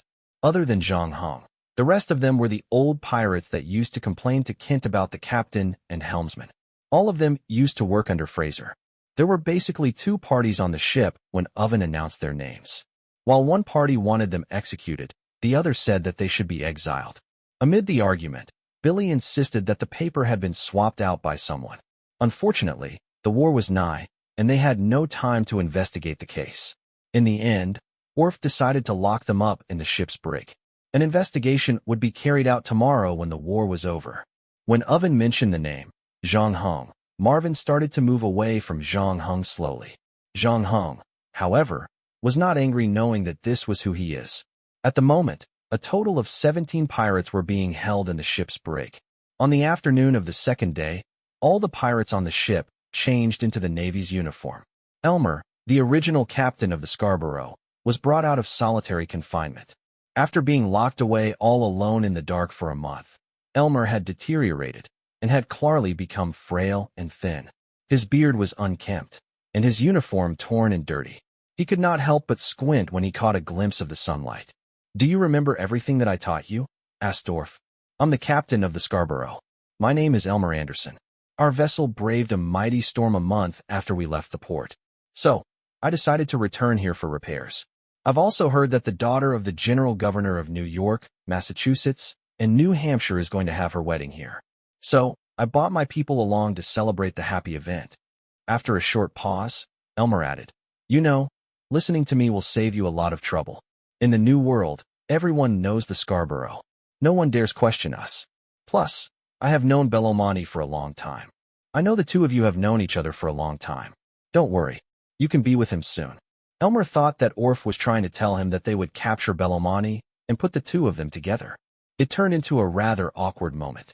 After all, Elmer was about to betray Bellomonte. Friendship became nothing when his life was at stake. Besides, Orf did promise him that he would let him go if he was willing to cooperate. Bring him down and shower him. I want him in a new and clean uniform. After all, he is the captain of the Scarborough. It's time. Orf opened the door of the captain's quarters and looked at the man behind the table. Teach looked completely different now. A black tricorn was on his head. He also wore a red jacket, a leather belt, and he had even shaved away his signature black beard. A terrifying pirate had now turned into a respectable Navy captain. "How many years has it been? I thought I would never get to see you wear this uniform." "It's all in the name of forgetting bad things," said Edward Teach while grabbing his sword and gun. "Until now, I'm still doubtful whether we are doing the right thing or not. If he is still alive, I don't think he wants to see what you have become. You better reminisce now if you want to. I'm about to clear all the old debts." 50 pirates gathered at the deck. Owen was shocked when he saw Teach exiting the captain's quarters. "I have chosen the right people for the task. These are our best men." Teach lifted his gaze to the sun that was setting below the horizon. Turning to Elmer, he said, "Let's go." Orf stood at the dock and watched the 50 pirates disembark the ship. Just like what Elmer said, nobody was inspecting them when they came off the Scarborough. Soon, they managed to slip into town without raising suspicion. When they were finally gone, Orf left the deck. He knew that the war had now officially begun, and it was time for him to play his role well. It was in the late of night. Orf was in the captain's quarters alone, looking at the clock in front of him. There was still half an hour to go before he would do what was needed to be done. As usual, he meticulously replayed the plan in his mind over and over again to ensure nothing would go wrong later. Still, there was an unsettling feeling rumbling within his chest. Seconds later, he could see a massive fire burning in Charleston. Orf was terrified, instantly realizing that something had gone wrong. The fire was not supposed to happen now. According to the plan, he should have first fired the Queen Anne's cannons at the center of the town to create panic and chaos. Had something forced them to act 30 minutes early? The pirates standing on the deck saw the raging fires as well. "Mr. Orf, what should we do now? Should we open fire to support them?" Orf was trying to figure out what to do as well. If this fire had nothing to do with them, firing the cannons right now would cause the 50 pirates a lot of unnecessary trouble. "Everyone, await my orders." Suddenly, an observant pirate saw a few Navy personnel running towards the boats docked at the port. They then started to row towards the Queen Anne's Revenge as fast as their arms could swing the oars. "They are with us." When they saw the signal given out by them, some pirates immediately dropped the ladder for them to board the ship. Owen was leading the group of returning pirates. There were only 12 left, and they were covered in blood. Owen's stomach was wrapped in bandages as well. "We have failed. Elder has somehow communicated with the garrison troops in the city. We were ambushed. That's why we had to disperse and run for our lives." "Where is the captain?" "The captain. He is the first who noticed something had gone wrong. He shot Elder to death, but he was hit by 6 bullets after that. I'm sorry I failed to retrieve his body," said Owen, his voice filled with melancholy. All 11 pirates behind him instantly became somber as they were reminded of what had just taken place. "Mr. Off, I think you should take charge since the captain is not here. We can't drag this on any longer. The garrison troops in the city know that we have the Scarborough. They will fire their cannons on us mighty soon. Capturing Bellomonte has become a big failure. There's no reason for us to fight with them. We should flee now." Chapter 135. I'd like to hear the details. Chapter 135. I'd like to hear the details. In the darkness of the night, a wave of uncertainty bathed over Orf. This was not how he imagined it to be. He had been plotting revenge for 14 years. After all the sacrifices he made, for it to end so abruptly like this, it was like a cruel joke. If Teach was still around, he might even consider abandoning this expedition and simply wait for the next opportunity. Now that he was the only one left, Orf was uncertain if he was still able to continue down this road. He was way past his prime and getting older every day. His skills were deteriorating, and while time brought with it experience and wisdom, it could not make up for his lost youth. These days, every night, his back and legs would ache in his sleep. Every fight of his was getting more and more strenuous, and his wounds took a much longer time to heal as well. He did not know if or when he would be presented with a chance like this ever again. Tonight was as best of an opportunity as he could get. Although Teach had lost, the battle was not over yet. He still had the Queen Anne's Revenge, loaded to the brim with 90 cannons and a complement of nearly 70 sailors. If managed well, they might still have a chance. The problem was that once the news about what happened on the shore spread throughout the ship, the pirates on board would surely unanimously demand that they set sail immediately. Fortunately, the only ones who knew about the matter were Owen and the 11 men he brought back. As per Orf's instructions, most of the pirates were on the ready by the cannons on the second deck. The few pirates on the first deck were some of Orf's most trusted men. The helmsman was silent for some time. Then he said to one of the pirates, "Go and tell the people down there that everything is as usual, and tell them to get prepared as per the original plan, and then to wait patiently." Owen, who was still pressing a hand against his abdomen, looked to be startled. "Mr. Orf, as the bosun of this ship, I cannot turn a blind eye to you trying to deceive the crew." Orf looked around at the others and said, "Will you give us a minute?" He then turned to Owen, reached out, and said, "How are you doing? Can you get up? Let's go talk in the captain's cabin. I need to know the details of what happened before we can make a final decision." Owen hesitated for a second, but eventually got to his feet with the help of the old helmsman. The two men arrived at the captain's cabin. Orf closed the door and moved a chair over for Owen to sit. Once they were both settled down, he said, "When and where were you attacked? What's the point of discussing this now?" Owen smiled bitterly, but he answered the old helmsman's question. "The battle started about 20 minutes ago. We were only a street away from the Governor-General's house and we were basically retreating as we fought. To escape, we even set a guest house on fire. You said that Elmer was killed instantly, which meant no one else knew what your actual purpose was." Orf muttered as he was deep in thought. "The wedding ceremony will surely be postponed because of this, and Bellomonte wouldn't have escaped. The garrison will attack us soon enough. We should fight back first, give them a taste of something sweet, and once we have the attention of all the defending troops, we'll send 20 men, no, 15 should be enough, to the city to search for Bellomonte. I'm afraid you're a little irrational right now. We've already lost. We don't have enough manpower on this ship to carry out that plan. Also, even if, under the premise that we're able to attract the defending troops, and if we can gather 15 people, there's still no one suitable to lead them," said Owen as he shook his head. "I'll do it." "What? I said that I'll lead them," declared Orf with confidence. "Why? You think I'm too old to get back on the battlefield? I hope that you will be as wise as you were, and not act out of impulse and adrenaline, lest you might drag the ship into more dangerous situations," Owen said. "What we need to do now is to accept defeat and leave this place, not continue to raise our stakes in a hopeless situation." "Interesting," Orf suddenly commented. "This is the third time in 5 minutes that you're saying we have lost." The bosun's brows furrowed. "Isn't that typical? If you didn't keep throwing caution to the wind, pestering me to go along with your crazy plan, I wouldn't keep repeating that." Orf ignored the remark and continued, "From the moment you set foot inside the room, you've glanced at the clock at least 4 times. Why?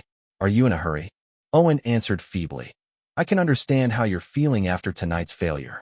I saw the captain being shot with my own eyes. Right now, I am just as grief-stricken as you are, but suspicion is not going to help us get through the difficulties we're facing. The sooner we leave this place, the smaller the loss we'll suffer." "Perhaps you'll allow me to guess why you're in such a hurry," Orf answered squarely. "Could it be that if we wait a little longer, we'll find out that there are actually no troops chasing you? Or should I say that you're worried that the captain might come back soon and expose your deceitfulness?" The helpless smile on Owen's lips faded away. This time, he said nothing. "I've known you for so long, but this is the first time I'm noticing your excellent acting skills," Orf jibed. "I have to admit, I nearly fell for it. Would you like to know how you gave yourself away?" Owen raised an eyebrow. "Sure, let's hear it. I've seen that name list that you compiled for the advance team. You said you were with Teach when the battle started, but the 11 men you came back with were all from your own team. None of them were from Teach's team." That's just too much of a coincidence. Orf paused for a moment to let it sink in before continuing. Your plan for tonight is almost perfect. When the advance team arrived on the shore, they were completely disconnected from the ship. After your team and Teach split up, you immediately faked evidence of a battle, killed the men who didn't belong to your group, then come back covered in blood with the sad sob story about how our mission has failed. Most people would believe you without question. You knew how the crew would react if they heard this. They would choose to leave this place. That way, you can easily get rid of the ship's biggest threat, like blowing off a cloud of dust. But with Teach gone, you are the most popular candidate for captain. Why would I go through all that effort so that you can replace Teach as captain? That's not very worth my while, isn't it? Retorted Owen. Me? No. I've never been a threat to you. The failure of tonight's mission will lead to a series of events. With so many casualties, someone must be held responsible. If you're not stupid, you will use this to challenge me. When that happens, I won't even become a helmsman, let alone become the captain. Chapter 136. Working Together. Chapter 136. Working together. No wonder Fraser kept saying that you're the most difficult person to deal with on the ship, Owen growled. But you still lost this one. He suddenly straightened his body, no longer in the injured state he so desperately played. What a pity. If it were not for the situation deteriorating to such a new low, you must know, I did not intend to use this approach. Owen stomped his feet, and immediately, noises of people fighting could be heard outside the captain's cabin. The bosun grinned. You really thought that I didn't have a backup plan, huh? Edward Teach is not here right now. When he left the boat, he brought with him the majority of the people who pledged their loyalty to the two of you. Even though there are only a few men left on the boat, the only ones willing to obey your orders unconditionally are the 5 men on the deck. I have 11 men. After we've gotten rid of them, we'll kill you too. My story will still work. It just needs a little tweaking here and there, and I will need to add an ending. What do you think about this version? Orf wanted to keep the bad news about what happened on the shore to protect his position, so he tried to kill us, but was tragically killed instead. The fighting outside ended sooner than expected, fizzling out while the two were talking. As soon as Owen had spoken, the door to the captain's cabin swung open. His 2 men were standing at the doorway, but there was not a trace of triumph on their faces. Instead, a mixture of fear and disbelief were clearly displayed. That was thanks to the 2 blunderbusses pointed at the back of their heads. This time, it was Owen's face that showed a tint of despair. He knew the combat abilities of his men very well. It was 11 against 5, and it all happened all of a sudden. There was no way they could lose. It was Orf's turn to speak up this time. You are brilliant, one of the smartest I've seen in this lifetime of mine. All these years on the ship, you've never once let it slip. In fact, you even studied the strengths and weaknesses of our close associates. You waited until Teach left the ship and only acted when we were at our weakest. You almost won. Unfortunately, you forgot someone. Zhang Heng stepped through the door and replaced the saber at his waist. The men who came in with him were the group of sailors that were the prisoners of the ship. Together, they detained Owen and 11 of his men. It's you. How is this possible? Gasped Owen in disbelief. You guys are Orf's people? Wait, everything that happened last night. Was that all just an act? There was really no note. No, but there was actually a piece of paper that drew us together, Zhang Heng replied. Billy and the others were anxious about Orf's and Teach's leadership on this ship. That includes the handling of Goodwin, all the casualties, and the extreme obsession over Kid's treasure. They wrote down every question they wanted to ask Orf on a note and signed their names on it. They were getting ready to confront the captain and the helmsman, but before they could do anything, someone betrayed them. Kent, one of the organizers, is very close to Fraser but had, in fact, sided with Orf. On the surface, Kent followed Fraser's instructions and united all who opposed Orf and Teach. He encouraged them to challenge the authority of the captain and the helmsman. But behind the scenes, Kent reported all the activities of Billy's group to Orf. After I discovered the role that Kent has been playing, I understood the conundrum that had been bugging me. Back in Nassau, Fraser came to visit me and gave me Kent's name. That was when I knew that Kent was not one of his people. Owen's eyebrows rose. Oh, Fraser wanted to expose Orf. The truth is, it was not only Orf who didn't realize my role in this matter. In the beginning, even I myself couldn't guess what Fraser had planned for me. He invested a lot in me, but had never asked for anything in return. It made me really curious. If I didn't play according to his script, wouldn't that be a waste of all his resources? However, I figured it out later on that Fraser did not care how I played his game. He simply needed someone to catch Orf's attention. In a way, Billy and the others, and I served the same purpose, to divert attention, lower Orf's guard, and create an opportunity for you. The only thing was, my relationship with Fraser was more conspicuous. So, to take Orf and teach down, Fraser took in another student. Too bad that person was you, not me. Zhang Heng took in a deep breath before continuing. Let's talk about the note. That actually happened 3 days ago. Under Kent's persuasion, Bill and the others wrote that note. When Orf found out about it, he made Elmer write that thank you letter that you read to frame Billy and the others. If things had gone accordingly, this should have spilled over 3 days ago. Why didn't it then? Because I stopped it, Zhang Heng answered without hesitation. To tell you the truth, I really didn't want any part of this enmity between you and Orf and Teach. But Fraser crossed the line. Not only did he use me, but he even made me the scapegoat. I had no choice but set a trap for him. So, you decided to join forces with Orf at that time? Taking into account the distrust between us, it was not an easy task, but we still made an effort to have an open and honest discourse.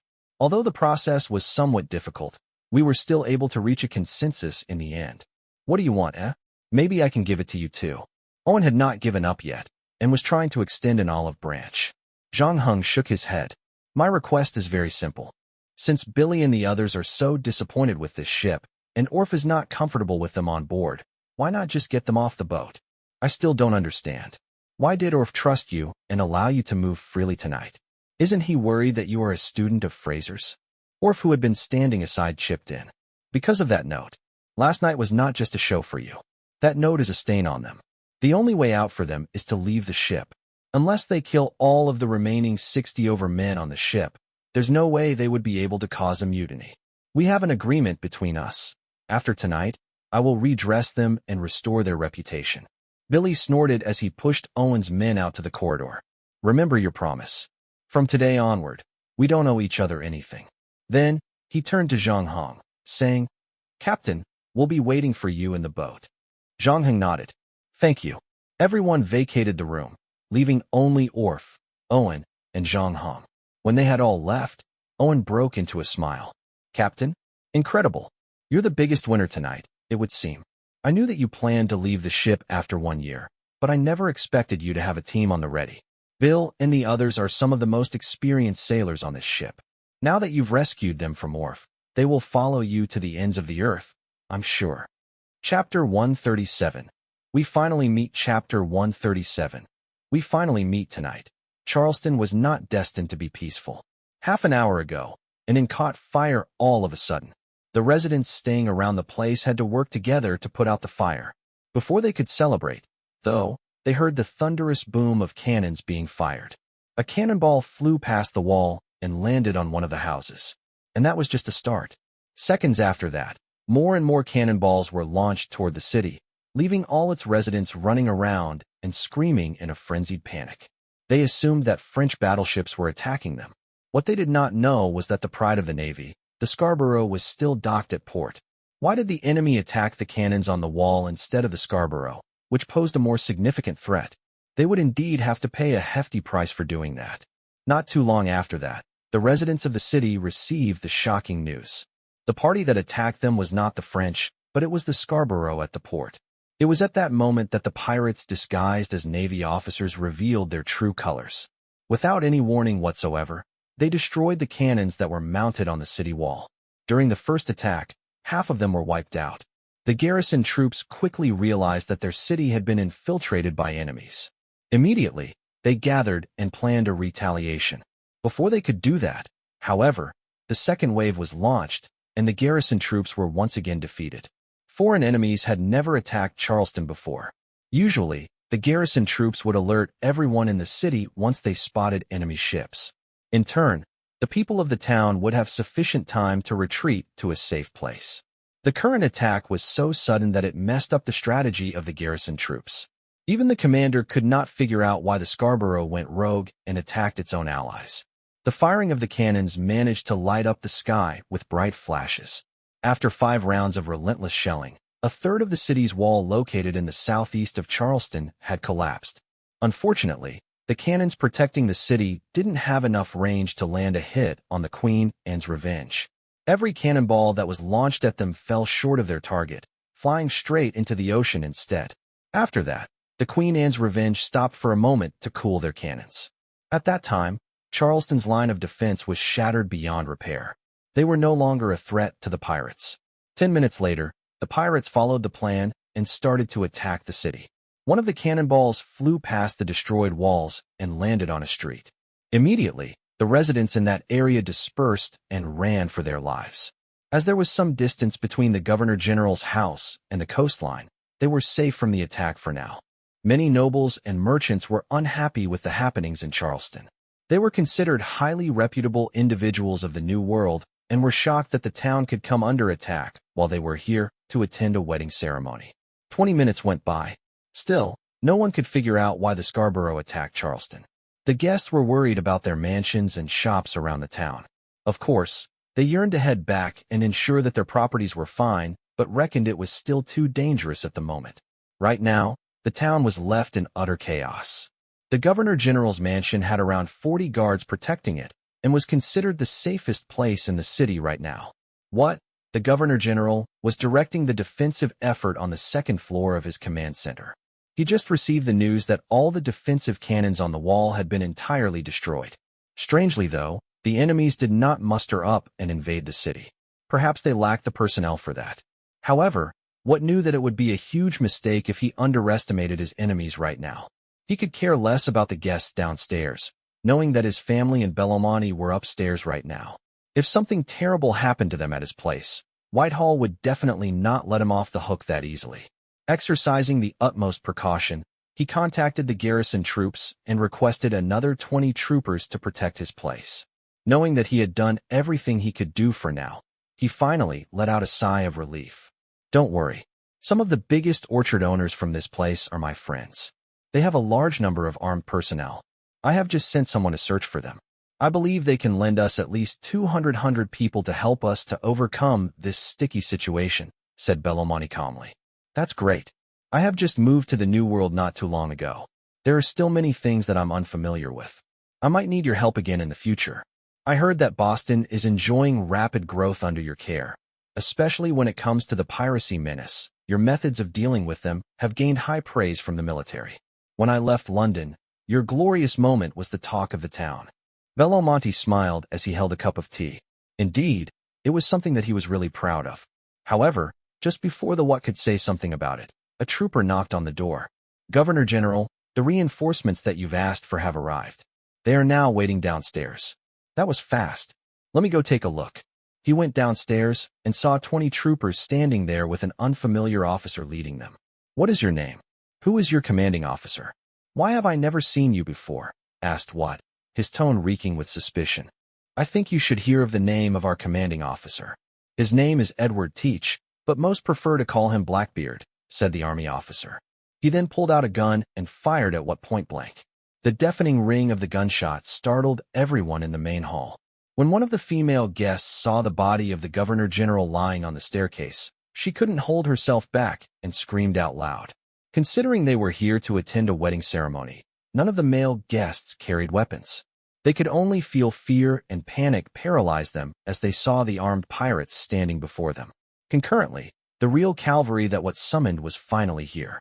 Noticing the situation, they instantly drew arms and clashed with the fake troopers. While they fired at each other with gusto, the doors to the second-floor study room were pushed open. 2 fake Navy officers walked in and talked to Bellomonte. According to the Governor-General's investigation, we can confirm that pirates have hijacked the Scarborough.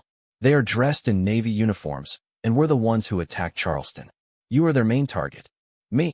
Bellomonte was surprised that the target was him. The situation is getting worse now. The enemies are downstairs, but any time now, they'll be up here to capture you. The Governor-General has ordered us to escort you to a safe place. After that, the 2 fake Navy officers approached Bellomonte and clutched his arms. Hold on. My daughter. The sooner you leave, the sooner the people here would feel safer. There's a horse cart waiting for you. We have to leave through the back door. Subsequently, they quickly dragged Bellomonte downstairs. When he saw the broken horse cart, he quickly realized that something was amiss. He broke into a struggle, but it was too late.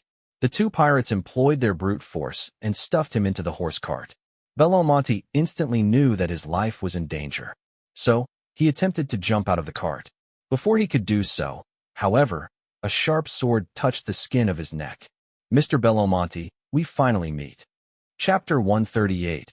The Truth. Chapter 138. The Truth. Bellomonte did not expect to meet someone familiar here. The ex-captain of the Scarborough, Elmer, was sitting right beside him. An awkward situation arose when their eyes met. They both wanted to say something, but the words were somehow stuck in their throats. A man in a set of clean and neat formal Navy attire sat in front of them. "Who are you people? Why did you kidnap me?" asked Bellomonte while trying to keep himself as calm as possible. "My name is Edward Teach. I'm sure you've heard my name before." Bellomonte's face changed when he got to know his name. Everyone from the New World heard about the horrific things that Captain Blackbeard Teach had done. Bellomonte had been trying to eliminate piracy for a long time and, of course, knew the name of the most notorious pirate of the Caribbean. Bellomonte had tried several times to eliminate Blackbeard's crew, but sadly, none of those attempts bore fruit. Not only did he fail to capture them, but he had inadvertently made Blackbeard more famous than before. He had always dreamed of capturing Edward Teach. Right now, although he was just sitting right across him, he was not happy at all. Bellomonte had been through a lot, and a situation like this did not make him flinch. There was a shocked look on his face, but less than 2 seconds later, he managed to compose himself. Elmer looked guilty when Bellomonte turned and looked at him. "Mr. Teach, I have been looking forward to meeting you. Finally, I get to see you in person. Unfortunately, this is not the first time we've met. Have we met before? When was that?" "I think we were in the Navy Academy when we first met. I can still remember that day as clear as daylight. You and him, walking to class together." "It appears you have a poor memory. My Earl, let me give you a hint. Does 1695 remind you of anything?" "Who the hell are you?" This time, Bellomonte lost all composure. He was the hero of the Navy. He was the most reputable adventurer in the whole of Scotland. He even got the Queen's compliments. At that time, you had just gotten your job as Governor-General. Your first task was to figure out a way to end the piracy and restore peace to the trade port. To deal with the two most notorious pirates, Henry Every and Thomas Tew, you asked for his help. At first, he did not agree because he was tired of going to war. But you did not give up. You kept convincing him that you did it for the prosperity of the New World. In the end, he was bought by your sincerity. Also, as your friend, he had decided to take on the task. It was at that time that I was assigned as the quartermaster on his ship. That was literally my happiest day. Being able to go on a sail with my idol is like a dream. When I was told that I'm doing this for a bigger cause, I was elated. I wanted to do my best to build a better New World. However, things weren't smooth from the very beginning. Before we could leave the port, we were stopped by the Navy. They told us the war in Spain had gotten really intense. So, they wanted us to recruit a new batch of sailors. Left with no other options, we went ahead and hired all the sailors that we needed in the shortest time possible. After that, we spent 6 months at sea. Still, we failed to track Henry Every and Thomas Tew down. It was then that the atmosphere on the ship was really intense. The batch of sailors we recruited were mostly thugs and gangsters, where their main goal was to always search for more money. Since we did not manage to capture the two most wanted pirates, they didn't mind resorting to other options. There were only 3 people on the ship who went to Navy school before: me, him, and the chief mate. The 3 of us were not powerful enough to control the situation on the ship. I was tied up when I tried to console the others. They beat me up and tossed me in a goat ranch.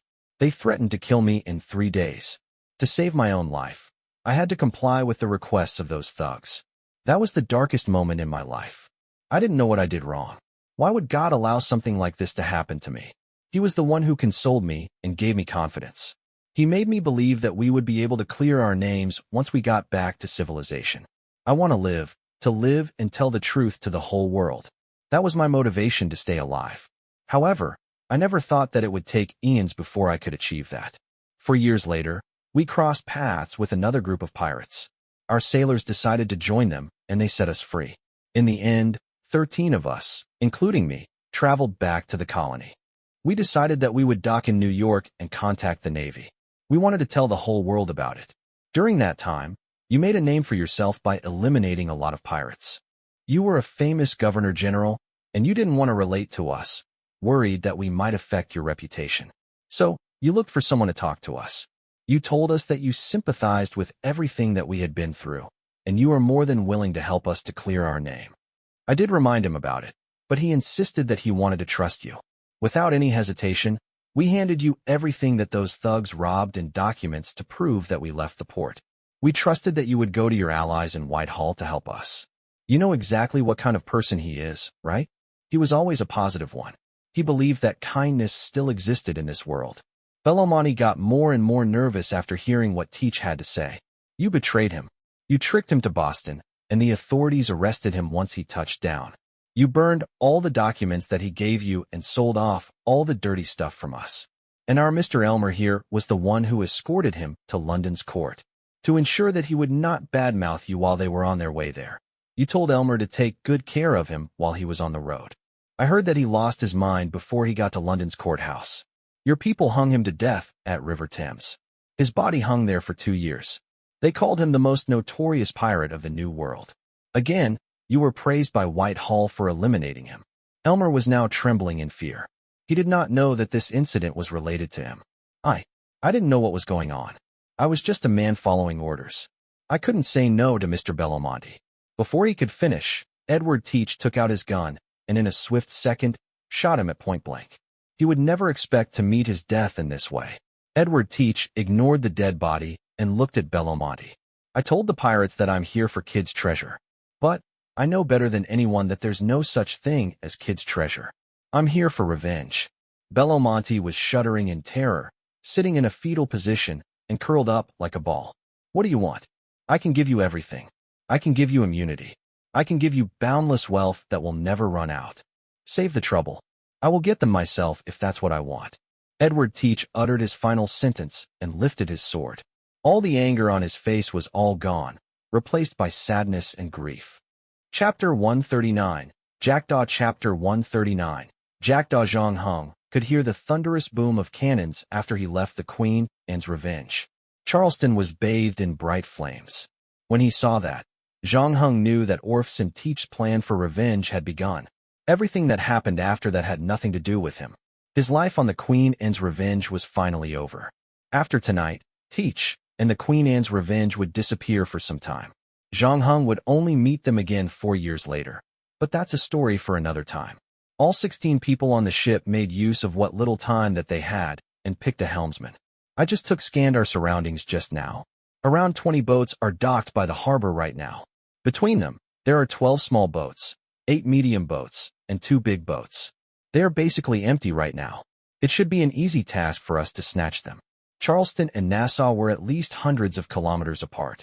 It would be impossible for them to sail all the way to Nassau with the tiny vessels that they were on right now. Besides, a golden opportunity had presented itself right before them. While the Queen Anne's Revenge was drawing the attention of the enemies, it would be the best time for them to hijack those boats. You guys should have made your choices by now, right? Zhang Heng took a look around and knew that the group of people with him would become his crew later on. Owen was right. It was a fact that these were the most experienced group of pirates the Queen Anne's Revenge had seen. They were extremely skillful and had years of experience between them. Most importantly, they had a squeaky clean background. They neither belonged to Orph nor Fraser. If Zhang Heng did not step in, they would have indeed met a horrible ending, since the powerful people on the ship were trying to fight for the throne. Billy and the rest of the old pirates took a look around. There was excitement in the air. The Royal Navy has a corvette here.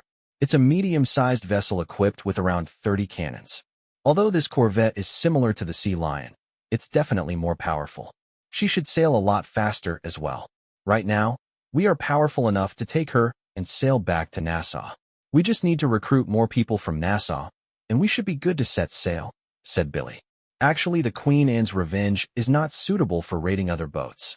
She's too big and will surely be slower than the others.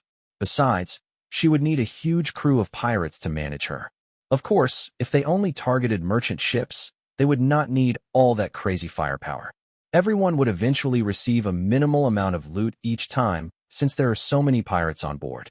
And it's not exactly easy to hide this massive battleship as well, lamented an old pirate. Let's not wait anymore. Let's do it, said Zhang Hong. 15 minutes later, 17 of them climbed up the corvette using a rope. Since the ship wasn't assigned anywhere, only a total of 10 Navy officers guarded the ship. Zhang Hong ambushed them, tied them up, and stowed them into one of the tiny boats that they were in before. After that, all started to work in unison to release the mainsail and to cast off the anchor. Suddenly, they saw 2 boats filled with Navy personnel rowing towards them as fast they could. However, it was all too late. As the wind began catching the sails, the corvette started to budge slowly. Zhang Hong stood on the bow of the vessel, leading his people. He had no intention to interfere with the Queen Anne's Revenge's battle. Soon, Zhang Hong was already leading the corvette far away from the enemies. The moment the corvette left the harbor, everyone on board erupted into a mighty cheer. I just did a quick check. The food and water on board are more than enough for us. At this speed, I think we should be able to reach Nassau sooner than expected. Captain, the only thing you need to do right now is to name the ship, said Billy. Without him realizing it, it had been a year since Zhang Hong entered this world. Throughout this period, Zhang Hong had tried his best to blend into his surroundings. He ate, slept, and fought alongside pirates the entire time, and even invested a lot of effort to learn different skills from them. Still, he did not forget his origins. I shall christen her the Jackdaw. None of them understood the meaning behind the name, thinking that Zhang Hong must have chosen it because it sounded catchy. Hence, no one was against it. Zhang Hong gazed to the stars glittering in the sky above him, and said, "Now, let's go home," and was now in a dormant state. When Zhang Hong was in the house, she could at least talk to him about her life. Once he was gone, she had no one to talk to. Before she met him, she would go around the island, roughing up those who offended her. Ever since he promised her that he would let her join his crew, and pledged that she would learn how to control her anger. Undeniably, she had plenty of flaws, but breaking promises was not one of them. When Zhang Hong was not home, she tried to stay indoors as much as possible. Still, trouble came looking for her. One day, while Anne lay on the bench enjoying the morning sunlight, someone she loathed came looking for her. "So, have you thought about it? We can go to Massachusetts.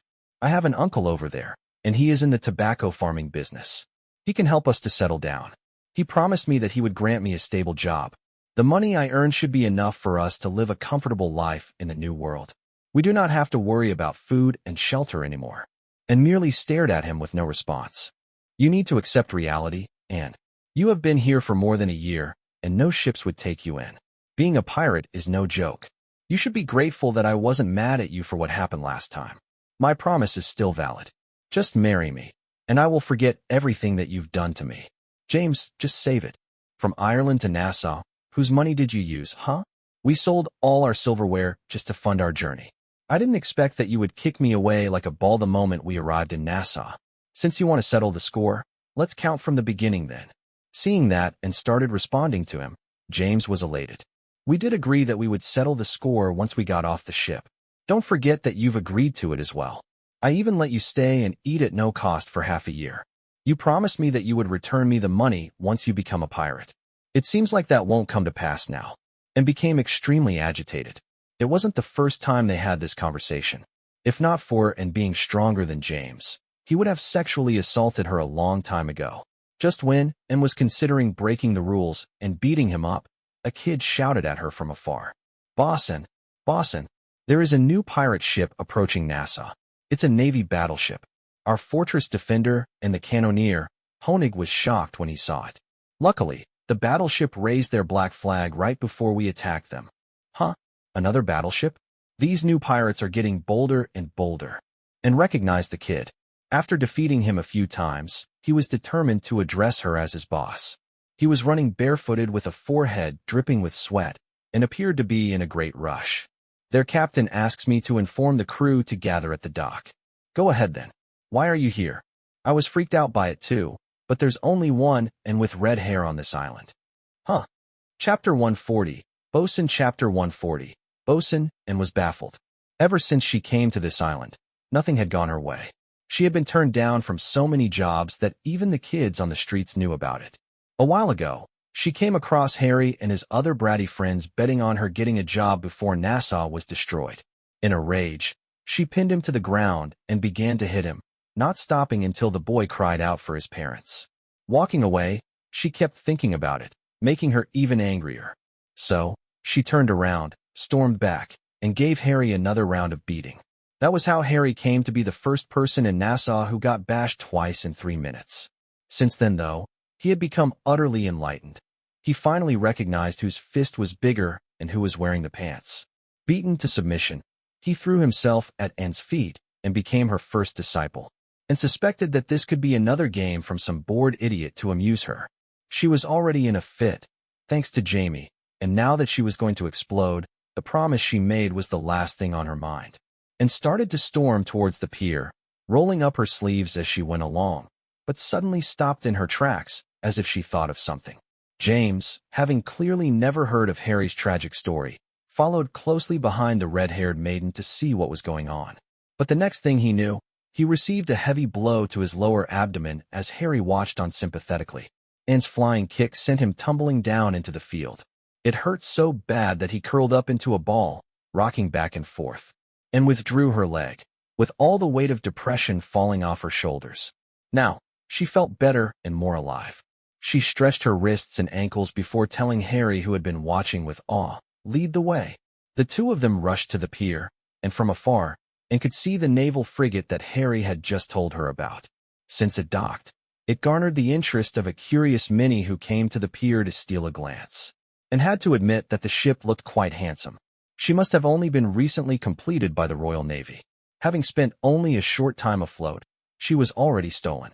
The ship had a very elegant and streamlined hull, and the vital parts were wrapped in metal plates, providing it with extra protection during combat. Of course, the most eye-catching feature of the frigate were the rows of cannons lining its sides. Although Nassau was known for its wealthy pirates, most had outdated equipment, like the famous Edward Teach, for example.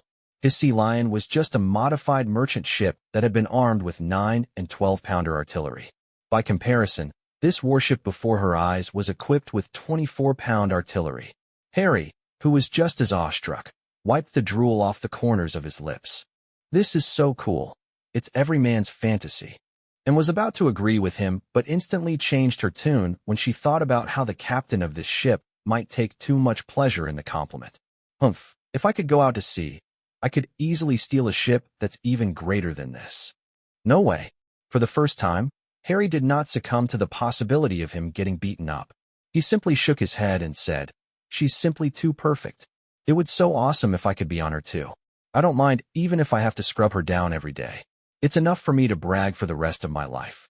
And this was not his first time seeing the ship, but he still found himself mesmerized by it. How did these guys manage to do it? There's not a single scratch on her. It's weird. This is a naval frigate. Maybe the entire crew died from a plague or something. This time, and did not answer. This frigate may be great, but it had nothing to do with her. After kicking James, she was now ready to beat others up. She had been holding herself back for so many days. She urgently needed to vent her ongoing anger, and looked at Harry and asked, "Where are they?" Harry came along, excited to see and beating the pirates up. Now he had second thoughts. "Boss, and just forget it. It's all just a huge joke. If they manage to steal this ship, they are probably not people we want to offend," and replied, "Then, all the more for us to show them that they shouldn't mess with the islanders." She paused for a moment and said earnestly to her companion, "Harry, you must remember that bullying the weak and fearing the strong is the classic behavior of the genuinely weak. Only those who constantly challenge the strong can be considered as truly strong." "That sounds remarkably reasonable," Harry said admiringly. After a while, he asked her again, almost in a whisper this time, "Boss, and then what about hitting me, somebody who's only 12 years old?" "Oh, that. I hit you purely because you need a good beating. That has nothing to do with you being strong or weak." As impatiently answered Harry's questions, she also found her target. Not far away on the beach were a group of people standing in a circle. Although it was not as crowded as when the Sea Lion was recruiting, it was still bustling and teeming with people. It would appear that this group of people were busy hiring for help. It looked like good news. That meant they were short-handed. And licked her lips, a cunning smile playing on her lips. She turned to Harry and said, "Wait here. I'll go teach them a lesson they will never forget." Harry never planned to go there anyway, having already found himself a place to hide. Before he could even answer her, he saw a hand rest on the top of her red hair. Harry groaned silently, thinking that surely it was over for that person. Last time, he was only just making bets on her for 3 pieces of copper, and she gave him 2 consecutive beatings. It was so brutal that just thinking about him sent shivers down his spine. The person who had just touched her was going to be dead meat. Unsurprisingly, and blew a fuse, raising her arm in anticipation for a fight. But when she turned around, her first stopped dead midair. "Oh, it's you. When did you get back? Why didn't you tell me? I told the kid to go find you once I've docked." "Why? Didn't you two meet?" asked Zhang Hong. Harry's mouth hung wide open. He recognized the man now. He was the one who sent him to get in. What he did not understand was Anne's reaction. She suddenly appeared flushed and panicked, much like the times when he had done wrong and his parents caught him. Zhang Hong asked her, "If you didn't meet the person I sent to find you, why are you here then?" I was just going for a walk," she said, her voice thick with guilt. "Then why are your sleeves rolled up like that?" Zhang Hong asked. Thank goodness he did not dwell on it. "Anyway, it's good that you're here so I won't have to look for you. Come on board the ship and meet the others." "Ship, others?" And looked puzzled. "Yeah, aren't you the Jackdaw's bosun? We can't have you not knowing anyone, can we?" Chapter 141. A New Beginning. Chapter 141. A New Beginning. What? That ship over there is yours. Anne's jaw nearly fell to the ground. "Don't tell me that you've really found Kid's treasure? But that can't be right. Even if you had money, you still wouldn't be able to afford an entire frigate, right? That's a long story.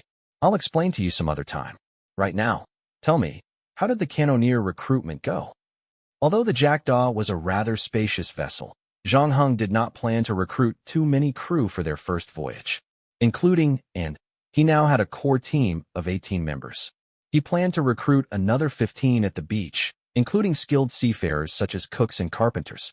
Then he would have and recommend 7 to 8 more people, mainly gunners, so the organizational structure would be relatively stable. After several trips, and only after the wheels had been oiled, would they hire more.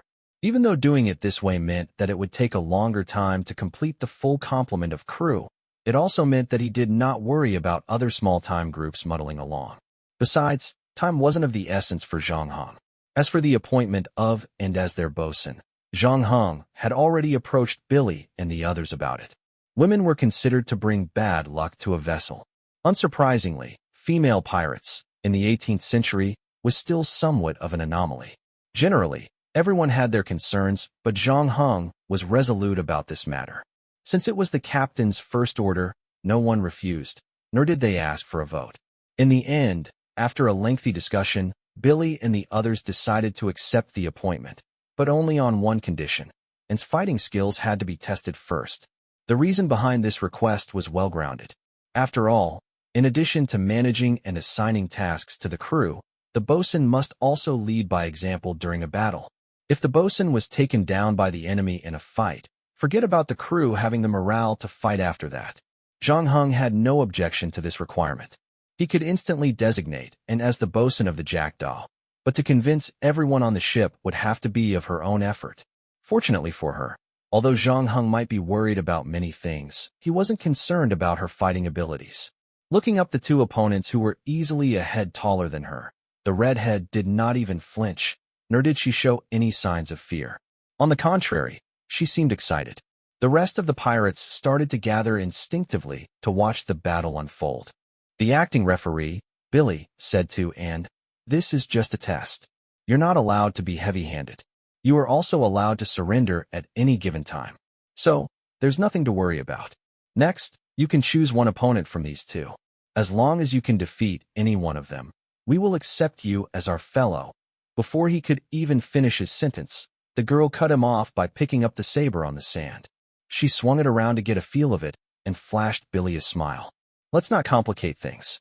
The both of you can fight me together. Otherwise, it would be meaningless if the fight ends too soon." When the other pirates heard this arrogant declaration, a massive uproar broke out among them. Zhang Hong did not have to see the fight, already knowing how it would end. Besides, there were more important matters that needed his attention. Since becoming a captain, he had a constant nudging at the back of his mind that there were always more things to do. Back on the Sea Lion, his main focus was to learn observe more, and to speak less.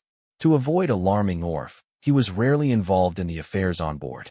Instead, all he had to do was manage his own time every day. Now, however, he was responsible for an entire ship, and there were a million things bogging his mind down. The first thing he did was to instruct Dufresne to buy a batch of green lemons before setting out to sea. During the age of the great sailboats, there was danger lurking at every corner.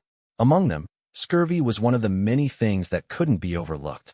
Due to technical restrictions, most of the fresh produce could not be kept on the ship for the long term. Whether navy or pirate, their staple consisted mainly of biscuits and dried meat, supplemented by a small portion of seafood. In the short term, this was not a problem. But in the long run, if they were unable to get on land, the lack of essential vitamins would lead to a series of health problems. The least severe of consequences would be fatigue, agamphysis, aching bones. In more severe cases, however, it often led to death. When Columbus explored the New World, most of his crew died of scurvy, and during Magellan's circumnavigation of the globe, 2/3 of the crew also died of the same condition. The later generations would come to learn that this was caused by vitamin deficiency, specifically the lack of vitamin C. Still, in the era that Zhang Heng was in right now, effective remedies weren't discovered yet. Except for prayer, of course. When he was on the Sea Lion, Zhang Heng had seen people suffering from scurvy. They were weak and sapped, and could only exert half of their strength during battles. That was a strong reminder to him that when it was his turn to lead the crew, the first thing he needed to do was to prepare lemons. Since the fruit was easy to store, still good for consumption even after a month under normal temperature, it was one of the best sources for vitamin C. On top of that, Zhang Heng also instructed the new cook to prepare a batch of dried vegetables and fruits to double down on preventing scurvy. The only lament was that soybeans from China only entered European waters a few decades later.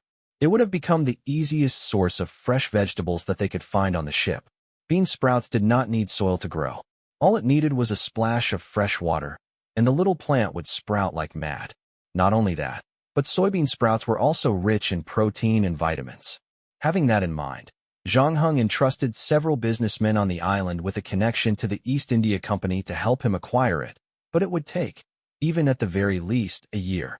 With the food problem taken care of, Zhang Heng proceeded to the black market merchants on the island to discuss matters regarding the splitting of the sales of loot. Generally, the larger pirate gangs on the island would have exclusive partnerships with certain black market merchants as partners, an established mutually beneficial, win-win relationship. When the pirates come back with loot, they would hand them over to their respective black market partners, and the latter would offer them a higher-than-market price. Zhang Heng thought that once he had the jackdaw, he would earn the favor of many of the black market merchants. Unfortunately, the actual situation was far from what he'd envisioned. He visited some of the larger merchants on the island, and although they didn't seem too polite on the surface, it was actually more of an act of courtesy. In fact, the prices they quoted were less than favorable. According to Dufresne, the offers given were only slightly little better than the average newcomer who had only just ventured out to the sea and paled in comparison to the original Sea Lion. The merchants' answers were basically the same, all sharing the same opinion of the excellent condition of the jackdaw herself, but expressed concerns over Captain Zhang Heng's young age. Some of them heard about the incident on the beach and felt that hiring a woman to be the bosun was both immature and sacrilegious on his part, which only confirmed their previous concern. So, across the board, the consensus was that they wished first to see Zhang Heng and his jackdaw prove their ability at sea, hoping that he could come back for a renegotiation only after several successful plunders. Once they were out the door, Dufresne frowned. Something is not right. In the past, these guys showed great enthusiasm whenever potential pirate gangs showed up on the island. It looks like the rumors might be true. What rumor? Because selling stolen goods is such a lucrative business, there are many black market merchants on the island. That means fierce competition would be rife among them. Sometimes, they would have malicious fallout. To win over the competitors' pirate ships, some of them would go as far as to secretly contribute funds to support wildcard ships with hidden agendas, inciting them to mutiny. If they succeed, they will choose their sponsors as new partners in return. But recently, I heard that the island's black market merchants are negotiating to end this chaotic situation, and they intend to form an alliance. Chapter 142. An Intruder. Chapter 142. An intruder. Businessmen abhorred competitors, where having competition was equivalent to earning less profit. Whether it was about getting more customers by increasing the buying price or funding ambitious pirates to help them with their quest for the throne, it was undeniable that these things were going to cost them a large sum of money. According to Fraser, they had thought about setting up a business alliance, but they could not solve the problem of sharing its profits. Without getting a unanimous decision on the profit-sharing proposal, the plan of setting up a business alliance was deemed to fail. For those unhappy with the proposal, they did what they would usually do. As usual, they increased their buying prices to attract more potential customers in the hopes that they'd deal with them instead. Soon, other black market merchants that stuck to the rules could stand it no more after seeing their business partners leaving them for unethical black market merchants instead. The end, everyone realized that the rules did not benefit them at all. Thus, the business alliance that had been set up for only 3 months fell apart. This incident happened 3 years ago, still fresh in the memory of the black market merchants. It made no sense for them to try their luck right now. There must be something that they still had not figured out. I will go and investigate the incident tomorrow. We need to know what is going on, said Dufresne. Zhang Heng then nodded, knowing that there was nothing he could do before he could figure out the whole thing. After that, the two of them went to visit the arms dealers on the island. The firearms on the corvette that Zhang Heng took possession of recently was equipped with a shipload of weapons. In total, the vessel carried 50 guns and 60 sabers. For now, they did not need to purchase any more. However, Zhang Heng knew for sure that the ammunition they used would definitely deplete in no time. It was crucial that he stocked the corvette with extra ammunition. For that, Zhang Heng went to Ball, the arms dealer who sold 4 blunderbusses and 1 rifle to Zhang Heng earlier. As compared to other black market merchants, Ball was much friendlier. Not only did he invite the two to enter his house, but he even instructed his maid to make them some coffee. First, he congratulated Zhang Heng for becoming the captain of the Jackdaw. After that, he went straight down to business. I can easily get all the other stuff that you want. However, it is quite difficult to acquire ammunition for the 24-pound cannon. Most of our cannons here are 6-pounders and 9-pounders. A 12-pound cannon is rare. And then, only the Navy would use a 24-pound cannon. Zhang Heng knew that Ball telling him the truth and wasn't trying to deliberately increase its price. This was a massive problem for him, where his corvette's primary weapon was the 12-pound cannon. However, he had 8 24-pounders equipped on the ship as well. This kind of firepower far outgunned any ordinary merchant ships. All these powerful cannons brought Zhang Heng another big problem. It was not going to be easy for him to buy ammunition for all these. Nevertheless, it seemed that Ball might just be able to figure out a way to acquire them. I have some connections in the Navy. I might just be able to get you the ammunition you want. That said, I must tell you that I cannot guarantee you that I'll get them. Also, please understand that it's going to cost you a lot. Zhang Heng agreed with Ball. As for now, the ammunition on the Jackdaw was still sufficient, and he wasn't too concerned. After that, Dufresne started to check out the price of the shells that Ball offered to them. Before becoming a pirate, Dufresne was a quartermaster on a Navy vessel, which explained why he knew the market quite well. The conversation between Ball and Dufresne went as smooth as silk, considering none of them had any intention to cheat the other. This was the reason why every single pirate crew wanted to hire someone with useful skills. If it was not for the power play that happened on the Sea Lion, it would have been almost impossible for Zhang Heng to recruit people like Dufresne and Billy. Arms dealers on the island were a lot fewer than black market merchants. Hence, competition among them wasn't as fierce. Ball was happy enough to get a regular customer like Zhang Heng. Soon, it had gotten late.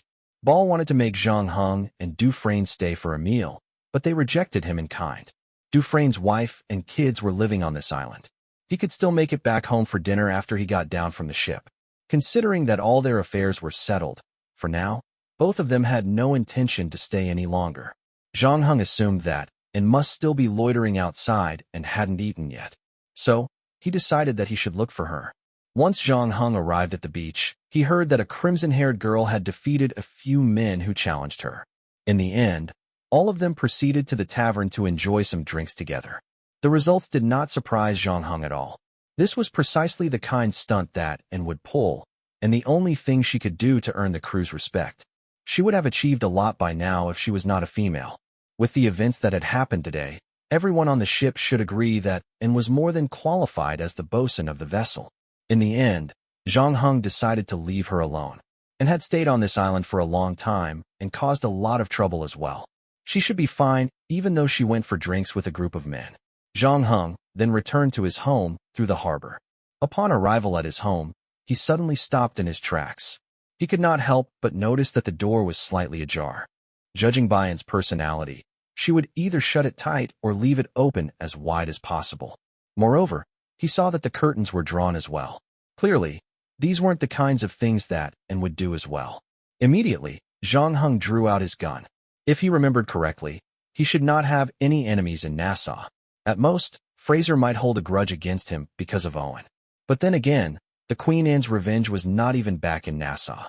There was no way Fraser could suddenly appear out of the blue. Even if he did know about it, the one he should be worried about was Blackbeard. Even Orf came looking for him first. It did not make sense that he would mess with Zhang Heng, now that he owned a Corvette. That was why Zhang Heng could not figure out who the mysterious person in his house was. Perhaps it was just a petty thief?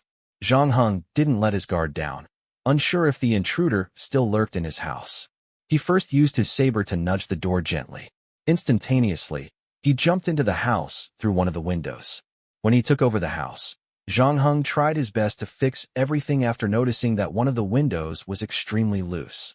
Seeing that it could still be used, Zhang Heng decided that he would leave it there for now.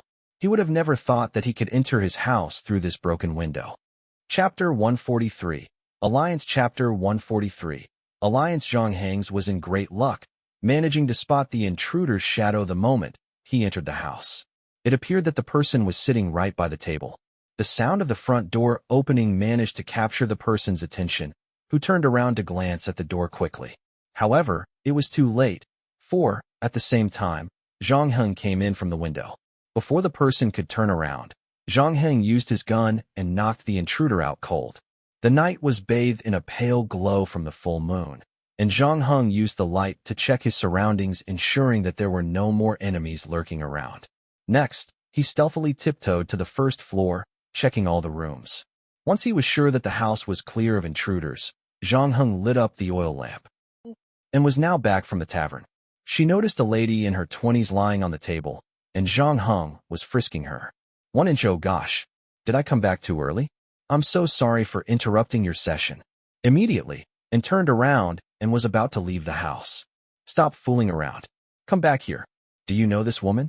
After Zhang Heng searched her, he found no weapons or dangerous items on her. He was shocked to see that the intruder was a woman. Though she entered the house without permission, she didn't touch anything apart from the cup of tea on the table. Judging from her skin tone and attire, Zhang Heng guessed she hailed from a wealthy family. Usually, a lady like her would not come to a place as rough as Nassau, let alone breaking into a house. That was why Zhang Heng could only guess that she was Anne's friend. I don't know her, replied Anne with a burp. You didn't even look at her properly. That is because I don't have a single female friend ever since I was born to this world, said Anne while shaking her hands.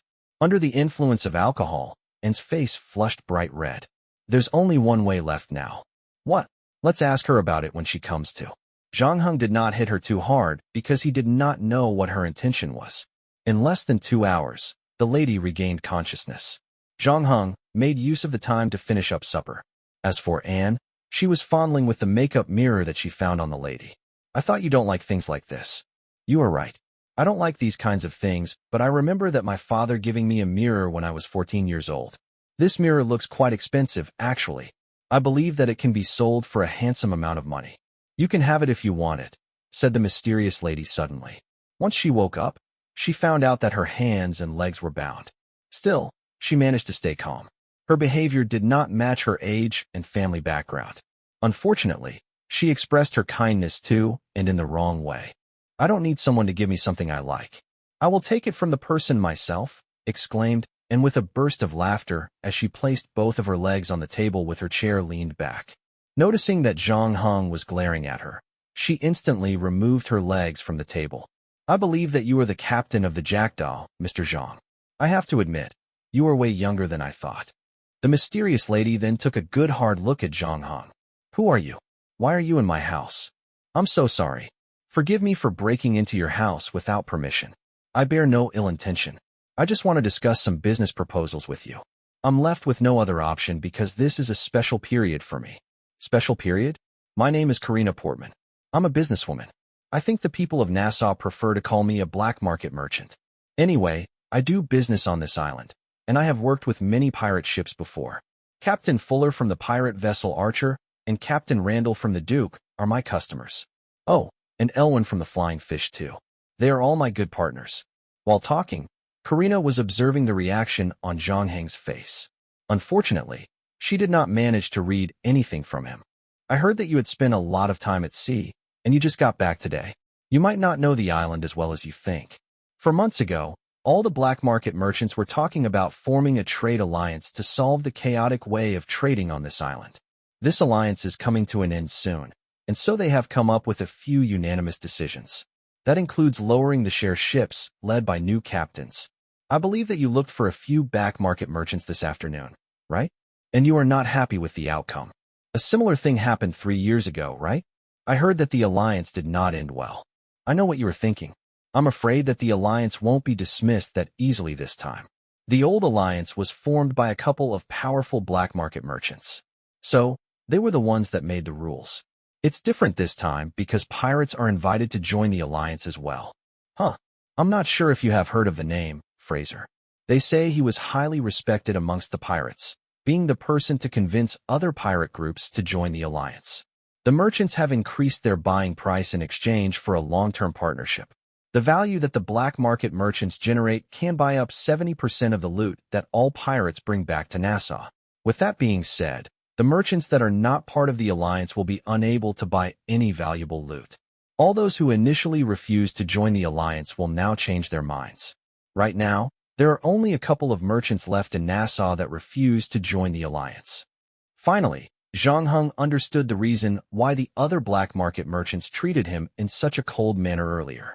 If Karina was telling the truth, then the alliance would have absolute power over the market once it was officially put in place, though they would need to pay to buy off the pirates' loot. One should know that being a pirate wasn't precisely the most stable and safest of jobs. As time passed, pirates who were promised with a high price became lesser and lesser, and young pirates like Zhang Heng would emerge. The merchants would then design a new contract for them where they could buy off their loot at a lower price. In other words, the profit they gained would only increase over time. By that time, the alliance would have dominated the entire market, and the pirates would have no choice but to accept the price offered by the alliance. Chapter 144, Business. Chapter 144, Business. I heard that they are planning to set the price at 5 different tiers. The powerful and big crews will be placed at first tier if they are willing to sign the contract with them. As for those medium-sized crews, they would be placed at the 3rd or 4th tier. A new pirate group, like you can only start from the bottom. Of course, if you manage to acquire a huge amount of loot and sell everything to them, they would surely increase their buying price. Perhaps you could get to 4th tier pricing in 3 years if you're lucky. I assume that would be the shortest time for you to get there. Surely, this is not fair to your crew, said Karina as she tried to nudge her slightly swollen wrist that was still tied up. Upon seeing that, Zhang Heng drew his dagger and cut off the ropes tied around Karina's wrists and legs. What do you mean by business? I want to work with you for the long term. I'm willing to buy all the loot that you acquired from the merchant ships. Don't worry. My buying price is definitely higher than the price that the alliance can offer you. I can offer you a 4th tier price right away. Karina was confident that Zhang Heng would surely take the deal. To her surprise, Zhang Heng rejected her without even thinking twice. I'm sorry. I'm not interested. Why not? Right now, you need a stable partner to trade with you. The price that I offered you is at least 40% higher than the alliance's price. My offer is only valid for a captain like you. Accepting this deal will help you to secure your position as a captain. Also, there's nothing for you to lose if you accept the deal. You calculated the money that I'm going to get if I sell my loot to you, but you didn't calculate the risk I will face. Surely, my actions would anger the entire trade alliance if I work with you. In other words, if something bad happens to you, no black market merchants on this island will do business with me. You don't have to worry about that. I've stayed in Nassau for a very long time. Nothing bad has happened to me so far. Is that right? Why didn't you join the alliance then? According to your description, You should have had countless trading partners before they set up the alliance, right? What about now? How many captains are still willing to sell their loot to you? This was the question that Karina could not avoid.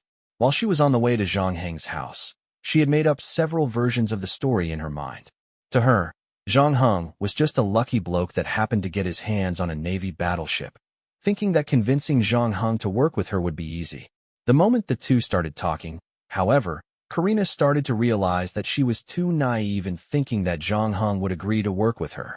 To her surprise, Zhang Heng's thought process and how he managed to stay calm did not match his age at all. He was scarier than all the pirates that she dealt with before.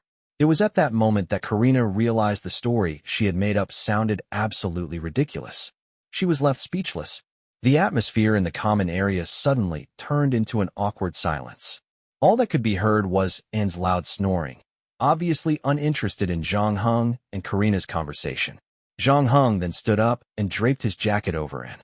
"There's no way that I will work with you if you don't tell me the truth."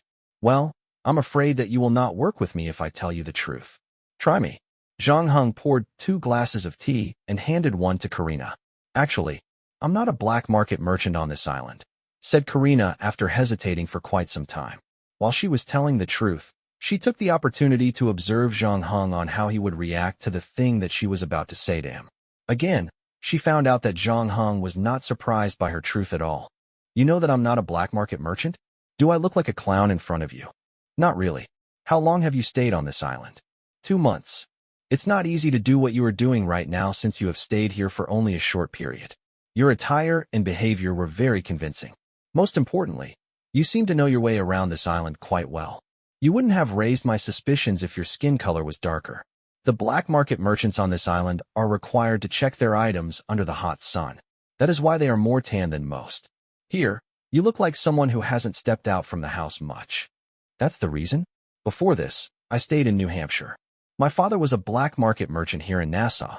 When I was a kid, he would tell me stories about this island. He would say that this is the land of money, where only the fearless could survive on this island. Of course, I wasn't interested in what he had to tell me.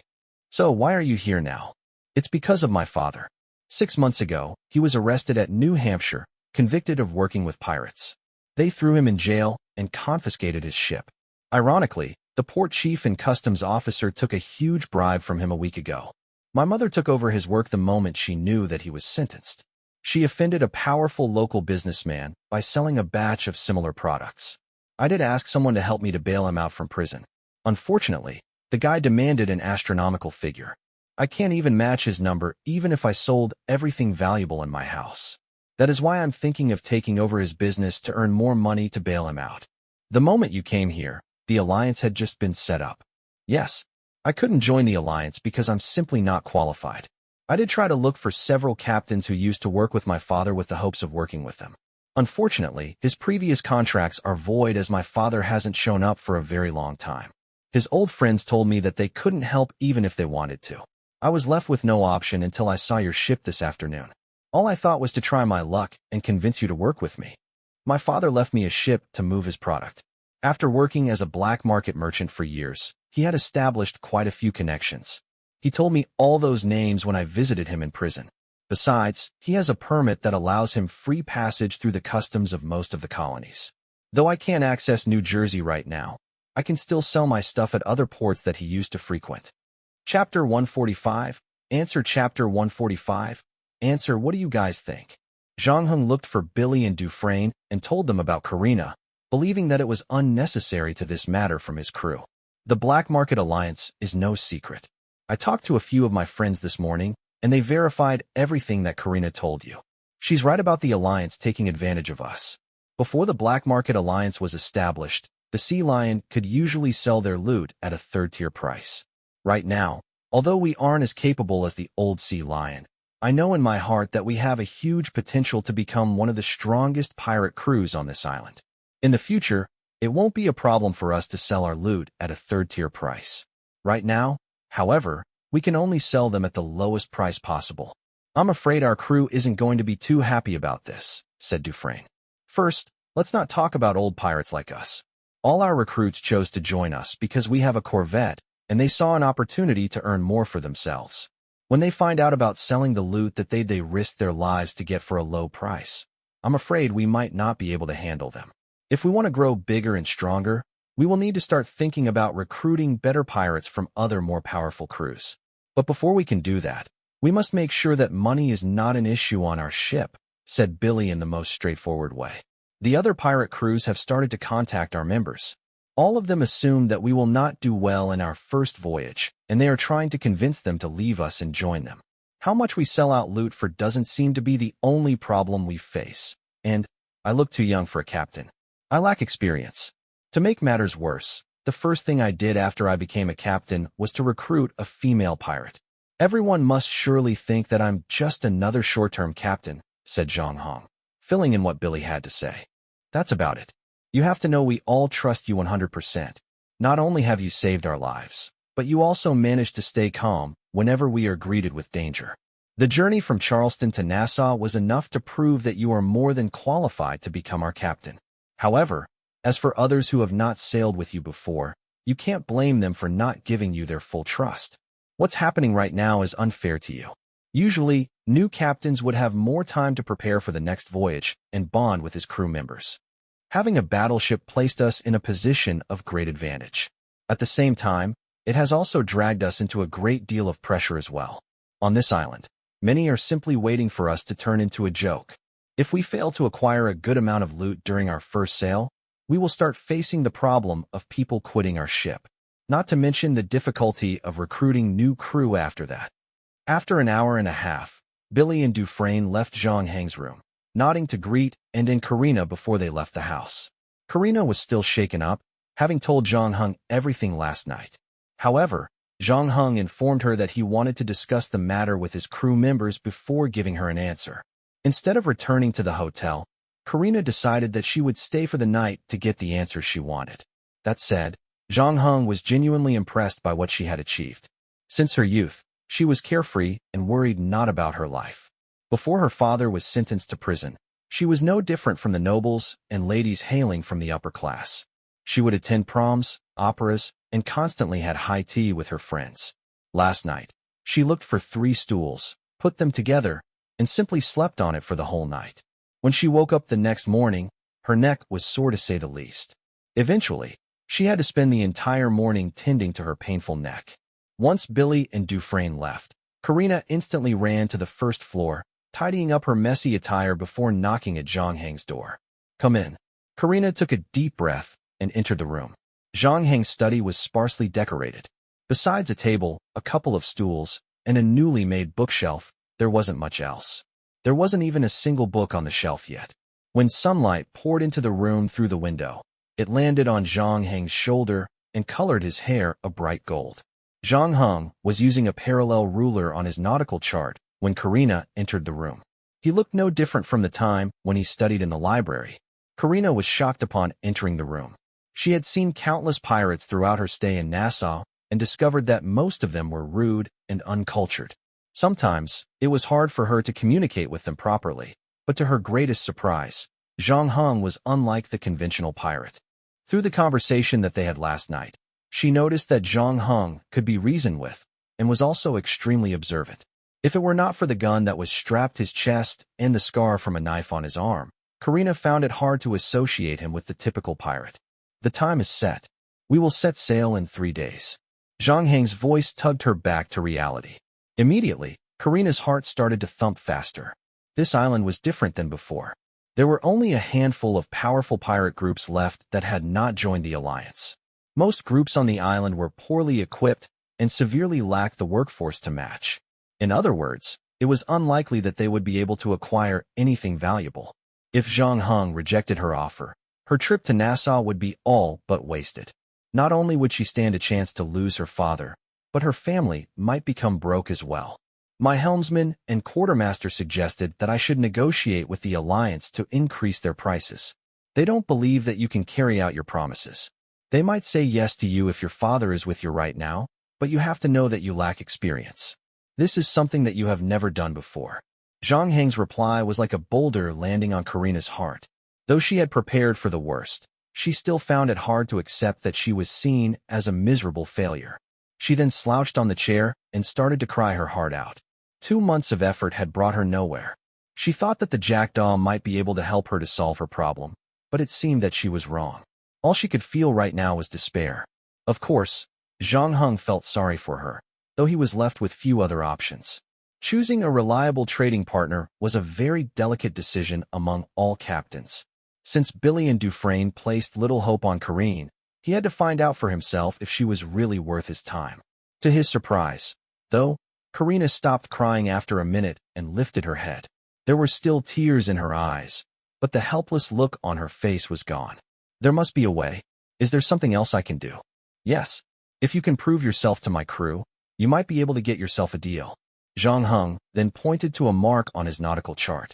Do you know what this place is?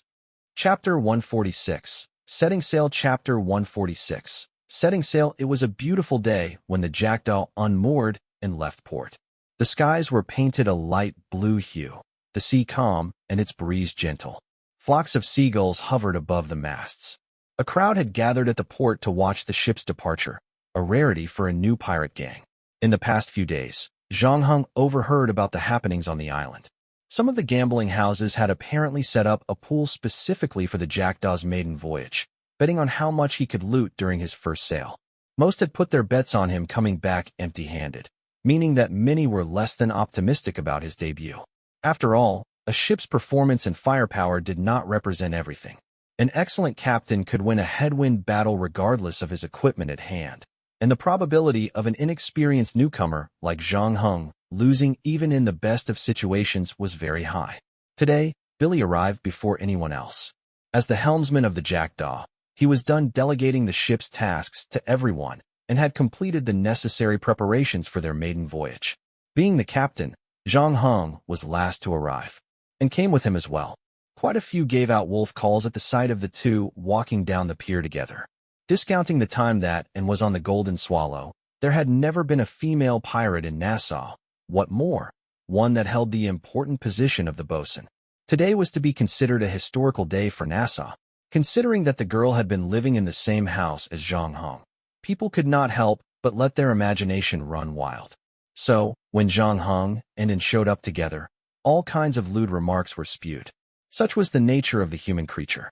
The fact was, the girl had given many of the islanders a sound beating. They knew all too well of how extraordinarily strong she was. Be it as it may, the obscene tendencies of the human mind led them to believe that she must have used her body in exchange for the position on the ship. James stood among the crowd with raging and envious eyes. He was the first person to be acquainted with Anne, and at that time, she was just the daughter of a wealthy family living with her mother, a lass with whimsical fantasies of becoming a pirate. It was he who had lured and encouraged Anne to run away with him to Nassau. Of course, he knew what the actual situation here was like. He waited until all of Anne's money was spent, to the point that they were driven from pillar to post. He hoped that she would find no way out and eventually marry him. He had coveted Anne for the longest time, not just her body but also her father's fortune. Although father and daughter were not on speaking terms, James simply needed to wait until things fell into place. When Anne was pregnant with his child, her father would surely be indisposed to ignore his own grandchild. The first half of this plan had gone smoothly. Even though Anne kicked James in the crotch and ran away from him, he was very confident that like the vast majority of rebellious teenage girls, she would still have to face reality at the end of the day no matter where she ran to. When the penniless red-haired girl could no longer stand the hunger or find shelter from the rain, she would come back to him indefinitely. Never would he have imagined that halfway through his plan, one Zhang Heng would appear. Not only did the boy let her stay in his place, but he even took care of her meals and living expenses. James did not believe that there would be anyone that kind on this island, unless Zhang Heng had the same motive as he did. When James found out that he had a competitor, he was both shocked and pissed, naturally wanting to confront Zhang Heng. But when he found out that the boy was a seaman on the Sea Lion, he quickly abandoned the idea. Everyone in Nassau knew the name, Blackbeard. James had to think twice if he could actually endure Blackbeard's anger for harassing his crew. Eventually, he decided to wait until Zhang Heng went out to the sea before he would sneak up on Anne. He advised her to leave the house and return to him, but the girl did not show any signs that she wanted to. After a few times asking her, James could very clearly feel Anne's resentment toward him, building up, getting stronger with each passing day. The truth was, if not for the fact that both of them had been companions for a long time and had arrived at Nassau together, Anne's kick would have come even earlier. That afternoon, James had to lie on the footpath for half an hour before he was well enough to get himself up. Although he still had not given his intentions, he knew that in the short term, he didn't stand a chance. Right now, seeing Zhang Heng and Anne together, James became the loudest among the crowd. But unlike the joyous few who had come to watch, he was so mad he began swearing, which only yielded angry glances from the people around him.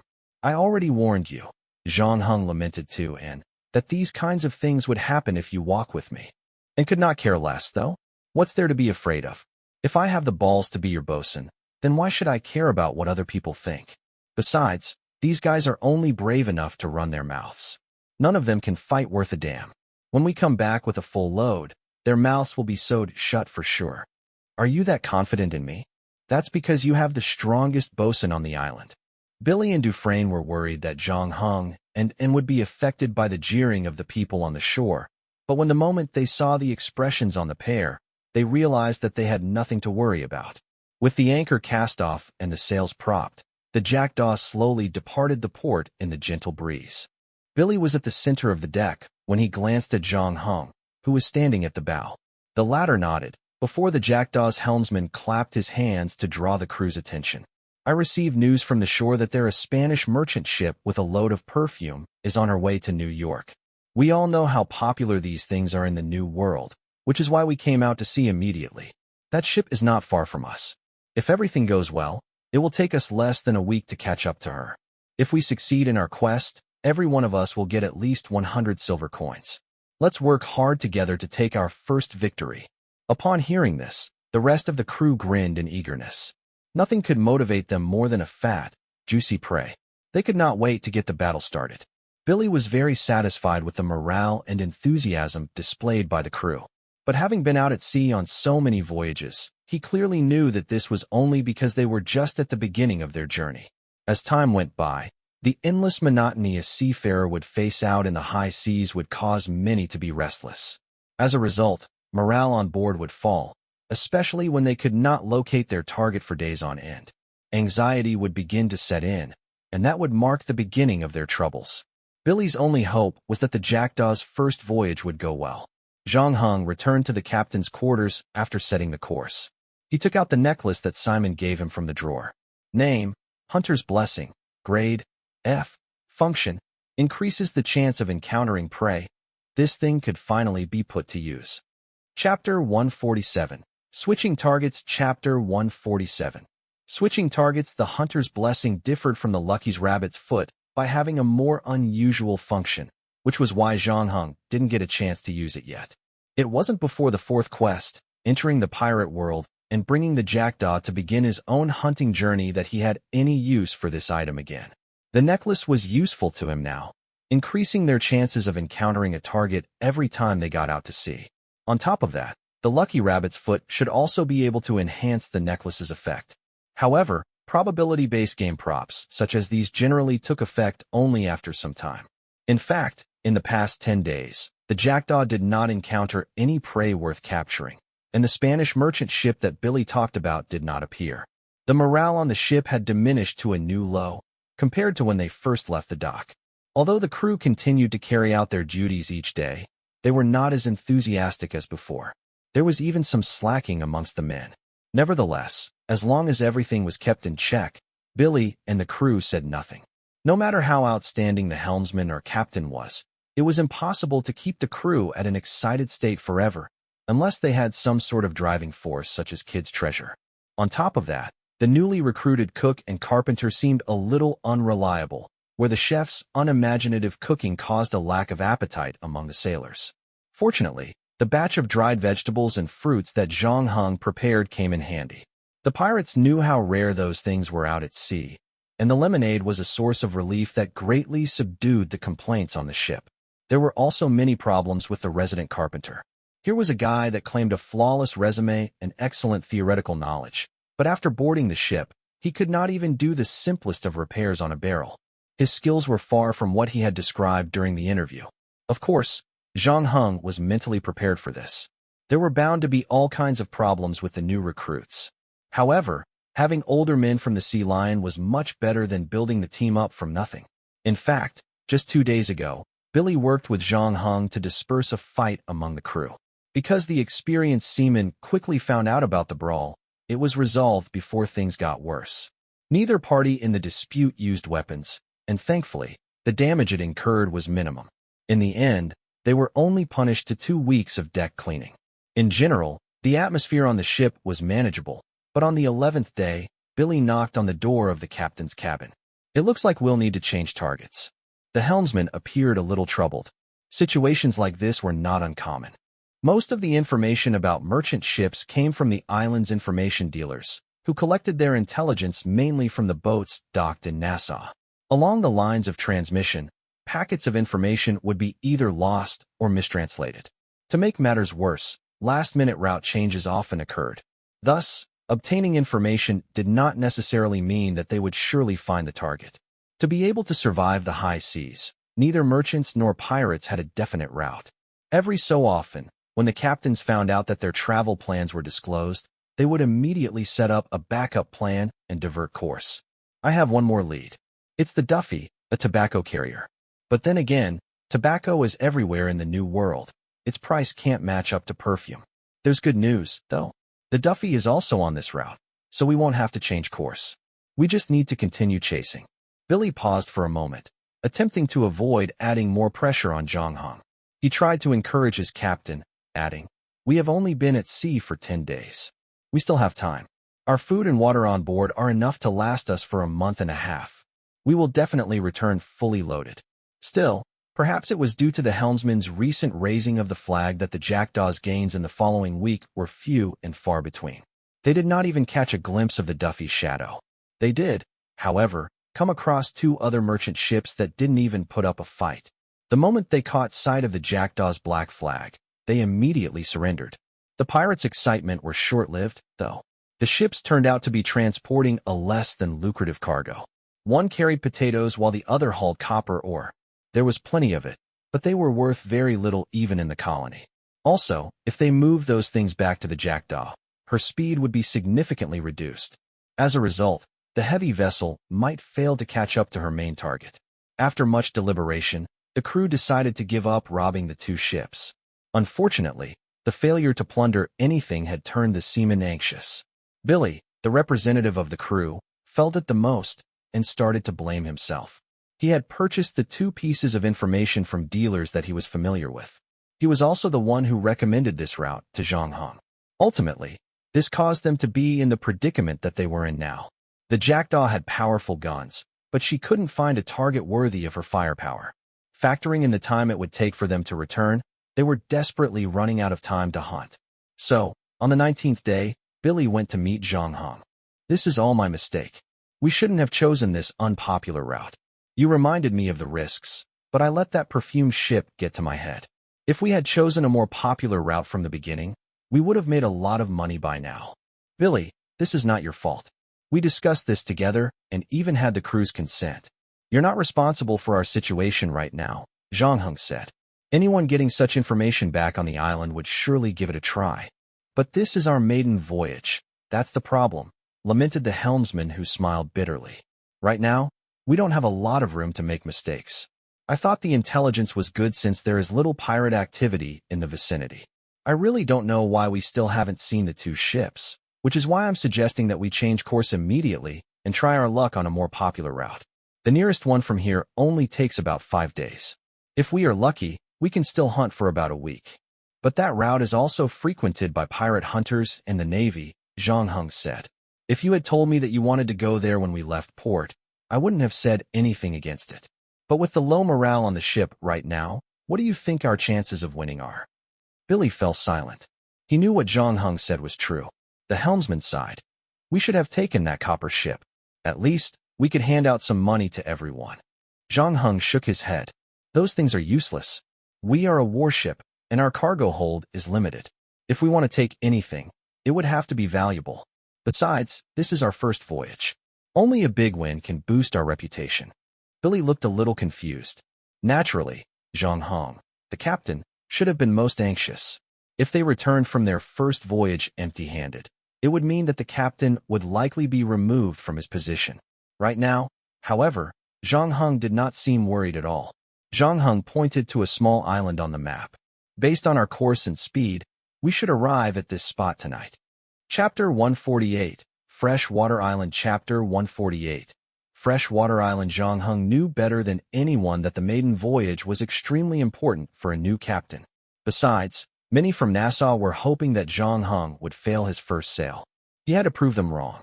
The moment he returned to Nassau, he noticed that a lot of people were paying attention to him.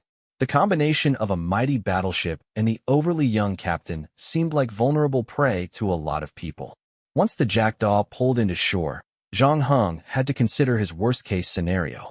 He did not doubt that Billy and the rest of the old crew members were loyal to him, and after the kids' treasure incident, Zhang Heng knew that all 16 of them would not betray him. For now, at least.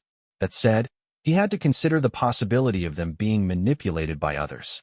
When they were told that the ship that carried perfume and the Daffy would cross an unpopular shipping line, Zhang Feng felt that it was simply too much of a coincidence. When he thought of how stern the Black Market Alliance was, he realized that his first sail had gone too smoothly to be true. Luckily, he still had a trump card with him. He and Karina were considered as outsiders on the island. Since she hoped to earn little more money to rescue her father from prison, she was devastated when she found out that a black market alliance was being set up on the island. Right now, she needed the Jackdaw to supply her with loot so she could sell them elsewhere. At the same time, Zhang Heng needed someone like Karina to get rid of his plunder as well. Zhang Heng thought differently from Billy and the rest of the pirates. From the very beginning, he had no intention to work together with the Black Market Alliance. Fraser was not the only problem. A lot of people did not realize how dangerous the Black Market Alliance was. Once these people dominated the market in Nassau, every pirate would lose their rights to negotiate the buying price. Undoubtedly, it was not that easy to become a captain of a pirate ship. One had to be courageous, valiant, and filled with experience to master the position. The crew believed that their captains would lead them to wealth and glory all around the world. Loot that could not be sold out wasn't wealth to them. In other words, if the Black Market Alliance dominated the market in Nassau, they were capable of refusing the loot from the captains that they wanted to eliminate. With such power at hand, the black market merchants would continuously have a grip over the fate of the pirates. This was a situation that Zhang Heng dreaded. Other captains might have already figured this out, but it was hard for them to reject the Black Market Alliance's offer. Not only would the alliance increase their buying price, they even told the captains that the proposal was only valid as long as they remained captains. That would mean their crew had to think twice before they betrayed their captains, as it could cost them tremendous loss. Undeniably, this could help fortify the captain's position on the ship. Of course, there were risks to be considered if they decided to take part in the Black Market Alliance, but they figured that they'd only cross the bridge when they came to it.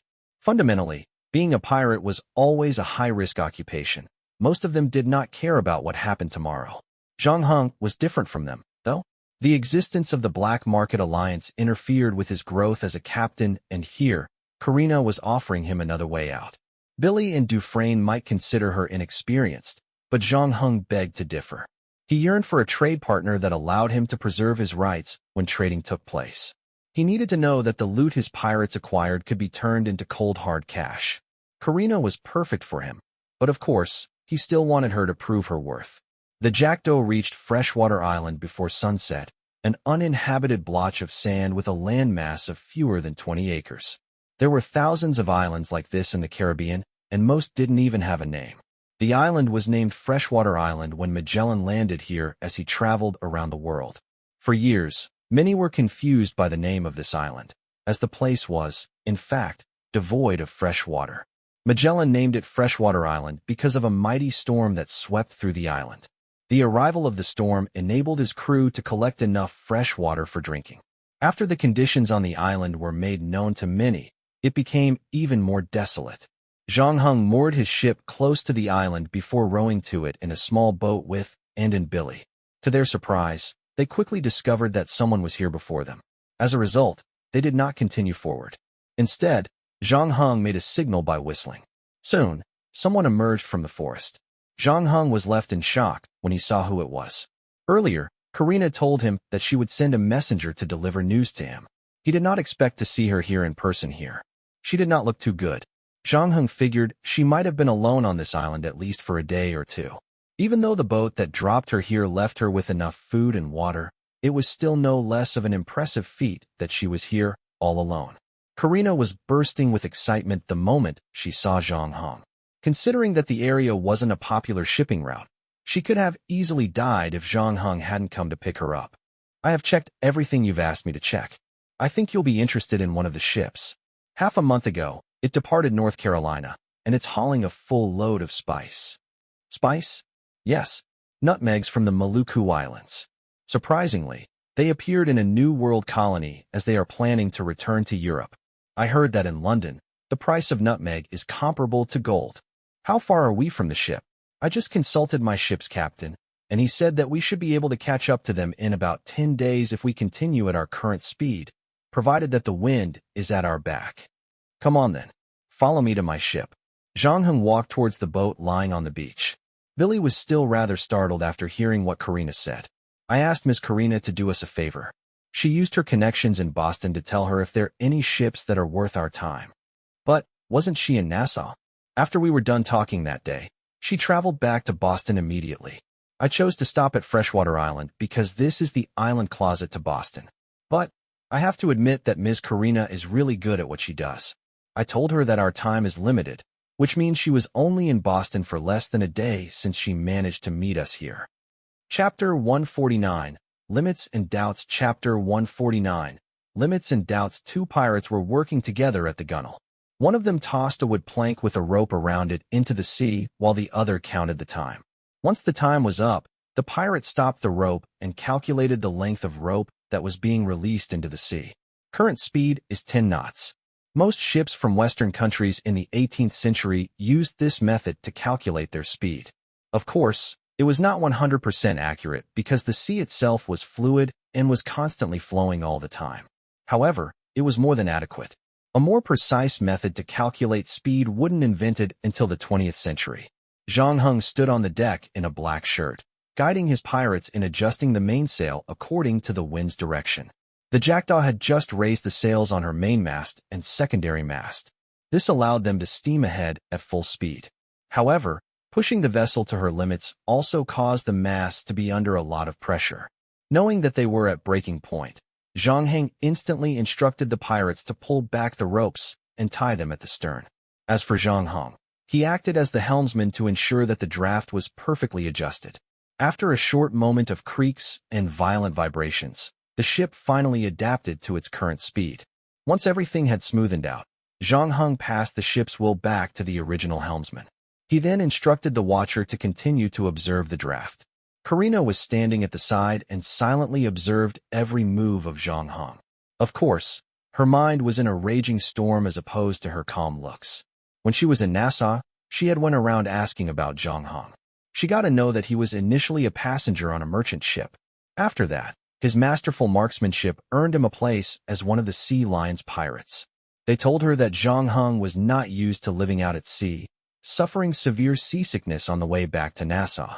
It was during that time that he almost lost his life. In a year, Zhang Heng worked his way from an ordinary pirate to the bosun of the Sea Lion. Not too long after that, he led a group of old pirates to leave the Queen Anne's Revenge. By the time he arrived in Nassau, he was already the captain of a battleship with a large pirate crew under his watch. The swift intensity of his growth cast doubt upon the islanders on whether he had enough experience or wisdom to lead a ship full of pirates. Before all these, Karina thought the same as well. However, her opinion of him completely changed after the two of them exchanged words. The man standing before her was completely different from the pirates that she had encountered before. He wasn't supposed to possess such a high level of charm and maturity at this age. This was what she thought about him anyway. That said, it did not mean others would feel the same way. She finally got to see how Zhang Heng led his people now that she was aboard his ship. His behavior did not make him look like a new captain at all. When he was greeted with various challenges, he would somehow look for a way to solve them one by one. After spending a few days with Zhang Heng on the ship, Karina was no longer as surprised as she was, knowing that it would be hard for a man with such discipline not to succeed.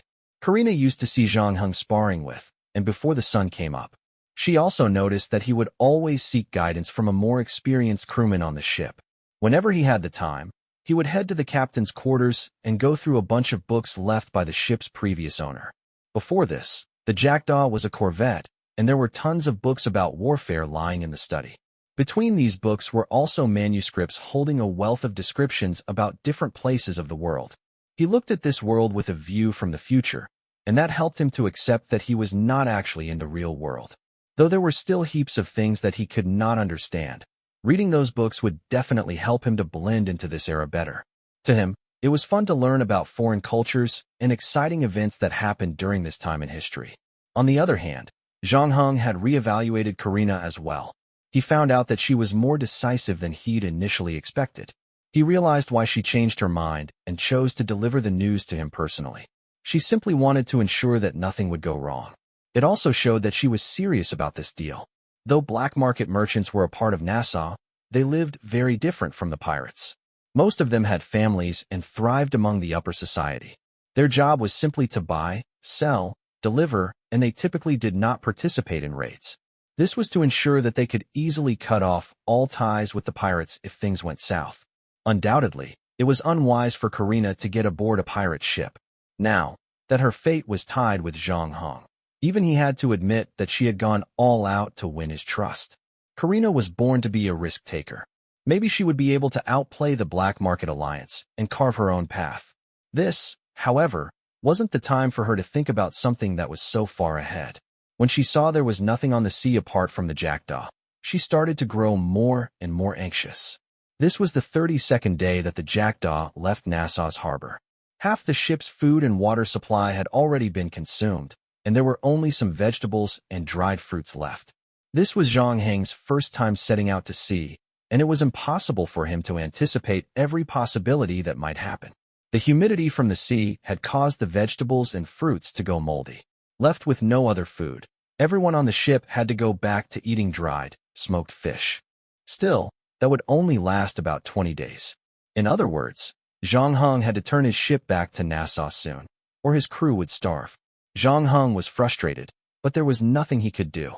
He had tried his best to have a backup plan for everything, but still faced all sorts of unexpected events. Even the best captain of the Caribbean could not guarantee that he would be able to return with a ship filled with loot every time. No matter what, Zhang Heng needed to win this war. As time passed, Zhang Heng could feel the changes in everyone's emotions. Not only was it evident among the new recruits, but old pirates like Billy and Dufresne also started to lose hope as well. Karine was no exception. Last night, she knocked at the door of the captain's quarters, telling Zhang Heng that she suspected that everyone from the colony might know about her father getting into jail. There was a possibility that her friend from the customs had betrayed her. The ship that carried Nutmeg could be nothing more than a high tale made up by them. In the worst-case scenario, this could even be a trap set by the Navy. I've thought about it over and over again. It's impossible that our target would have sailed all the way to the New World. There's something fishy going on here. I remember my father telling me that he has 2 enemies from Boston, said Karina in a nervous manner. Now, if this is a trap, why would they make up something that is so ridiculous then? Zhang Heng proceeded to the galley and poured Karina a glass of rum. Chapter 150. Leadership. Chapter 150. Leadership. After Karina emptied down an entire bottle of rum, Zhang Heng finally managed to divert her attention from the ship that carried spices.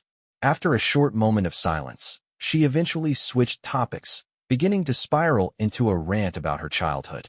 She spoke of an absent father, a mother that was addicted to partying, her mother's lover, an older sister that liked to take her stuff, and a dog named Parker. Everything that she said was in pieces, but it was indubitably filled with emotion. I thought that we didn't like each other that much. I thought that my mother would have gone away with her lover when my father was sent to jail. I thought that my sister would have gone to London to learn how to paint better. My family was born broken. I've realized it when I was only 6. Everyone, including me, we just bloody mind our own business. The strange thing was that no one left the family when we received the bad news. This doesn't make sense to me. We spend our entire lives trying to get out of this hellhole. Why did everyone stay when we had the opportunity to run from it? While Zhang Heng was waiting for her answer, she suddenly changed topics again and was now rambling on about the salon. She started complaining about how terrible the dessert was and how the guests around her behaved like hypocrites. After that, she began an incomprehensible mumble before falling into a deep sleep on the table. Zhang Heng decided that he would not wake her and left her to sleep it off in his room. He then left the captain's quarters. Zhang Heng wasn't worried about Karina finding out his secret, as the captain's quarters only contained books and nothing else. There was no one in the corridor when Zhang Heng left the room. He walked for a while, but stumbled all of a sudden. Leaning on the wall for support, he closed his eyes. This time, he could feel exhaustion and fatigue engulfing him. The ship was now in a completely different atmosphere from when they just left the harbor. The entire jackdaw was surrounded by hopelessness. After the perfume ship and the Duffy incident, almost everyone started to become suspicious about the intel provided by Karina. Even after Zhang Heng told them about the boat that was loaded with spices, none of them seemed too enthusiastic. As time passed, more and more crew started to groan and complain. Even Zhang Heng himself wasn't as calm as before. If his first voyage ended a failure, things would surely get worse for the jackdaw. As the captain of the ship, Zhang Heng would be held responsible for every single thing that took place on his vessel. His situation would turn even more dangerous if he returned to Nassau with no loot on the ship. Everyone on the jackdaw had the right to complain and be cynical about the voyage, except for Zhang Heng. He couldn't afford to show his crew any negativity. The only person that they could rely on in their helplessness was their captain. No matter what, they would always turn to Zhang Heng, hoping that he would somehow solve their current predicament and guide them to the path of success. His confidence and calmness were the only things that could put everyone's mind at ease. This crisis had a silver lining, though. If Zhang Heng managed to lead them out of the rut, he would be able to gain massive respect from the new recruits and the old members alike. His position would be legitimized, and they would see him as the true leader of the jackdaw. But would he be able to do it? Zhang Heng did not know the answer to this question. For the few quests that he completed earlier, he just needed to take good care of himself and complete whatever tasks that were given to him. When he was in school, he always preferred to be alone than to mingle around. It was not that he was bad at socializing. He just did not fancy it. His main goal for this quest was to build his force, a challenge that he had never faced before. From the very beginning, he was involved with Fraser and Orf. Not only did he spend a great deal of time learning different skills from different pirates that served on the Sea Lion, but he also considered a lot about the way Orf and Teach led their people. When it came to this, Fraser undoubtedly provided him with lots of guidance, teaching him that not all captains shared the same characteristics. The only trait they shared was to utilize the people that they led fully. Just like Edward Teach, he rarely got involved in the things that happened on the ship. However, he still managed to earn a lot of respect from his crew. For 3 years, no one on the ship had the guts to challenge his authority. One legendary pirate such as Sam, the Black Prince, was known as the best captain in the entire Nassau. Everyone on his ship remained loyal to him to the ends of the earth. And pirates like Hunig was known for his generosity, having a huge following even after he had retired. One Zhang Heng woke up early in the morning and started to think about his signature trait. He could not use fear to rule his people as Teach had, and neither was he a social butterfly like Black Prince as well. Also, he was not as generous as Hunig. In the end, Zhang Heng decided that trust could be his signature trait. He hoped that the people on the jackdaw would continue to trust him no matter what, especially during a crisis like this. So far, his people would execute all his commands even if they did not know the reason behind his decision. This was made possible by the deep trust they had in him. Zhang Heng knew that this was not going to be an easy path, realizing that he could not gain their trust just like that. He had to endure several massive crises with his crew to gain their absolute trust. If he managed to succeed, his pirates would be equipped with an excellent ability to execute orders and possess a strong will. It would be hard for their enemies to break them down. Right now, Zhang Heng had to lead them out of this crisis to kickstart his plan. "You look tired." Zhang Heng heard someone talking to him from the dark. He then opened his eyes and saw, and standing in front of him with an oil lamp. Because of the eerie atmosphere around them, and looked like a ghost poised to haunt Zhang Heng. "The two of you," and grew slightly suspicious when she saw the door that was closed behind him. She's here to talk about the plan for tomorrow." "Plan for tomorrow? Aren't we supposed to go after that ship carrying spices?" Zhang Heng was left speechless. Of the entire ship, and was the only one that had never doubted his plans. He was relieved when he saw that she wasn't that worried. Before he could reply to her, the watcher suddenly shouted at Zhang Hong. "Ship spotted! There's a ship in front of us."